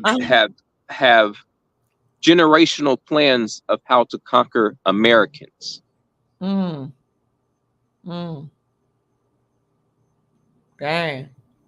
Yeah. Which is why they come over here and do it. Yeah. How the HE double hockey sticks are you coming from? I have friends that's been to India and that's competed in different sports in India. Particularly, I'm thinking of a swimmer now who competed at the highest level. And he said, if you go to the country, and I have Indian friends, but he's like, if you go to the country, he said it's one of the least developed. He did not have a lot of, I'll just say, he did not have a lot of kind things to say about the country. How do they come over here and go to the top? Yeah. Now, I did bring it up to one of my group. I have a private group on Facebook, and one of the gentlemen was saying that the Indians that come over here are the Brahmins. So they're the top level anyway in their nation. They're not, they didn't send their least, the ones that are doing the worst here. They sent the elite. Right. They're the top caste. Right. Caste. That's the word. If you give me just a moment, I want you to continue to talk. Okay. I need to step away from the camera for just a sec. Okay. Yeah. So if you look at this pyramid, you'll see that Black Americans are at the bottom. And as Brother Douglas said, all these other nations have thousands of years plans how to conquer us Americans. And he's not talking about just regular Americans. He's talking about the Aboriginal Americans. That's the so-called Black people. The 1828 Webster's definition of American is the copper-colored races found here by Christopher Columbus, but now applied to the Europeans. The copper-colored races or copper-colored people that were here in America are African Americans. And we were lied to and told that we came from some slave ships in Africa. And they were able to perpetuate that lie by creating slavery movies and movies such as Roots. But Alex Haley, who wrote Roots, was actually sued by a Caucasian man named Harold Corlander. And he was sued for plagiarizing. So all those characters and Roots, who he said were his people and his ancestors from Africa who came over here and were enslaved, it was all a lie. Harold Corlander won his case and Alex Haley had to pay him money. So my point is they perpetuate all these slavery movies and tell us that we were from Africa when that's not true. We're from America. We've been here and we always been here. Everybody else in the whole world knows this but us. So we were Aboriginal and we were considered indigenous, and then they changed through the Census Bureau. That's why they do a census, and the Bible speaks against census. I don't know if you know that the Bible speaks against counting people and doing. Yes, I remember that. Mm-hmm. I remember Grandma saying that's why we are not taking the census. Yep, we didn't take the census growing up. So they changed our classification from being Aboriginal to indigenous, and then from I think we were always Aboriginal, indigenous. Then they changed it to colored, then Negro, then Black, and then African American, so we could forget who we are. But the whole world knows who we are. We are the original Americans. We are the Hebrews. We are the people spoken of in all of these biblical texts. In fact, in all these historical texts and Sumerian texts. And as a matter of fact, in the 1990s, the United Nations classified Black Americans as the oldest indigenous people on the planet. This is why they want to conquer us. And this is why they're over here putting their drugs in our community and their businesses in our community, so that they can make money off of us and they can conquer us. I'm done. And we're speaking about nations now. On an individual level, mm-hmm. it is still that, but on an individual level, not everybody has that same mentality, right. Completely. Right. Now, again, you are the nation that you are, and you have the agenda that your nation has. That's just what it is. But still, there's people who, when they come here, they don't have the conscious thought to conquer the people here, mm-hmm. but the action is the same. Mm-hmm. But my point is, like I say all the time, I have friends of every nation. I like and or love people of all nations. Mm-hmm. I enjoy having people of different nations in my landmass. Mm-hmm. Now, but there's levels of this. There's also the fact that these nations have these generational plans to conquer my nation. And that needs to be dealt with. That has to be addressed, not just addressed. It needs to be mitigated. It needs to be stopped. And then, so as a man, that's what I'm going to do. I'm going to stop it. And as men, that's what we do. We are the ones that protect the nation. We have a different role than the women. Okay. And so yeah, I like women of all nations. Obviously, I I will mate with a woman of any nation. I will mate with my own first, but as a man, I'm talking as a man. Mhm. Men of any nation, I can get along with. I can do business with. I can have a friendship with. Uh, I'm. I just want to.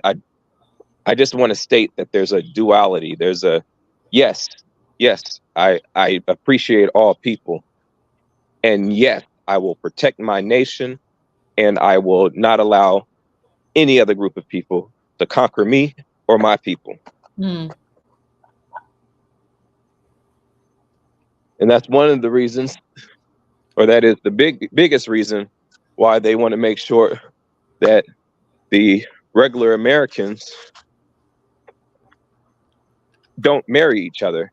Mm. The Americans, the black people that they call us, don't Mhm. marry each other. They make sure that we don't marry each other because they're trying to conquer us, or they Mm. are. They're in the process of conquering us.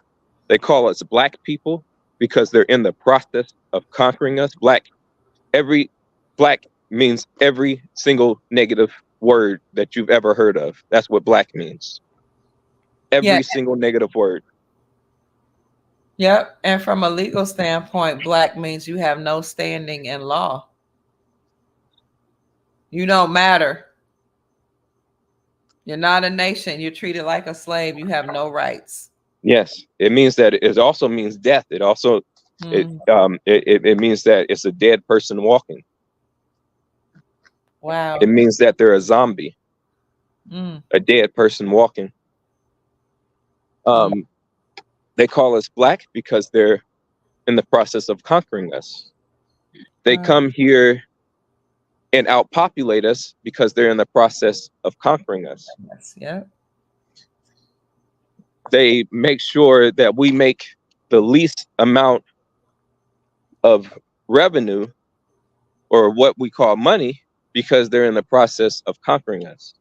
They Mm. make sure we don't have any businesses because they're in the process of conquering us. They make sure that we're the fattest people in the fucking world because they're in the process of conquering us. Mm. They, Yeah. they make sure that we have the highest rate of heart disease, that we eat the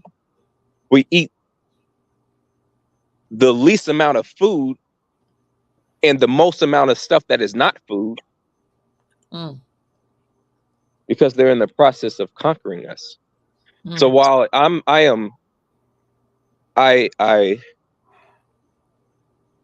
again, with a duality, yes, I appreciate people in my country, but I know what the hell they're doing.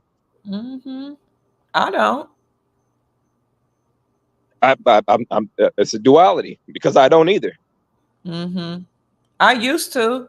I used to appreciate everybody being here and we're all a melting pot, but I see what they're doing. And they have, of course, I'm just speaking generalities.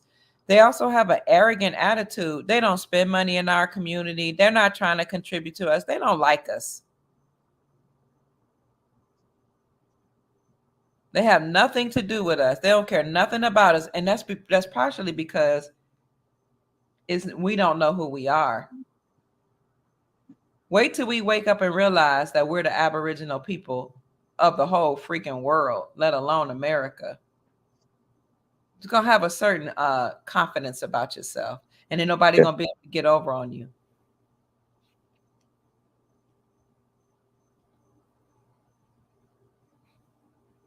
It's my thoughts.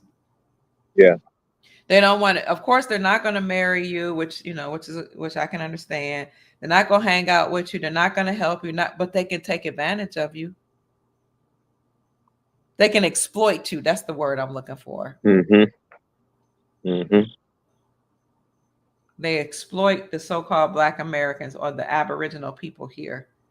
And sometimes they do it kindly. Mm. And they think they got away with it because they think that they killed off all the Native Americans. So Yeah. they think they got away with it. They'll say stuff like, we did them wrong, blah, blah, blah. No, we're still here. Mm-hmm. We are still here. We haven't gone anywhere. Yeah. The people, the Native Americans that you see are masquerading. And I think they know they're not us. They know they're not the They ain't no Aboriginal. good and goddamn well. Mm-hmm. They look like a European because they are a European. Mm-hmm.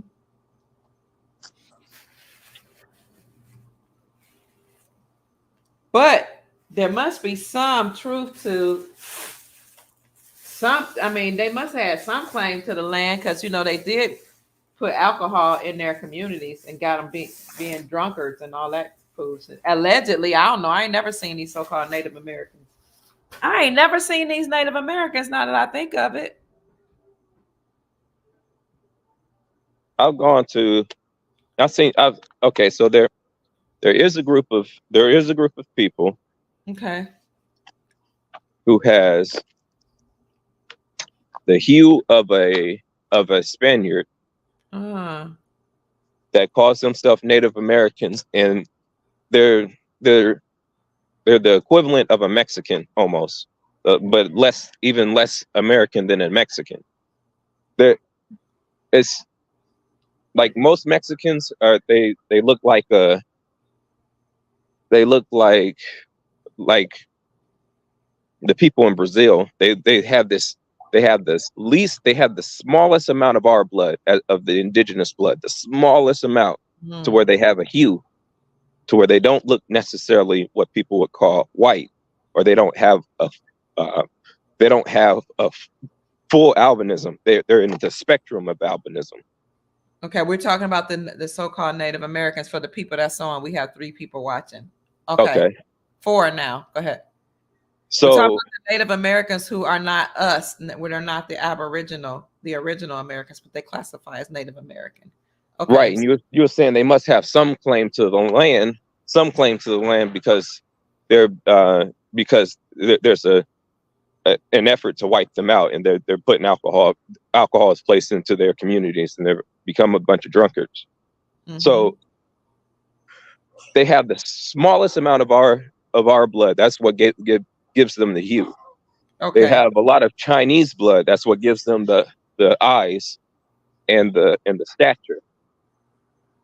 And then they have the most of their blood is European. That's why they look like the same Europeans that are here that everybody knows is a European. Okay. And so they do have the smallest amount of claim to the land because they have a little bit of our blood. Okay. Okay, I see.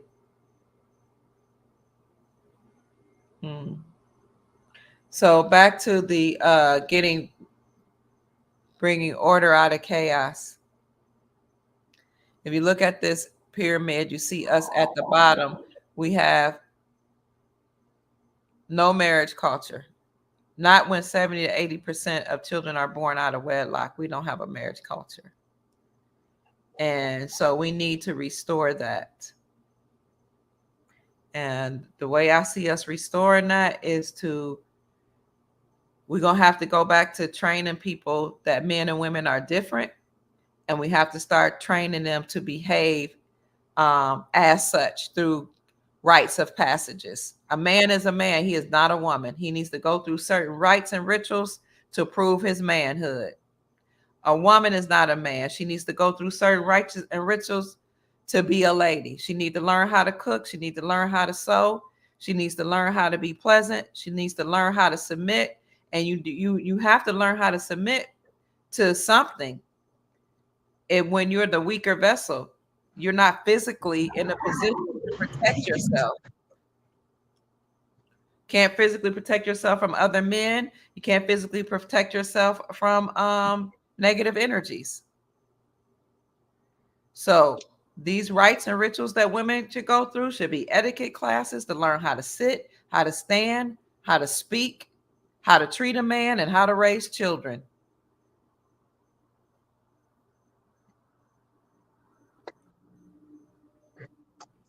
A man needs to go through certain rites and rituals to learn how to build, to create, provide, and protect.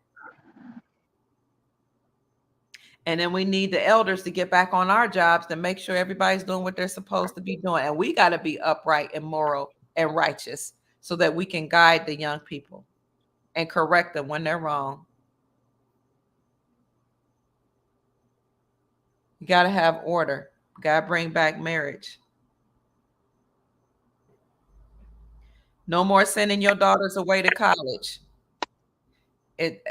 If you that bent on your child going to get some higher education, I wouldn't trust these institutions to educate them. But if you do, she should be learning right in her father's house or her parents' house. Because these institutions nowadays, they're pushing homosexuality and promising. Hey man, just moving around. Yeah, you. Not today. Hit me up in the morning. I'll get you some. All right. He wants to work. Yeah. Mm-hmm. Promiscuity is what these institutions of higher education is pushing. Alcoholism. I worked in them. Transgenderism and feminism. Anything you'd like to contribute, Mr. Lattimore? I got thrown off a little bit running into one of the locals in the area. So a lot of chaos. Yeah, but you were saying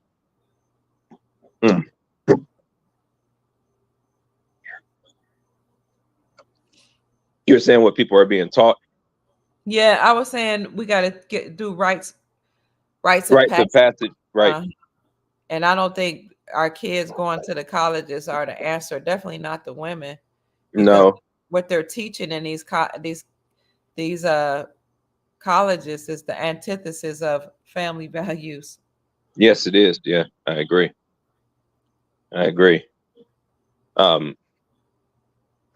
So I wanted to I want to speak on that point. Do you mind if I go back to the point about men choosing a wife?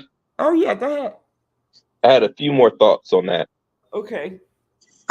So I said that a man should ideally marry a woman between the age of 18 and 21. Mm-hmm. However, men should also consider marrying a woman older than that. The further you get from 21, the less ideal, but still all the women need to get married. Okay. So then for the women who are older than a certain age, they should marry women should marry men who are older than them. So whatever age they're at, they need to marry a man who's older than they are. And then so there's that. But in regards to a man's first marriage is what I'm in general, really. But in regards to a man's first marriage, you go as young as you can to get closer to virginity, and also to get the most cooperative woman that you can find. Also, a man should choose a woman who, again, is a virgin or has had very few sex partners. Mm-hmm. A man should choose a woman who doesn't argue with him. Mm-hmm. A man should choose a woman who has been introduced to his family.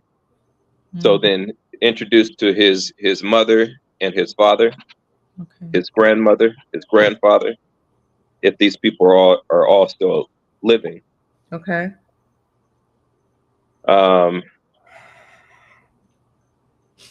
Those are some of the main points. You need to get with an agreeable woman. Don't get with a disagreeable woman. And so I wanted to mention that. And then going back to one thing I just wanted to make sure I got out is that women you can still marry a woman over a certain age, but I did want to just emphasize that the younger you go, the easier it's going to be for you to keep that marriage going. Mm-hmm. Now, going back to, should women go to college? Yeah. Nah, they shouldn't. No, they shouldn't. It makes the, again, they're being taught well, there's a whole lot of reasons why, or there's a number of reasons why a woman shouldn't go to college. I'm about to put on a shirt because I'm not by my fire, so it's getting cool out here. Okay. So, but there's a number of reasons why a woman should not go to college. One reason is because they teach her all of the incorrect things. They teach her that a man and a woman can be the opposite gender of what they are. A man can be a woman and a woman can be a man. Right. And in fact, that a woman is a man and a man is a woman. That's what they're teaching. They're teaching things that are not the truth. So there's that. They're also telling the women that they can have a lot of sex partners while they're in college. Mm-hmm. They're saying that this is a human thing, that humans should have a whole lot of sex partners. Yep. They're telling the women that they're telling a woman that that men are inherently bad, that men are inherently evil. Ooh. They're telling women that, what, you should. I'm not. My sister came back and told me some of the concepts that she learned in college. Like, what the fuck? Really? Give me just a moment. I'm gonna put on my shirt and then I'll figure how to preference all this. Give me a moment. Okay. Well, I can recall just being in college and working in student affairs.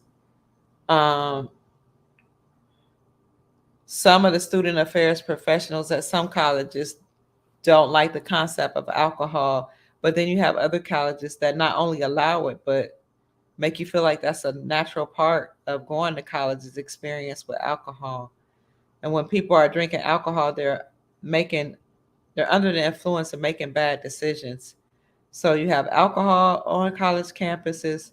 You have secret society members, and secret society organizations, which serve some value when you talk about like your Greek societies and Black Greeks, because they talk about volunteerism and how you should network if you're a part of these secret societies.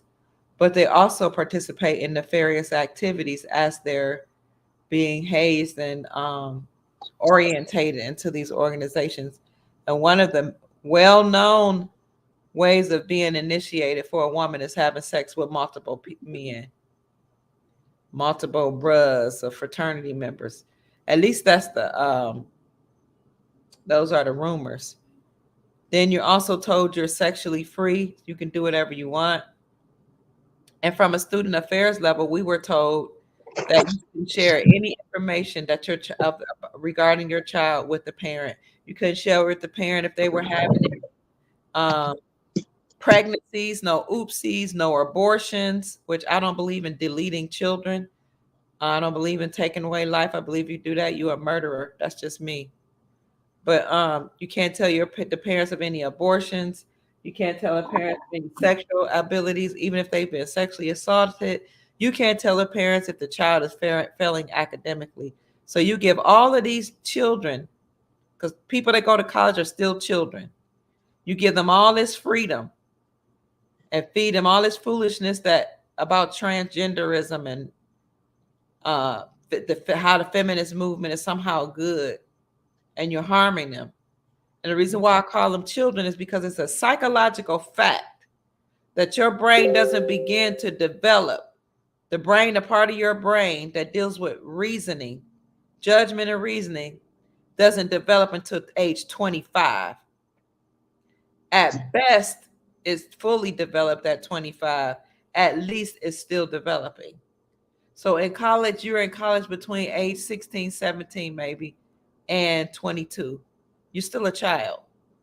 So you're exposing all these children to negative energies, to people that were raised different ways, to concepts that are against family values, to the liberal agenda about homosexuality and supporting homosexuality, transgenderism, and feminism.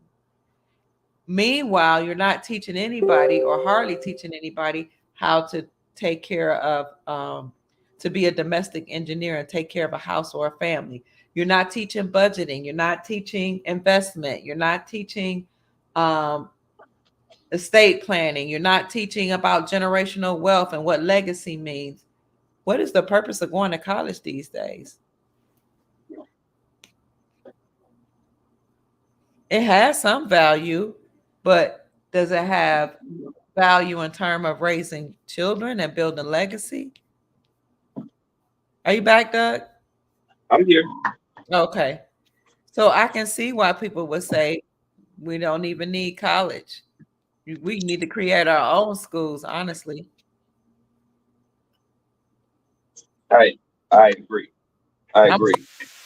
I want to share something with you too, so when you get a chance, you can see it. Okay, did you already put it into the share?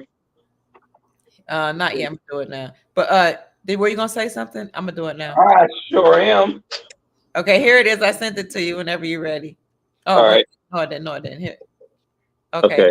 Here you go. This is not meant to be offensive to anybody. It's just something that was shared with me. Boom. You ready? Okay, now let me see if I could play it. It says a college degree will open so many doors for you. And here's me after my college degree. Open the door. Open the door. Open the door. One more time. Open the door. Open the door. Open the door. You see what a point they're trying to make? Mm-hmm. Huh? Yes. Mm-hmm. You do have some doors in some cases, that are open for you.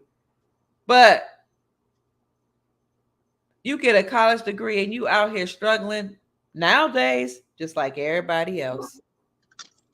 Right. When a true way to make money is to create jobs. In my opinion. What say you, Mr. Lattimore? I agree. People have these. They have college education, but aren't able to make money. Now, where I do say,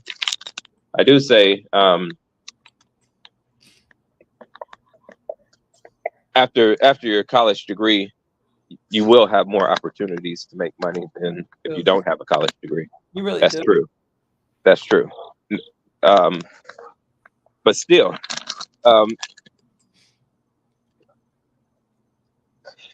it's best to be an entrepreneur. It is best to be an entrepreneur.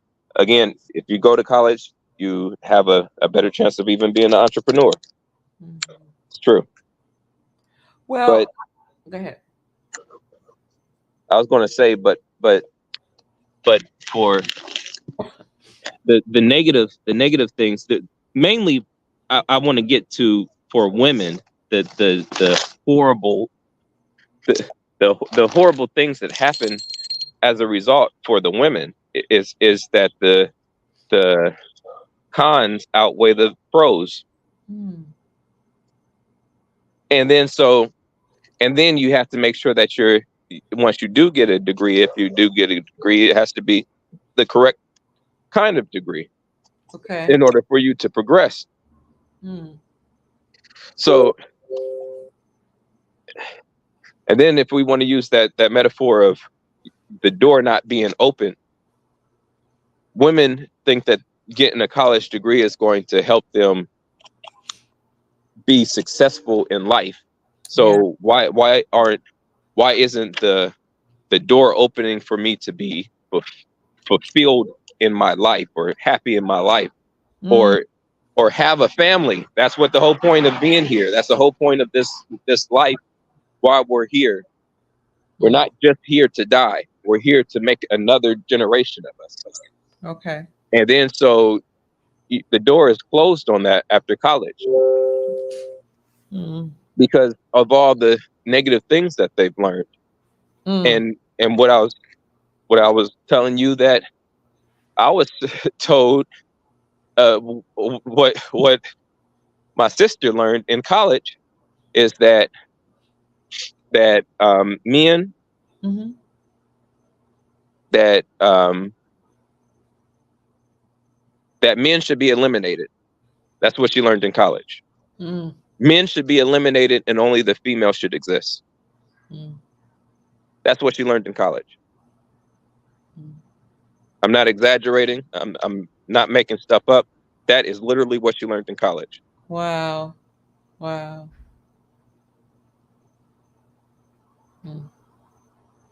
So now the door is closed on anybody who has that concept. Any woman who has that concept, how in the hell is she going to bring in a generation of people after she has that concept? If you kill the men, then there's no more generations of anybody. Wow. And I'm sure people think that I'm not telling the truth. Some people, but some people know what I'm talking about. Yeah, in our biology class, they would talk about how, and they made sense in a biology class when they would say that we all started out as female, allegedly. But I think the way that they spin the information is that somehow the woman can survive here by herself and she can create through parthenogenesis without the man. That's a shame.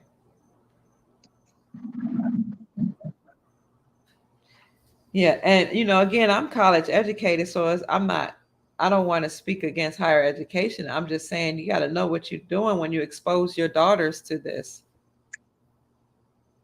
And then the whole sexual freedom that's going on college campuses used to disturb me to no end. Now, when I was in college, when undergrad school, I was married, so I didn't have those issues.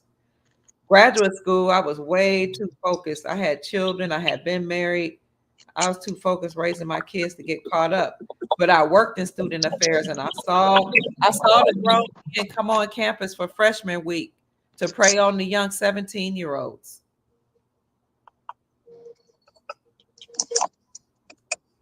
She didn't have anybody protecting her. She's there. She's free. She's away from home. She's easily influenced. Give her a cup of wine and tell her she cute. And she's already free, living in an apartment or a dorm without her parents for the first time. It's all bad. It's all bad. Getting her first butterfly tattoo and tramp stamp on her back because she's free. It's all bad. It's all bad. And then so what's the value of the woman being able to earn some more money? And her concept is to kill men. What's the value? It would have been better for women not to go to college to learn this stupid concept. And then earn more money doing what?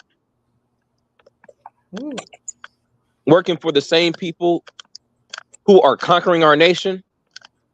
Wow. They just go to college to work for our conquerors. Dang. Real talk. It's stupid. What? So instead, we should be at a young age looking to get married? Yes. As a young age, a woman should be married at a young age. Now, these young women that were coming to you when you were a tailor and you were helping with fittings and doing dresses, wedding gowns. What was their demeanor when they would come in and get fit for the dresses? And they were like 22 and younger, getting between 18 and 22. Great majority of your women that were from all different nationalities except from the Black community. What was their demeanor like? I'm about to be a slave for life, or I'm about to give up my sexual freedom. Like what was their mentality? They were extremely happy. They were Really? smiling the whole time. Yes. Extremely happy and not stressed out. Didn't seem worried about anything. What do you attribute that to? Why? When they were about to get married and get their freedom taken away?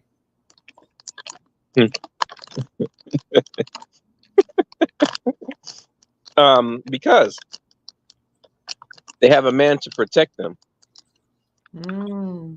They have a man to protect them. They know that in this world, a woman is completely vulnerable. Every nation that is not her nation wants to conquer her, wants to destroy her man in order to have sex with her, not have sex with her, in order to rape her, in order to take her. Conquer her. That's yes, not persuade her to do anything. Every nation of man wants to take her. Dang. And even her men have to control their own urge to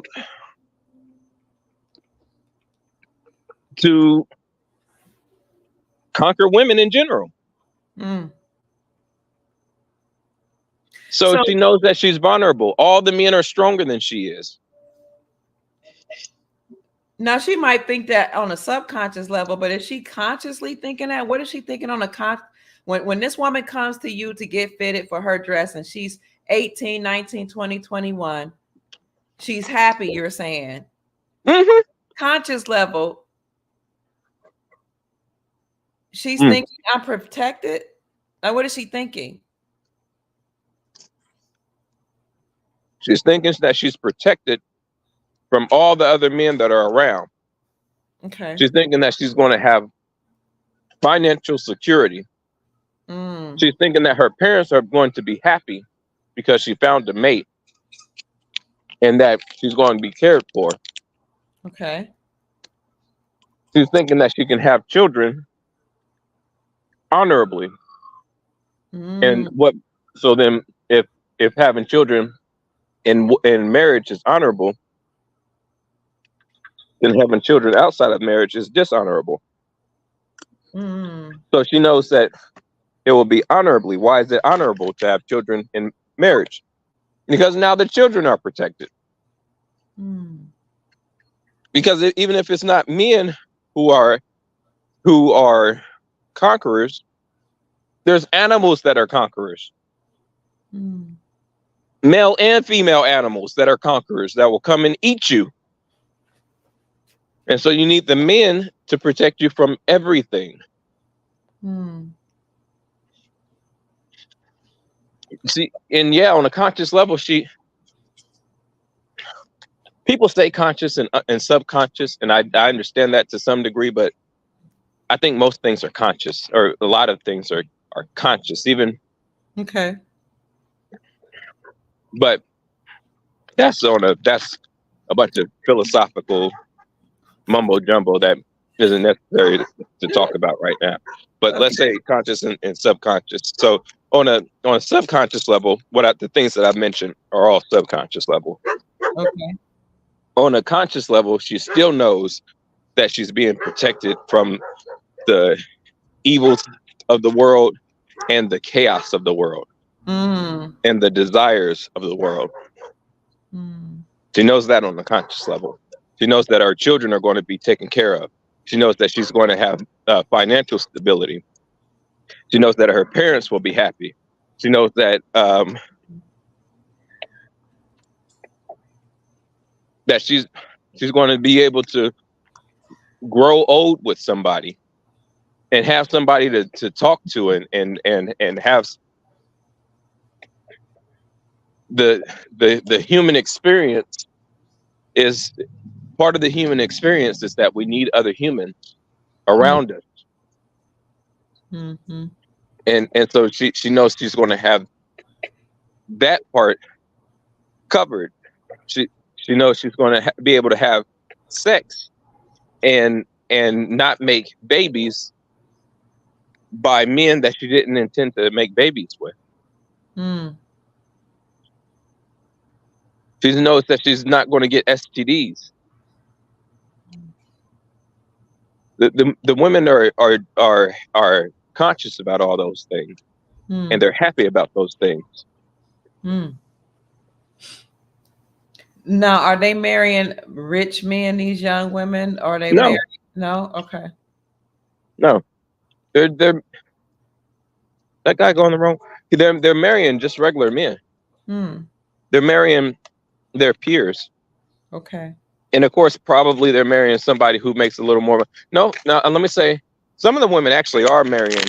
Some of the women, they tell me, oh yeah, my boyfriend's or my fiance's parent, my fiance's parents, not my fiance, my fiance's parents own X amount of land, and my fiance parents owns this business. My fiance just works in the business and doesn't make much money, but his parents are successful. So yes, I have heard that, and then others are just marrying their peers, the people that they went to school with, high school, the people that they went to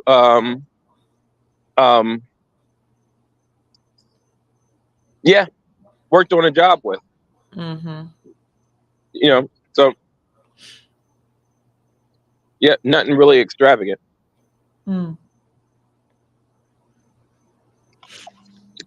So they happy to be getting married. Yes. Wow.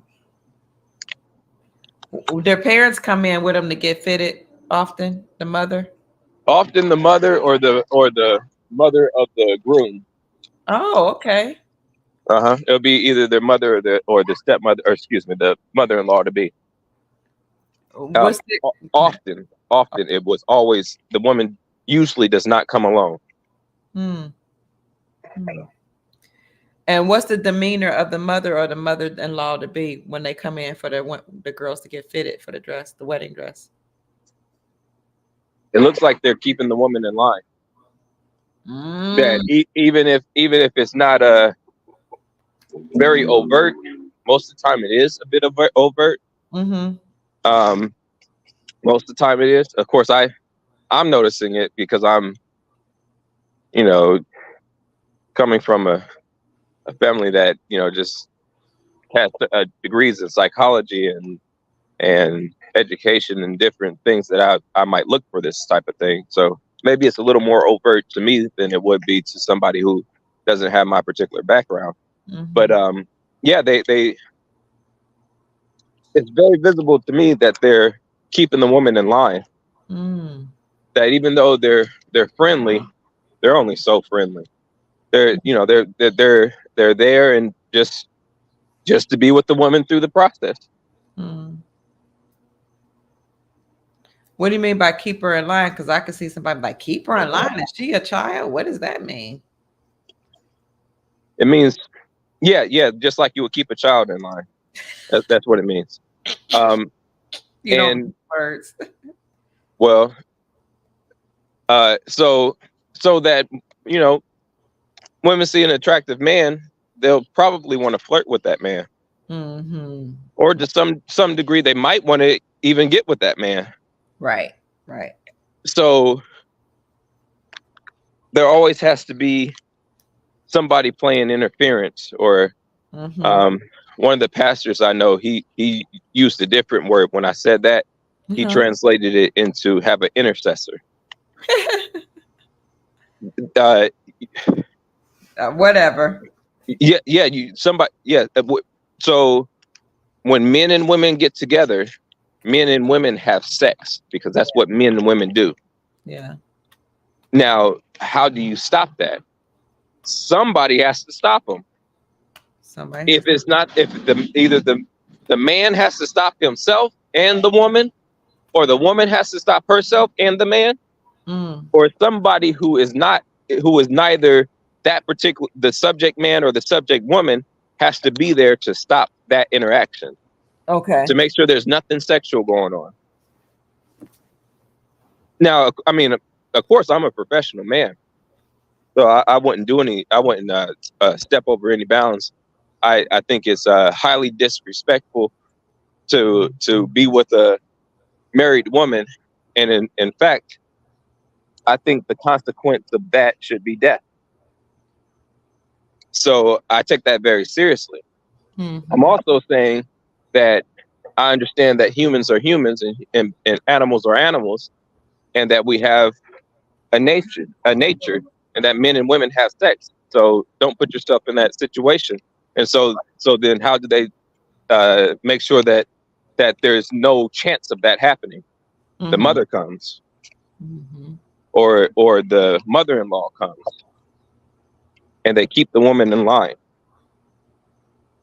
I think that's why you have a lot of, especially in the so-called Black community, in our community, you hear a lot of women speaking about mama's boys. These women are so out of control and so incorrigible and so sexually free that they would try to convince the world that a mother-in-law being around is bad. And a man that's attached to his mom or attached or love his mother or around his mother or has his mother anywhere near him is somehow a bad thing, because these women want no accountability. They want to run roughshod in the marriage. They want to control the man. They want to control his finances. They want him to leave everything to them. And they want him to have no influence from his mother, because she knows that the mother can see her and correct her. And she doesn't want to be corrected. Her own mammy can't correct her, let alone her husband's mother. So this is very prevalent in our community, women speaking against men having relationships with their mother. I don't know if you've noticed that. Yes, I have. It's horrible. They'll call the man a mama's boy, or say that just straight out, I don't want you to have a relationship with your mom. Oh, they say straight out, say it. Straight Yeah, out. straight out, say it. Yeah. Like, well, I'm not going to have a relationship with that individual. Yeah. Yeah, that's the craziest thing somebody could say. Don't have a relationship with your blood relative, your mother in particular. It's sick. It's sick. This is how sick some of these people are, though. They don't want a man to have a relationship with his mother, period. That's and the culture we came from in our background, our family, because then these women are so narcissistic, they'll say things like, well, you know, mother has too much control and he loves his mother too much and he's attached to the hip. Or what if his mother is no good and she's mean and we always try to think of the worst case scenario. Here's the thing. The way we were raised, the elders are right. And even if they're wrong, you do everything within your power to get along with the elders and be respectful for the elders. That's the way we were raised. That's the way it is in other cultures. And 9 times out of 10, a mother is not going around just mistreating her son's wife. First of all, most men don't allow that. But what is happening is that these women are getting with the men and trying to control everything and want him to give his home to her alone. And they will use the scripture that says, forsaking your father and your mother and cleave to your wife. What do you think that scripture is about? Or do you think we even need to go by that scripture? What is that scripture about? I'd have to do some thinking to justify what the scripture says. I disagree with it. I do too. I do too. But I would have to look in that scripture closely, exegete the scripture. Yeah, perhaps there's another meaning, or perhaps Yeah. it's mistranslated, or perhaps they're just incorrect. Oh, here's one New Living Translation says, he said, this explains why a man leaves his father. Oh, it doesn't. Okay. This explains why a man leaves his father and mother and is joined to his wife, and the two are united in one. Since they are no longer two but one, let no one split apart what God has joined together. Let me look at that was Matthew. So the King James Version says a man leaves his father and mother and cleaves to his wife, but it says this is the reason why, or this explains. So I will have to look up above. This is Matthew 19. That was 5 and 6. Let me look at 3 through 6. Okay. The Pharisees came unto him and tested Jesus by saying, is it lawful to divorce one's wife for any cause? Oh, that was verse 3. So where's verse 4? Let me go. So this is about divorce. Matthew 19. You mind me doing it? I'm listening. Okay. Matthew I'm 19. listening. Sorry, I'm eating a little bit. You're fine. Okay, New International Version. Some Pharisees came to Jesus to test him. They asked, is it lawful for a man to divorce his wife for any and every reason? Haven't you heard, Jesus replied, that at the beginning of creation made them, at the beginning the Creator made them male and female, and said, for this reason, a man will leave his father and mother and be united to his wife, and the two shall be one flesh. So they are no longer two, but one flesh. Therefore, what God has joined together, let no man separate. So for this cause, what is he saying for this cause? At the beginning, the Creator made them male and female and said, for this reason, maybe the reason that he made them male, female, for this reason, a man will leave his father and mother and be united with his wife. So basically, it just means you leave your parents' house and go and get married. Right. I understand that. Interpretation of what's been said. Yeah. It's not saying you forsake your parents. It's saying you leave their house and you go get married. You unite with the wife and you become one with her. But when you get married to somebody, you marry the whole family, and that's something that other nations understand. Right. Totally agree with that. You marry the entire family.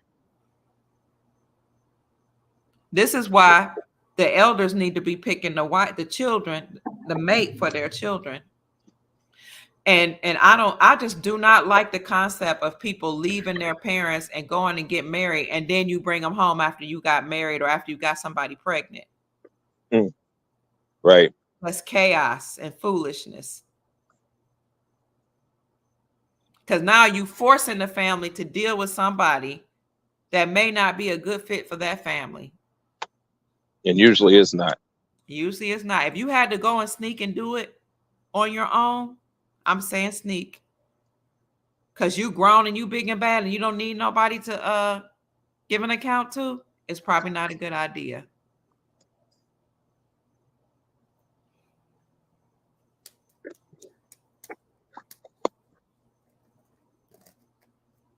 Yeah. You married a whole family. So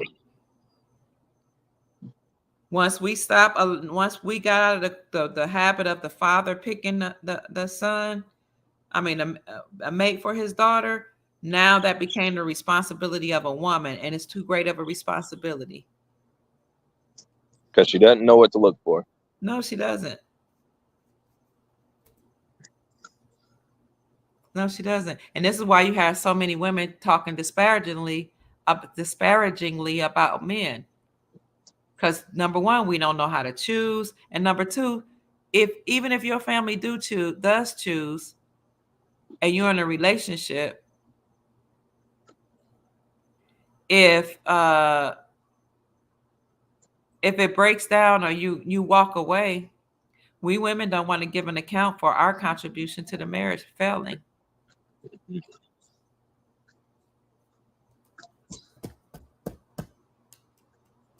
We haven't had to give an account. That's why. Mm-hmm. You could just leave, take half of his stuff, take your children, and get government benefits and get a job. And you might think you're better off without him. And you do when you're younger until you get older and you realize that the money don't mean nothing if you don't have a covering. Right.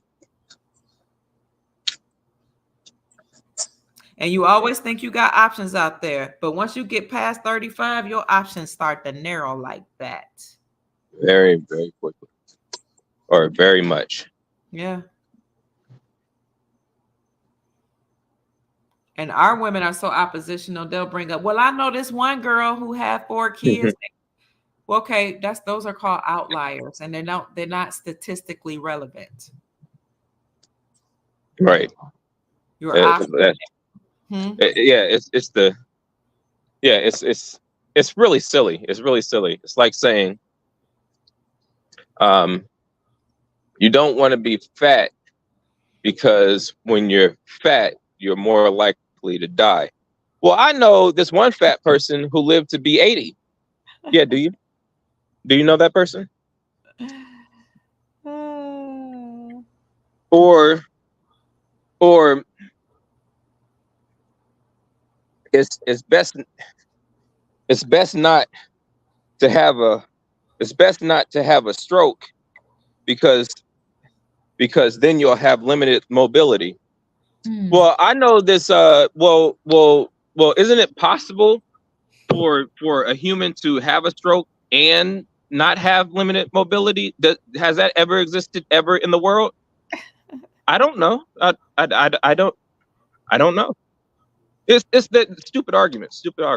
Oh no, I it's not gonna happen to me because I'm a manifest a good healthy life. I'm a manifest a good body, even though I eat unhealthy foods. I got faith in God that this anomaly will happen for me.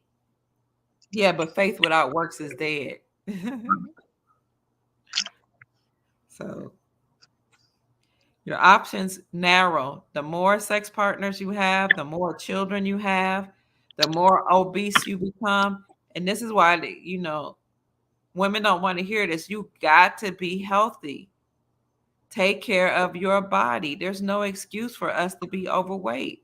If you don't have a medical condition that's preventing you from staying healthy, you need to put the donuts down and the unhealthy eating down. That's one thing the church does not have right. The church, at least the church I grew up in, One of the things we don't have right. I know you said it correctly when you didn't speak anything incorrectly. I just want to emphasize. It's obesity. Yeah, I just want to emphasize there's plenty more that they have incorrect too. The church got it. We think just because you go to church on the Sabbath or go to church on Sunday and you know all the God's commandments, we think that we're good. But we're dying. We're unhealthy. We eat unhealthily. And we look so unhappy. My God. We just got some work to do in our communities. But this obesity issue in the Black community, I don't care if you're in a church or whatever part of the community, it needs to stop. The obesity is just out of control. How can you say you love God and you don't even take care of your temple where God lives? Why aren't people teaching the young women to keep your body together? The women in the church wondering why you can't get married. It's because you're fat. You're fat. You're nasty. You still whoring around. I'm just being honest. It's not because you're so religious. It's because you still have the attitude and behaviors of the world. And morbidly obese, not just not not not just obese, but morbidly obese. Morbidly obese. You can't fat shame them, but when I was growing up, you were not allowed to jiggle. You were not, your breasts weren't. I did a whole video on that a couple days ago. Your breasts weren't allowed to sag. You weren't, your bottom wasn't allowed to get too big. Everything had to be tight. And so, right, even if you had babies, right after we had babies, we snapped our bodies right back. We went walking, we exercised. You don't have to do it, be part of a gym. We did calisthenics. We did lady sit-ups, push-ups, breast compressions, worked out to Jane Fonda, freaking Billy Blanks. Who's the gay white man? I can't think of his name, that wore the little headband and the little short shorts. Oh, we snapped them. You look at pictures of me right after I had your body back in shape like that. You got pregnant again because you were married. Mm-hmm. But and you know what else? Your husband didn't have to say, baby, you put on a few pounds. It was your mother-in-law. Your mother-in-law, the one that these women hate. Your aunt, your great aunts, the old ladies in the church. Baby, you're getting a little big. Exercise, pull away from the table, baby. Sugar, your man's human. His eyes gonna wander if you're looking fat and sloppy. Oh, they told us. You make sure when your man leave, he don't leave. He gotta have his stomach full and his sack empty. But the women, we're not doing our job right now. So we got these issues. And then the number one reason I keep seeing in the Black community that we're not marriageable outside of our attitude is our obesity. Everybody say men are visual. They are, but I mean, to me, that's just a given. Right. What were you going to say? I'm just on a No, I'm listening. Oh, the CDC says that, was it 66% of our women are obese? Hey. Something like that. 66 of American women are Black, what people call Black American women are obese. Hey. Something like that. It was 70, close to 70. And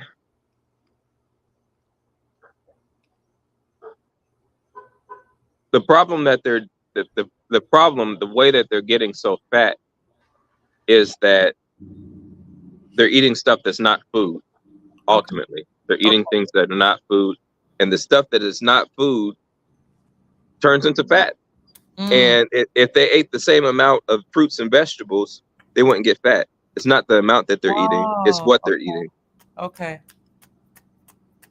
Yeah, it's not the amount; it's what. Because it's like, okay, let's see. What's around here that I can't digest? What's around here that I cannot digest? I could probably digest some of this. It's a stick. Okay. Probably digest some of that. Here's something I can't digest. Right here. You see this? Yeah. See this? Yeah. If I crush this up and I eat it, it doesn't turn into poop. It doesn't. Some of it will come out, but most of it won't come out. It'll go somewhere in my body and get stuck. And that's what fat is. You're eating something that is not a food. Oh, wow. What else is not a food? Here we go. This. I can't digest this. Okay. I can eat it. I can eat it. The whole thing. And then what happens? It gets stuck in my body because it can't get out. Digest means to get out of you. That's what digest means. Okay. You ingest, which means to put it in you. You ingest something, and then when you digest it, it leaves your system. You can't digest stuff that is not food. Okay. You can't digest fat. You don't digest fat. So when you eat another animal, you're eating the fat of that animal and you don't digest it. So it gets stuck in your body. When you eat sugar, this is stuff you don't digest. It gets stuck in your body. When you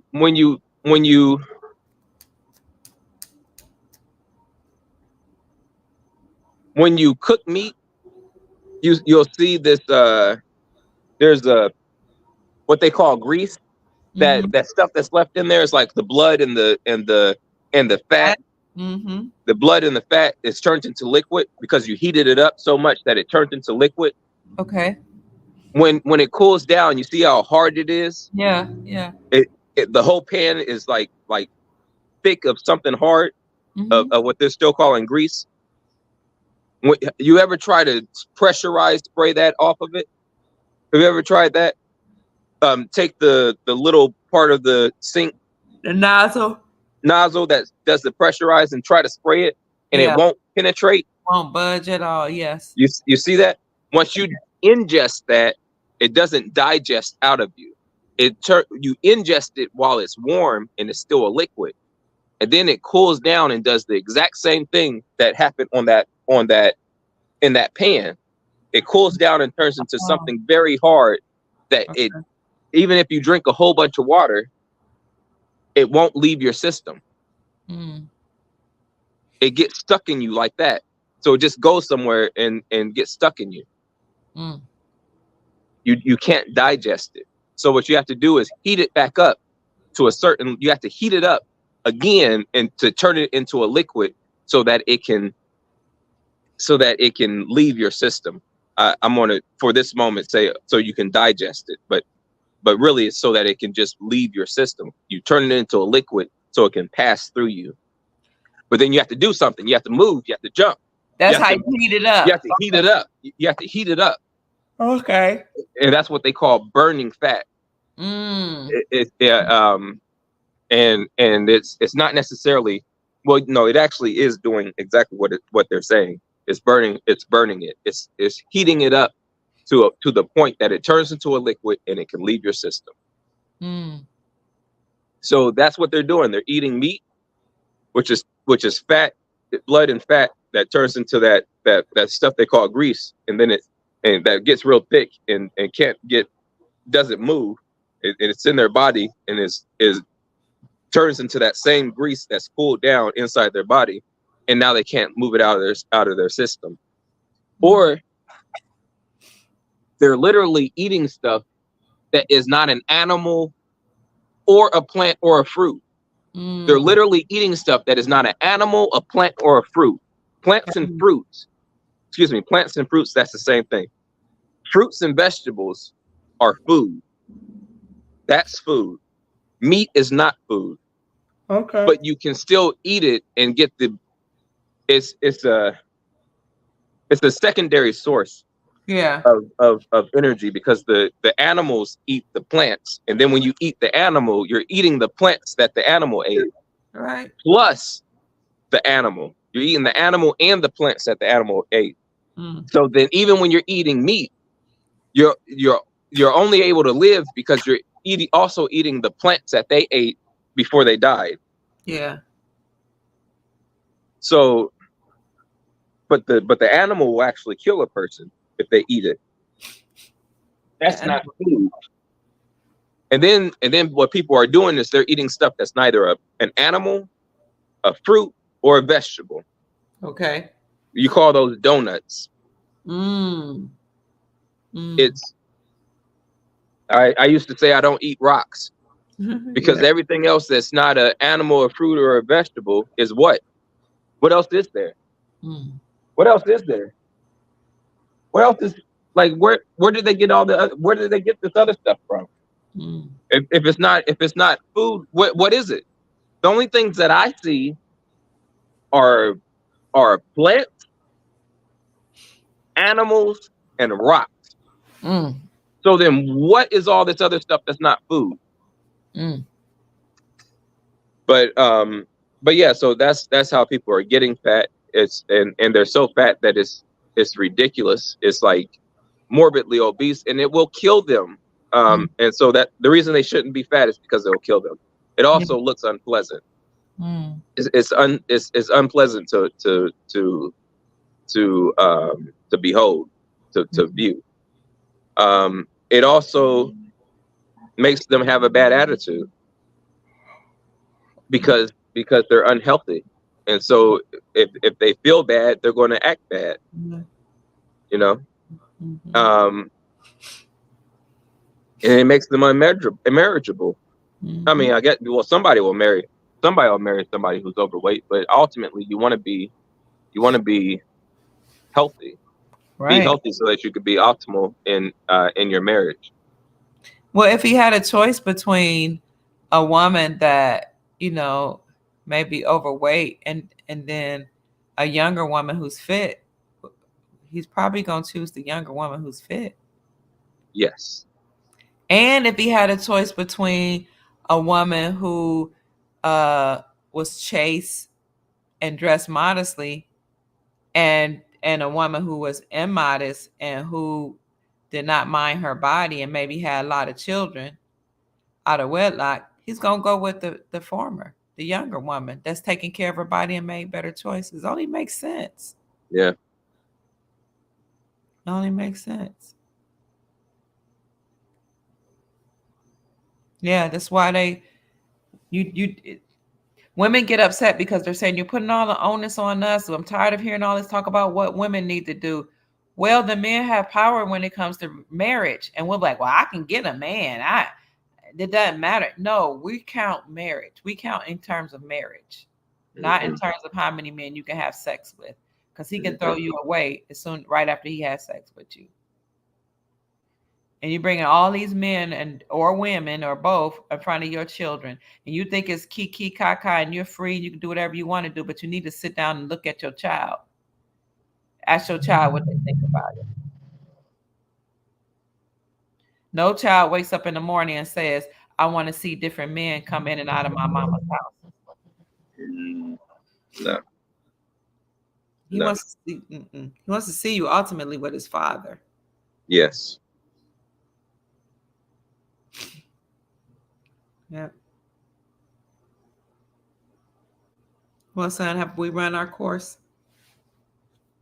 Well, yeah, I think we covered enough topics for people to have gathered information that will help them in their going forward and getting married and their life in general. Well, what do you do if a person says, well, okay, I'm not a virgin. Maybe they had a child or not, but they're not a virgin. They might have had a child. But when they hear people talk about these talking points about having a marriage culture, let me say this before I ask this question. A lot of us spend a lot of time going to college, getting careers, having fun, traveling, doing all the stuff you say you want to see the world and all this. And then when you get 35, 40, you're looking around and your options to get married are slim. And it's because you should have done it when you were younger. You've passed that window. So it makes it harder for you.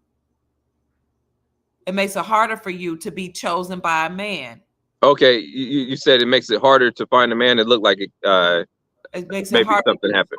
It makes it hard to be chosen by a man because you wasted your youth doing other things. Even if it's building a career or if it's working, that's fine. But know that there are consequences. Yeah. It's fine to spend your time being free. If that's what you want to do, I don't advise it. It's okay if you're grown. If you want to travel the world, you want to experience life, you want to get your money, build your career, but there are consequences. At some point, you're going to want to have a child. Your family's going to be looking at you wanting to have a child. And the world has told you don't care about what your family thinks. But your family should be pressuring you to get married and have children because life is about building legacy, having children, generations, and building generational wealth. That's what life is about. So yeah, your mama's pressuring you to get married. You're 35. You're 40. You're almost 40. You might. again, playing around, thinking life is a joke. Now you 40, talking about ain't no good men. Yeah, there were some good men. You walked over them and looked over them because you was chasing a bag and chasing a career, or you thought you thought the drug dealer was more appealing, or this person or that person. You fell in love with somebody that really didn't mean you no good. So my question to you, Mr. Lattimore, is what would a woman do if she says, "Okay, I'm past my optimal time to get married, and maybe I'm not a virgin anymore, but is there any hope for me?" Yes, there is hope for a woman in that situation, and it's good that we're talking about this because I did want to make it clear that a woman still can get married, and not marry optimally. Okay. So it's just the woman should know that it's what her choices means that she's past and doesn't have the opportunity to have an optimal marriage, the most ideal marriage that she could have. She's lost that opportunity. Yeah. However, she can still get married and she can still be happy. Again, when I mentioned before about managing a failing situation, maybe you can manage it until you or the husband passes, but it's still a failing situation. The car is still falling apart. Because it was done incorrectly. What can a woman do? What can a woman do when she's already had multiple sex partners? She's already at an age higher than what's recommended to get married. What does she do? Then she tries to get married. She still tries to get married. You still manage the failing situation. Okay. And when I say that, it almost sounds like maybe I'll state it differently because maybe I'm not what's in my head is not coming out the way that I like it to come out. So you still have to manage the situation that's not optimal. And so marry a man that's older than you. Stop having sexual relations at right now. Stop having sexual relations. Advertise that you want to get married. So you have to actually say that you're available. You have to put it out somewhere where the person who would potentially marry you can find that information, that you are looking to be married and that you're not looking to have dates. You're not looking to have the opposite of marriage, which could be being alone, single, or just having a sex partner. The woman should not post any more sexually explicit content on social media. So that includes bikinis, undergarments. That includes turning around and showing her behind to the camera. The woman should take down any content that is in that's that nature. And now you can get away with not doing some of these things and still get married, but we're still talking about managing a situation that is not optimal. So I mean, these are the best way to, now that a woman is in the situation where she's had multiple partners and that she is above a certain age, then and maybe she has a child, is that again, you have to advertise that you're looking to get married. You have to stop having sexual partners, and you have to stop putting sexually explicit images on the internet, or even sexually suggestive images like bikinis, and you need somebody to help you look for a man. You need another. So you need another man to help you look for a man. You don't not. I will cautious against asking another woman to help you. You need another man to help you look for a man to marry. and preferably you want that man to be your authority. You're already that man that's helping you find a husband to be an authority already. So your father, your grandfather, your uncles, but be careful about the relationship with your uncles, because men and women are still men and women, and you just have to be careful. Still stay on guard, and don't find yourself alone with your uncles all the time or much ever. But your uncles should help in the process. And I know this is no, let me just keep talking. It's real. Yes, it's It real. ain't qualifying. Yeah. They can we grown. They need to handle it. Yes. So and if you can't find, well, you can find a man to help you to do this. You can also find men like what Kevin Samuels was doing. He was helping people find a mate, and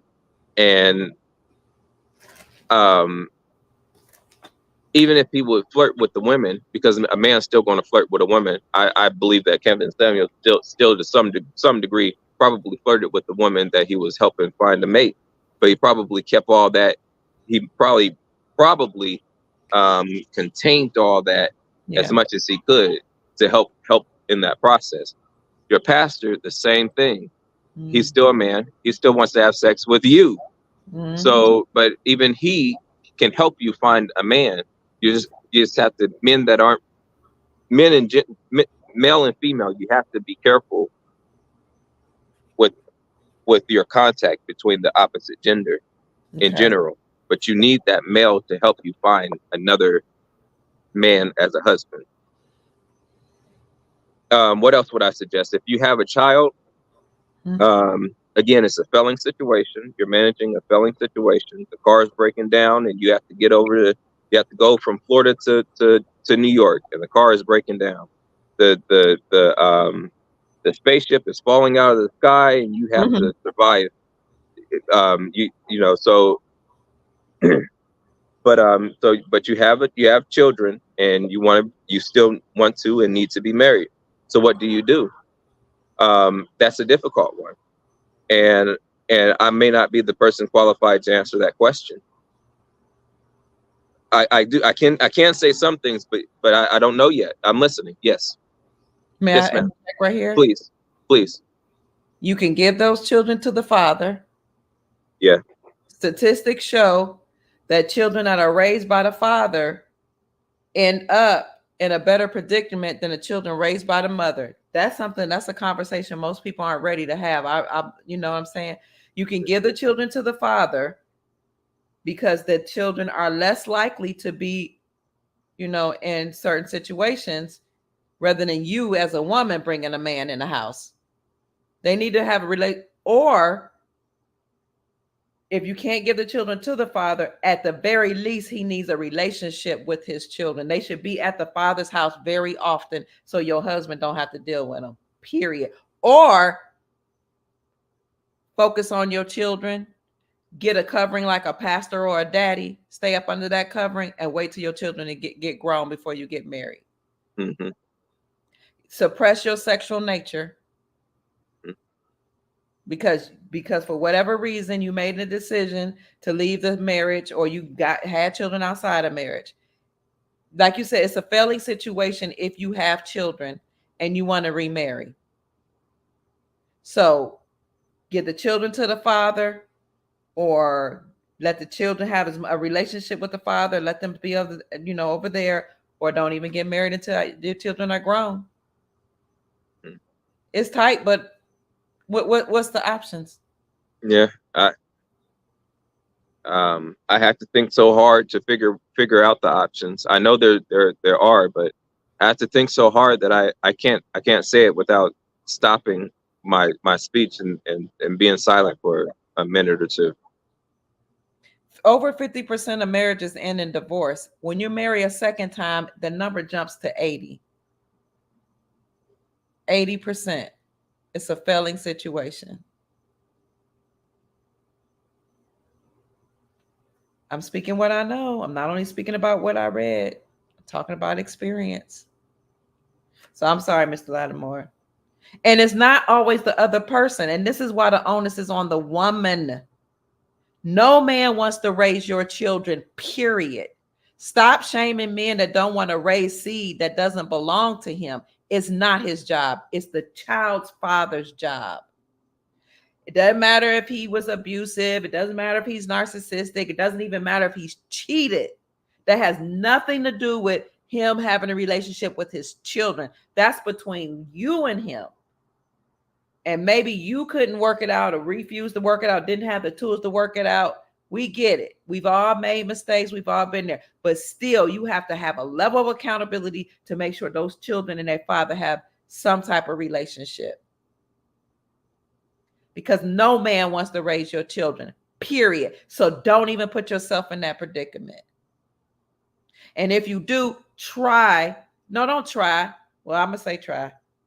Do whatever you can to stay married to that man, or don't even have a child before you get married.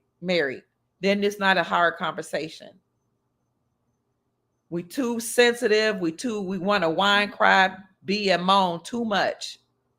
But the children are the ones that's suffering. Can't even build generational wealth or legacy because we can't have hard, real conversations. Stay with your child's father.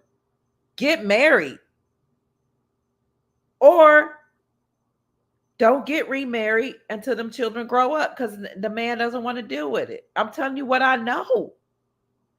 And if the marriage fails the second and third time, you have to take some ownership because you came under another man's covering with children that didn't belong to him. I'm telling you from experience what I know. I'm sorry, Mr. Lattimore. Yes, I've been thinking, and I still haven't come up with something that is the solution. I would say, okay. Yes. This is another conversation we're not ready to have because the society doesn't support it. This is why polygyny was allowed. Yeah. Because a man could have his primary wife and his children, and then the woman over here who the Chinese call leftover women. Women that couldn't get married, women had issues or whatever, or women my age that were old that didn't nobody want to marry because we're old and past a certain age. Well, at least this man over here can still take care of you. But he ain't gonna take care of you without having sex with you. That's just not normal. Right. But he could bring you under his covering through marriage. And I'm not saying that I believe in polygyny. I'm just telling you that's the way society's dealt with these issues.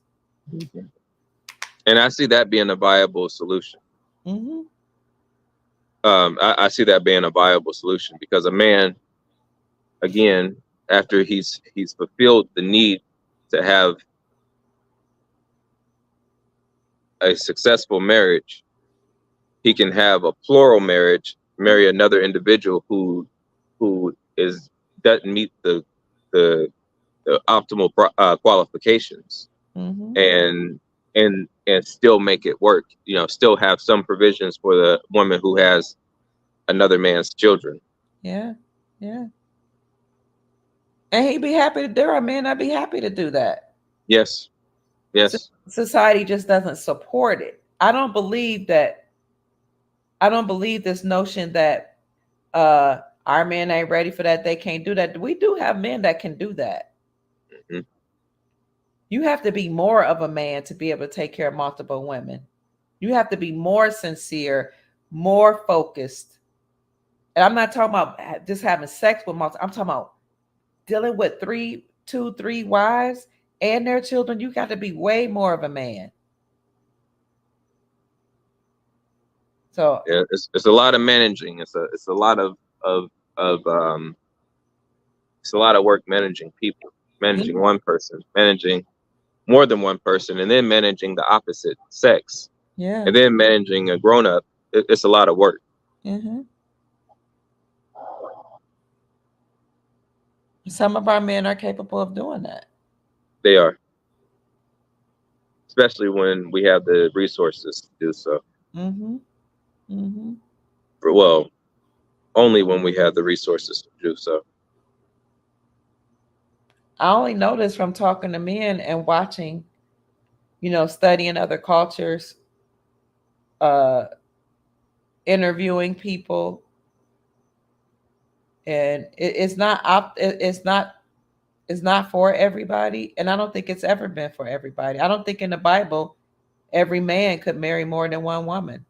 Right. You had to be a man of resource means. Right. But it did exist in the Bible. Yes. Men of God. I'm sorry, I did take you off your course. We were talking about what to do if a woman is not in the optimal position. The option of polygamy sounds like a viable option, and it may be one of the better ways to manage that failing situation to where it doesn't have to completely fail. Yeah. But you still might have the issue of him wanting to conquer her children. Yes. That's why I said completely. Uh-huh. Yes. Yeah, that never stops being an issue. Mm. Send the children to the father if you can't figure out something. Yeah. If you created a society with certain rules, people would do what the rules state. For example, in Islam, if you divorce your spouse, if you divorce your husband and you leave your husband, he's only legally bound, according to their religion, to take care of you for a certain period of time, like a couple months. And during this time, you're supposed to be going through counseling so that you can get right back with your husband. Because after those few months, if you don't work it out, you're on your own as the woman, and he takes the children. And guess what? It's really in the best interest of everybody. He takes the children because he then can remarry. And he's going to find a wife that's going to help him raise his children. And now you're free to marry, but you don't get his resources. You can't sue him. You can't take him to court. You know what I'm saying? There's no reason for you to need his resources if he has the children. But if you're going to be, go ahead. And if you're going to be provided by, another man's going to provide for you. Provided by another man. There we go. Yes. There you go. And I didn't mean to cut you off. No. Their system is sustainable, and it's something that's put in place so everybody knows the rules. So, they turn out all right. Nowadays, women be like, I'm not leaving my children with him. He's got this issue. He's got that issue. But if you create a system, where the man already knows he gets the children, trust me, he gonna have his stuff together. In Islam, you don't see women go without food and provision. You don't see the children. I mean, in general. But if you leave that man, he take care of you for a couple of months while you get into marriage counseling, and then that's it. After those couple of months, you get nothing. No food, no money, no spousal support. You don't even get the children. He does. And that's protection for you. Now you can go be married by somebody else. But most men still don't want a woman that's, if they had to choose, if they had a preference, they're going to choose the one that never been married. But I'm sorry, I'm keep interrupting. Oh, no. No, I don't think you interrupted me. Okay. Polygyny might really be it. No woman wants to share her husband, just like men definitely ain't sharing their wife, but women don't want to share their husbands. But if you put in a position where you have to, you might, rather than being alone and out there in the wild, you might change your mind. And I think that is the solution for us Americans, is that we have to be polygamous, that there's not another option So here's what I see the succession of events occurring. The succession of events that will occur here in America and that should occur is that we remove a number of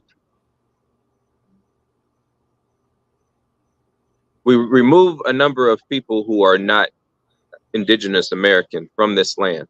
We remove them from here so that they don't change our genetics and for other reasons. But talking about genetics, we send them back home, and then we have to repopulate this land, and we have to do so quickly. And in the process of sending people back home, and after they've been sent home, we're going to have to be polygamous. And there's going to have to be multiple women to one man. And it will even be a law that, just like I don't know if it's Uganda or if it's Kenya or which of those Eastern African countries where men have to marry more than one woman because there was a war that destabilized the population, and they have to repopulate. And now there's women without husbands. And so we have the same situation where we need to have a law, and we will put a law in place where the men have to marry more than one woman, that this is the norm. And then we'll repopulate, and actually every man won't have multiple wives, but nearly every man will be married. Right. Every woman will be married. So this isn't all men, right? Or is it?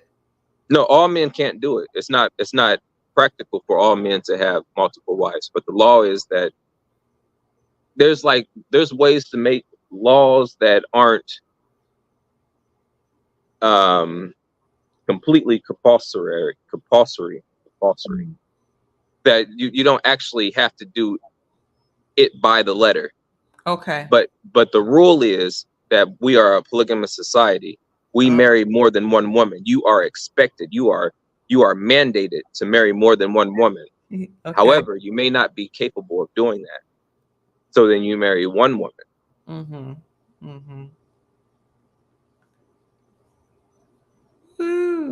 Now, do the women have to agree? I mean, or I don't know how that works.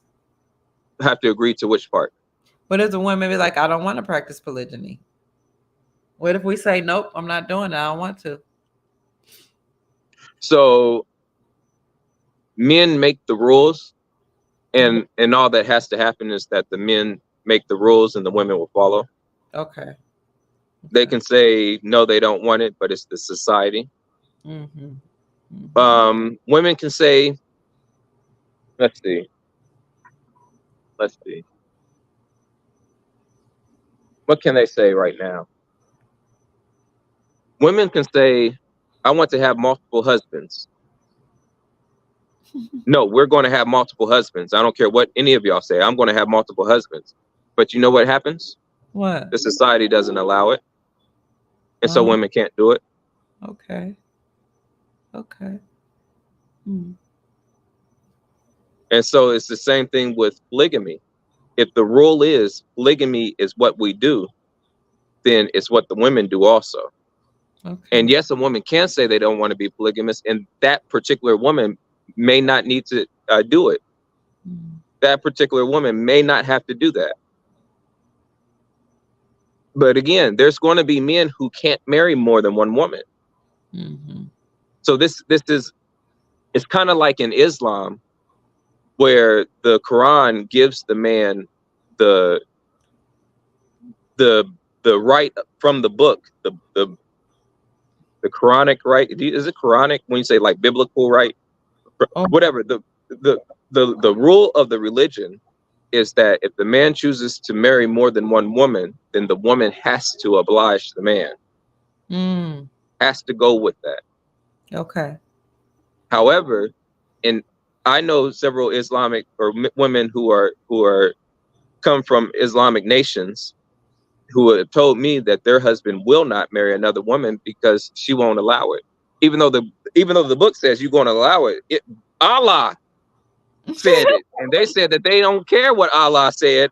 Dang. I ain't getting, and then so but they found the man who would do what they're talking about. Okay. But in their society, they're going to do what the society is. They only can do all that, telling a man what to do, because they're over here in America, where the society doesn't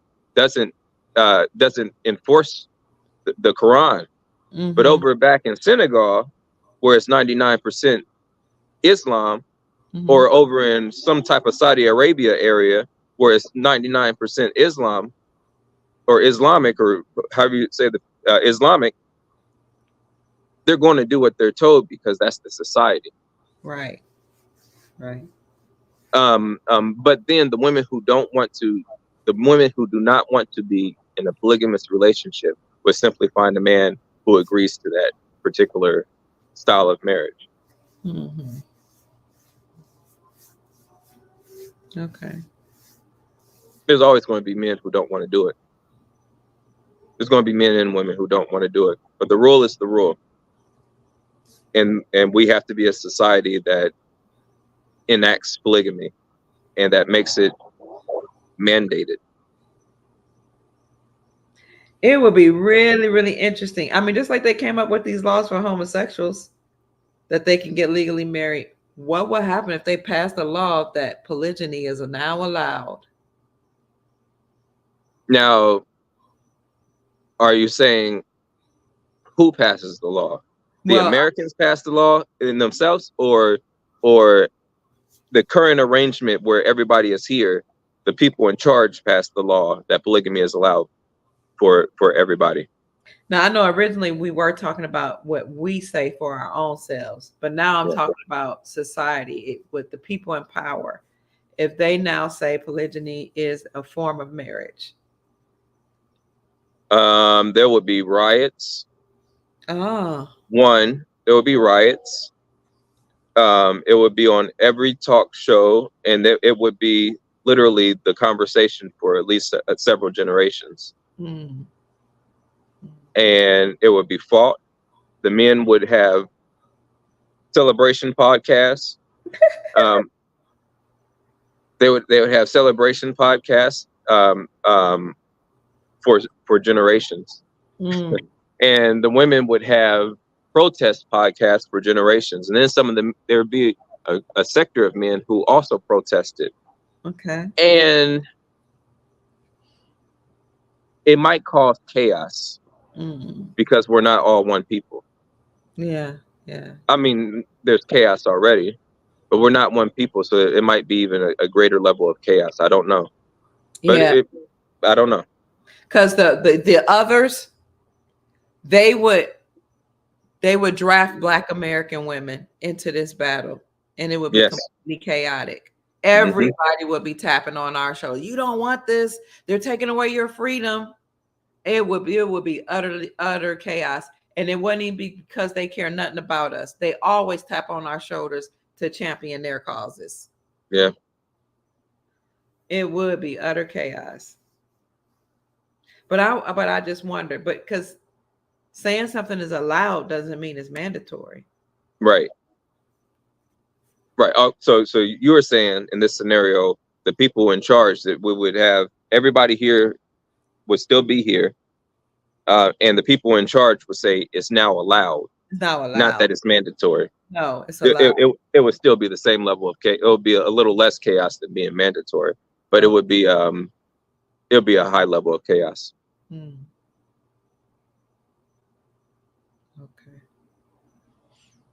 That would take them out of power. They don't want to do that. That would take them out of power. It will allow us to populate and outpopulate them. It would take them out of power.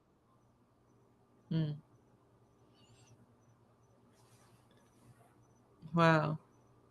Yeah, so they can't do that. They can't do that for their own self-preservation.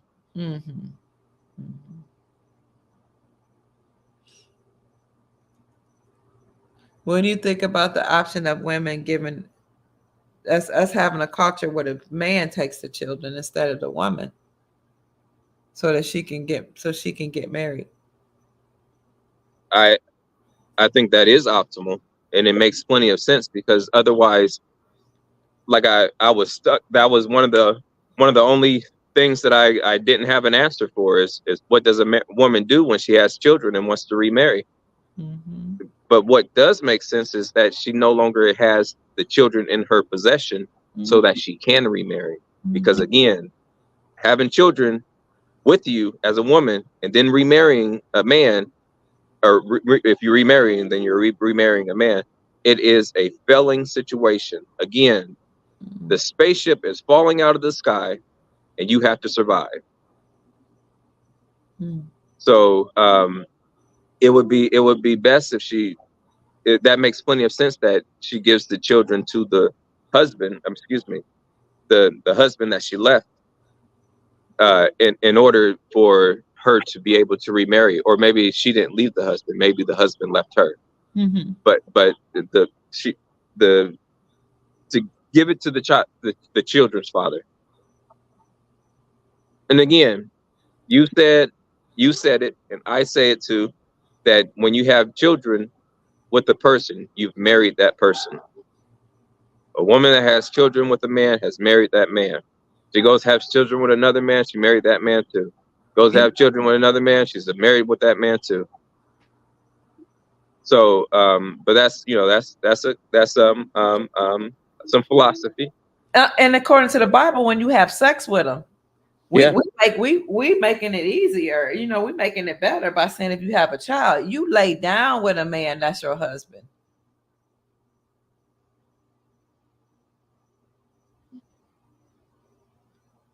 Right. But yeah, you have children with him, that's your husband, baby. And you hear women, oh, I need a husband. Why can't I find a husband? So you ask, okay, why aren't you with the child's father? Oh, because this one had this issue. But why aren't you with that child's father? Oh, because this. Why aren't you with that child's father? It's always a reason. You're not, listen, I'm a woman of a certain age. You're not going to find that much better out here in these streets. Mm-hmm. Not much better than whatever you lay down with.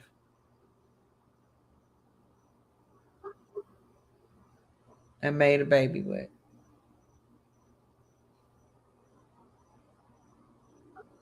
You all right, son? I am. Well, I think we've hit, and I'm glad we hit these last couple of topics, because that gives a full spectrum of marriage. Yeah. Like, it gives the full spectrum. Yeah.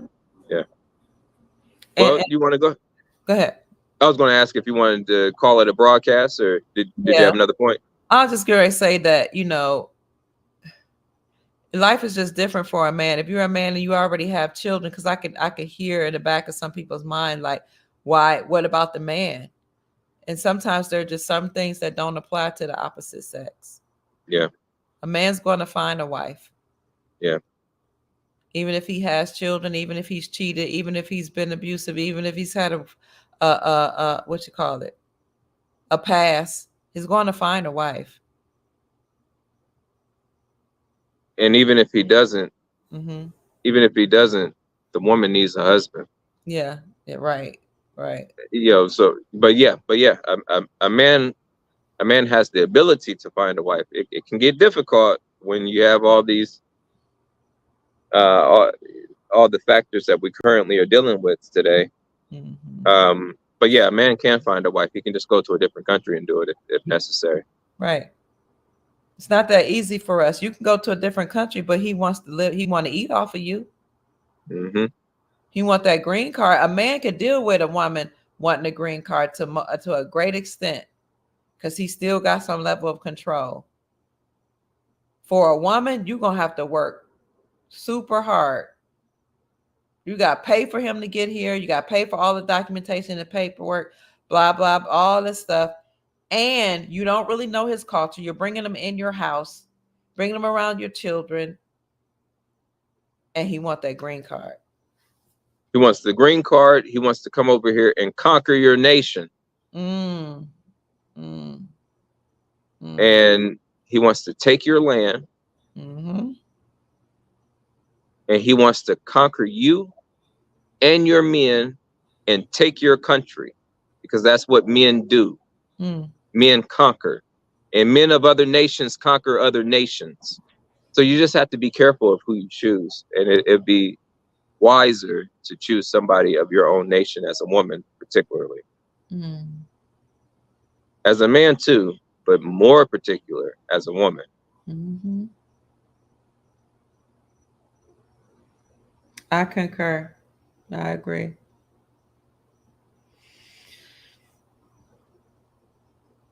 All right. All right, son. Yes, ma'am. Thank you. I really enjoyed the conversation. Yes, I did too. I think I enjoyed it in general. You know, started off eating, and I really wanted to speak with you in a broadcast. We spoke about that earlier, and I wanted to talk on relationships and particularly marriage, because that's what we need to solve our problem. We do. So yeah, I'm glad you came on, and I'm glad we were able to have this conversation. Me too. Do you want to have another one? Do you want to tell the audience, are we going to do something else in the future? Oh, absolutely. Absolutely. We have to stay on this topic of marriage, so that until we marry, better stay on the topic. We have to talk about the problem and continue to solve the problem until the problem is solved. Okay. So yes, there will be a future broadcast. Do you know when you want to schedule it, or we just say that it's going to be a future date? No, I'm just waiting for the things we talked about earlier today. Yes. I said yes. when I want to do it. I mean, I do Okay. the next day or two. Okay, that sounds good. That sounds good. Well, that will be very shortly from this moment. They'll within a few days. We're gonna talk about a marriage culture and restoring family values, something like that. Yes, ma'am. Okay. Yes, ma'am. Sounds great. Yes, ma'am. And I'll do some more research so that I can give better and better information as we go along. Okay. And perhaps some people will be comfortable enough to join us in this conversation, so that there will be more contribution, and we can work out some problems more efficiently this way, because I think that it's easier to work out issues when you also have other people contributing to what they think the issues are, because whatever questions one person has, another person has, and whenever somebody else is able to participate in the discussion, then they're able to ask us questions that perhaps we weren't thinking about, and perhaps we can ask them questions that they weren't thinking about, and maybe they have information already that they can just contribute that will better our community overall. And we can even we can even ask somebody else to join us. Like if Tiz wants to come on, or if somebody else, we can say, okay, we're doing a podcast on this day. We want to invite you to come. You know, if you want to have a variety of people on the panel before we give other people an opportunity. That sounds good. What I'm saying, that sounds good. Let somebody know up front, we're going to do this podcast. Anybody, unless you just wanted to be you and me, and then we could just send a link. But if not, you can always let somebody know ahead of time. Okay. Yes, we'll do that. We'll have to work that out. Okay. And we'll do some advertisements so people can come prepared with their questions and they can participate in the conversation. Yes, ma'am. Okay. Sounds awesome. All right. Well, I will speak to you soon. I'll give you a call once we conclude the broadcast. Okay, babe. All right. I love you. I love you too, son. Have a good night. Thank you. You too. And bye to the audience, and y'all have a good evening also. Thank you for joining us, audience. We appreciate you. Yeah. Have a good night. All right. All right. Bye-bye. Oh, 6 hours and 10 minutes and 40 seconds. Nice. Okay. Good night. Good night.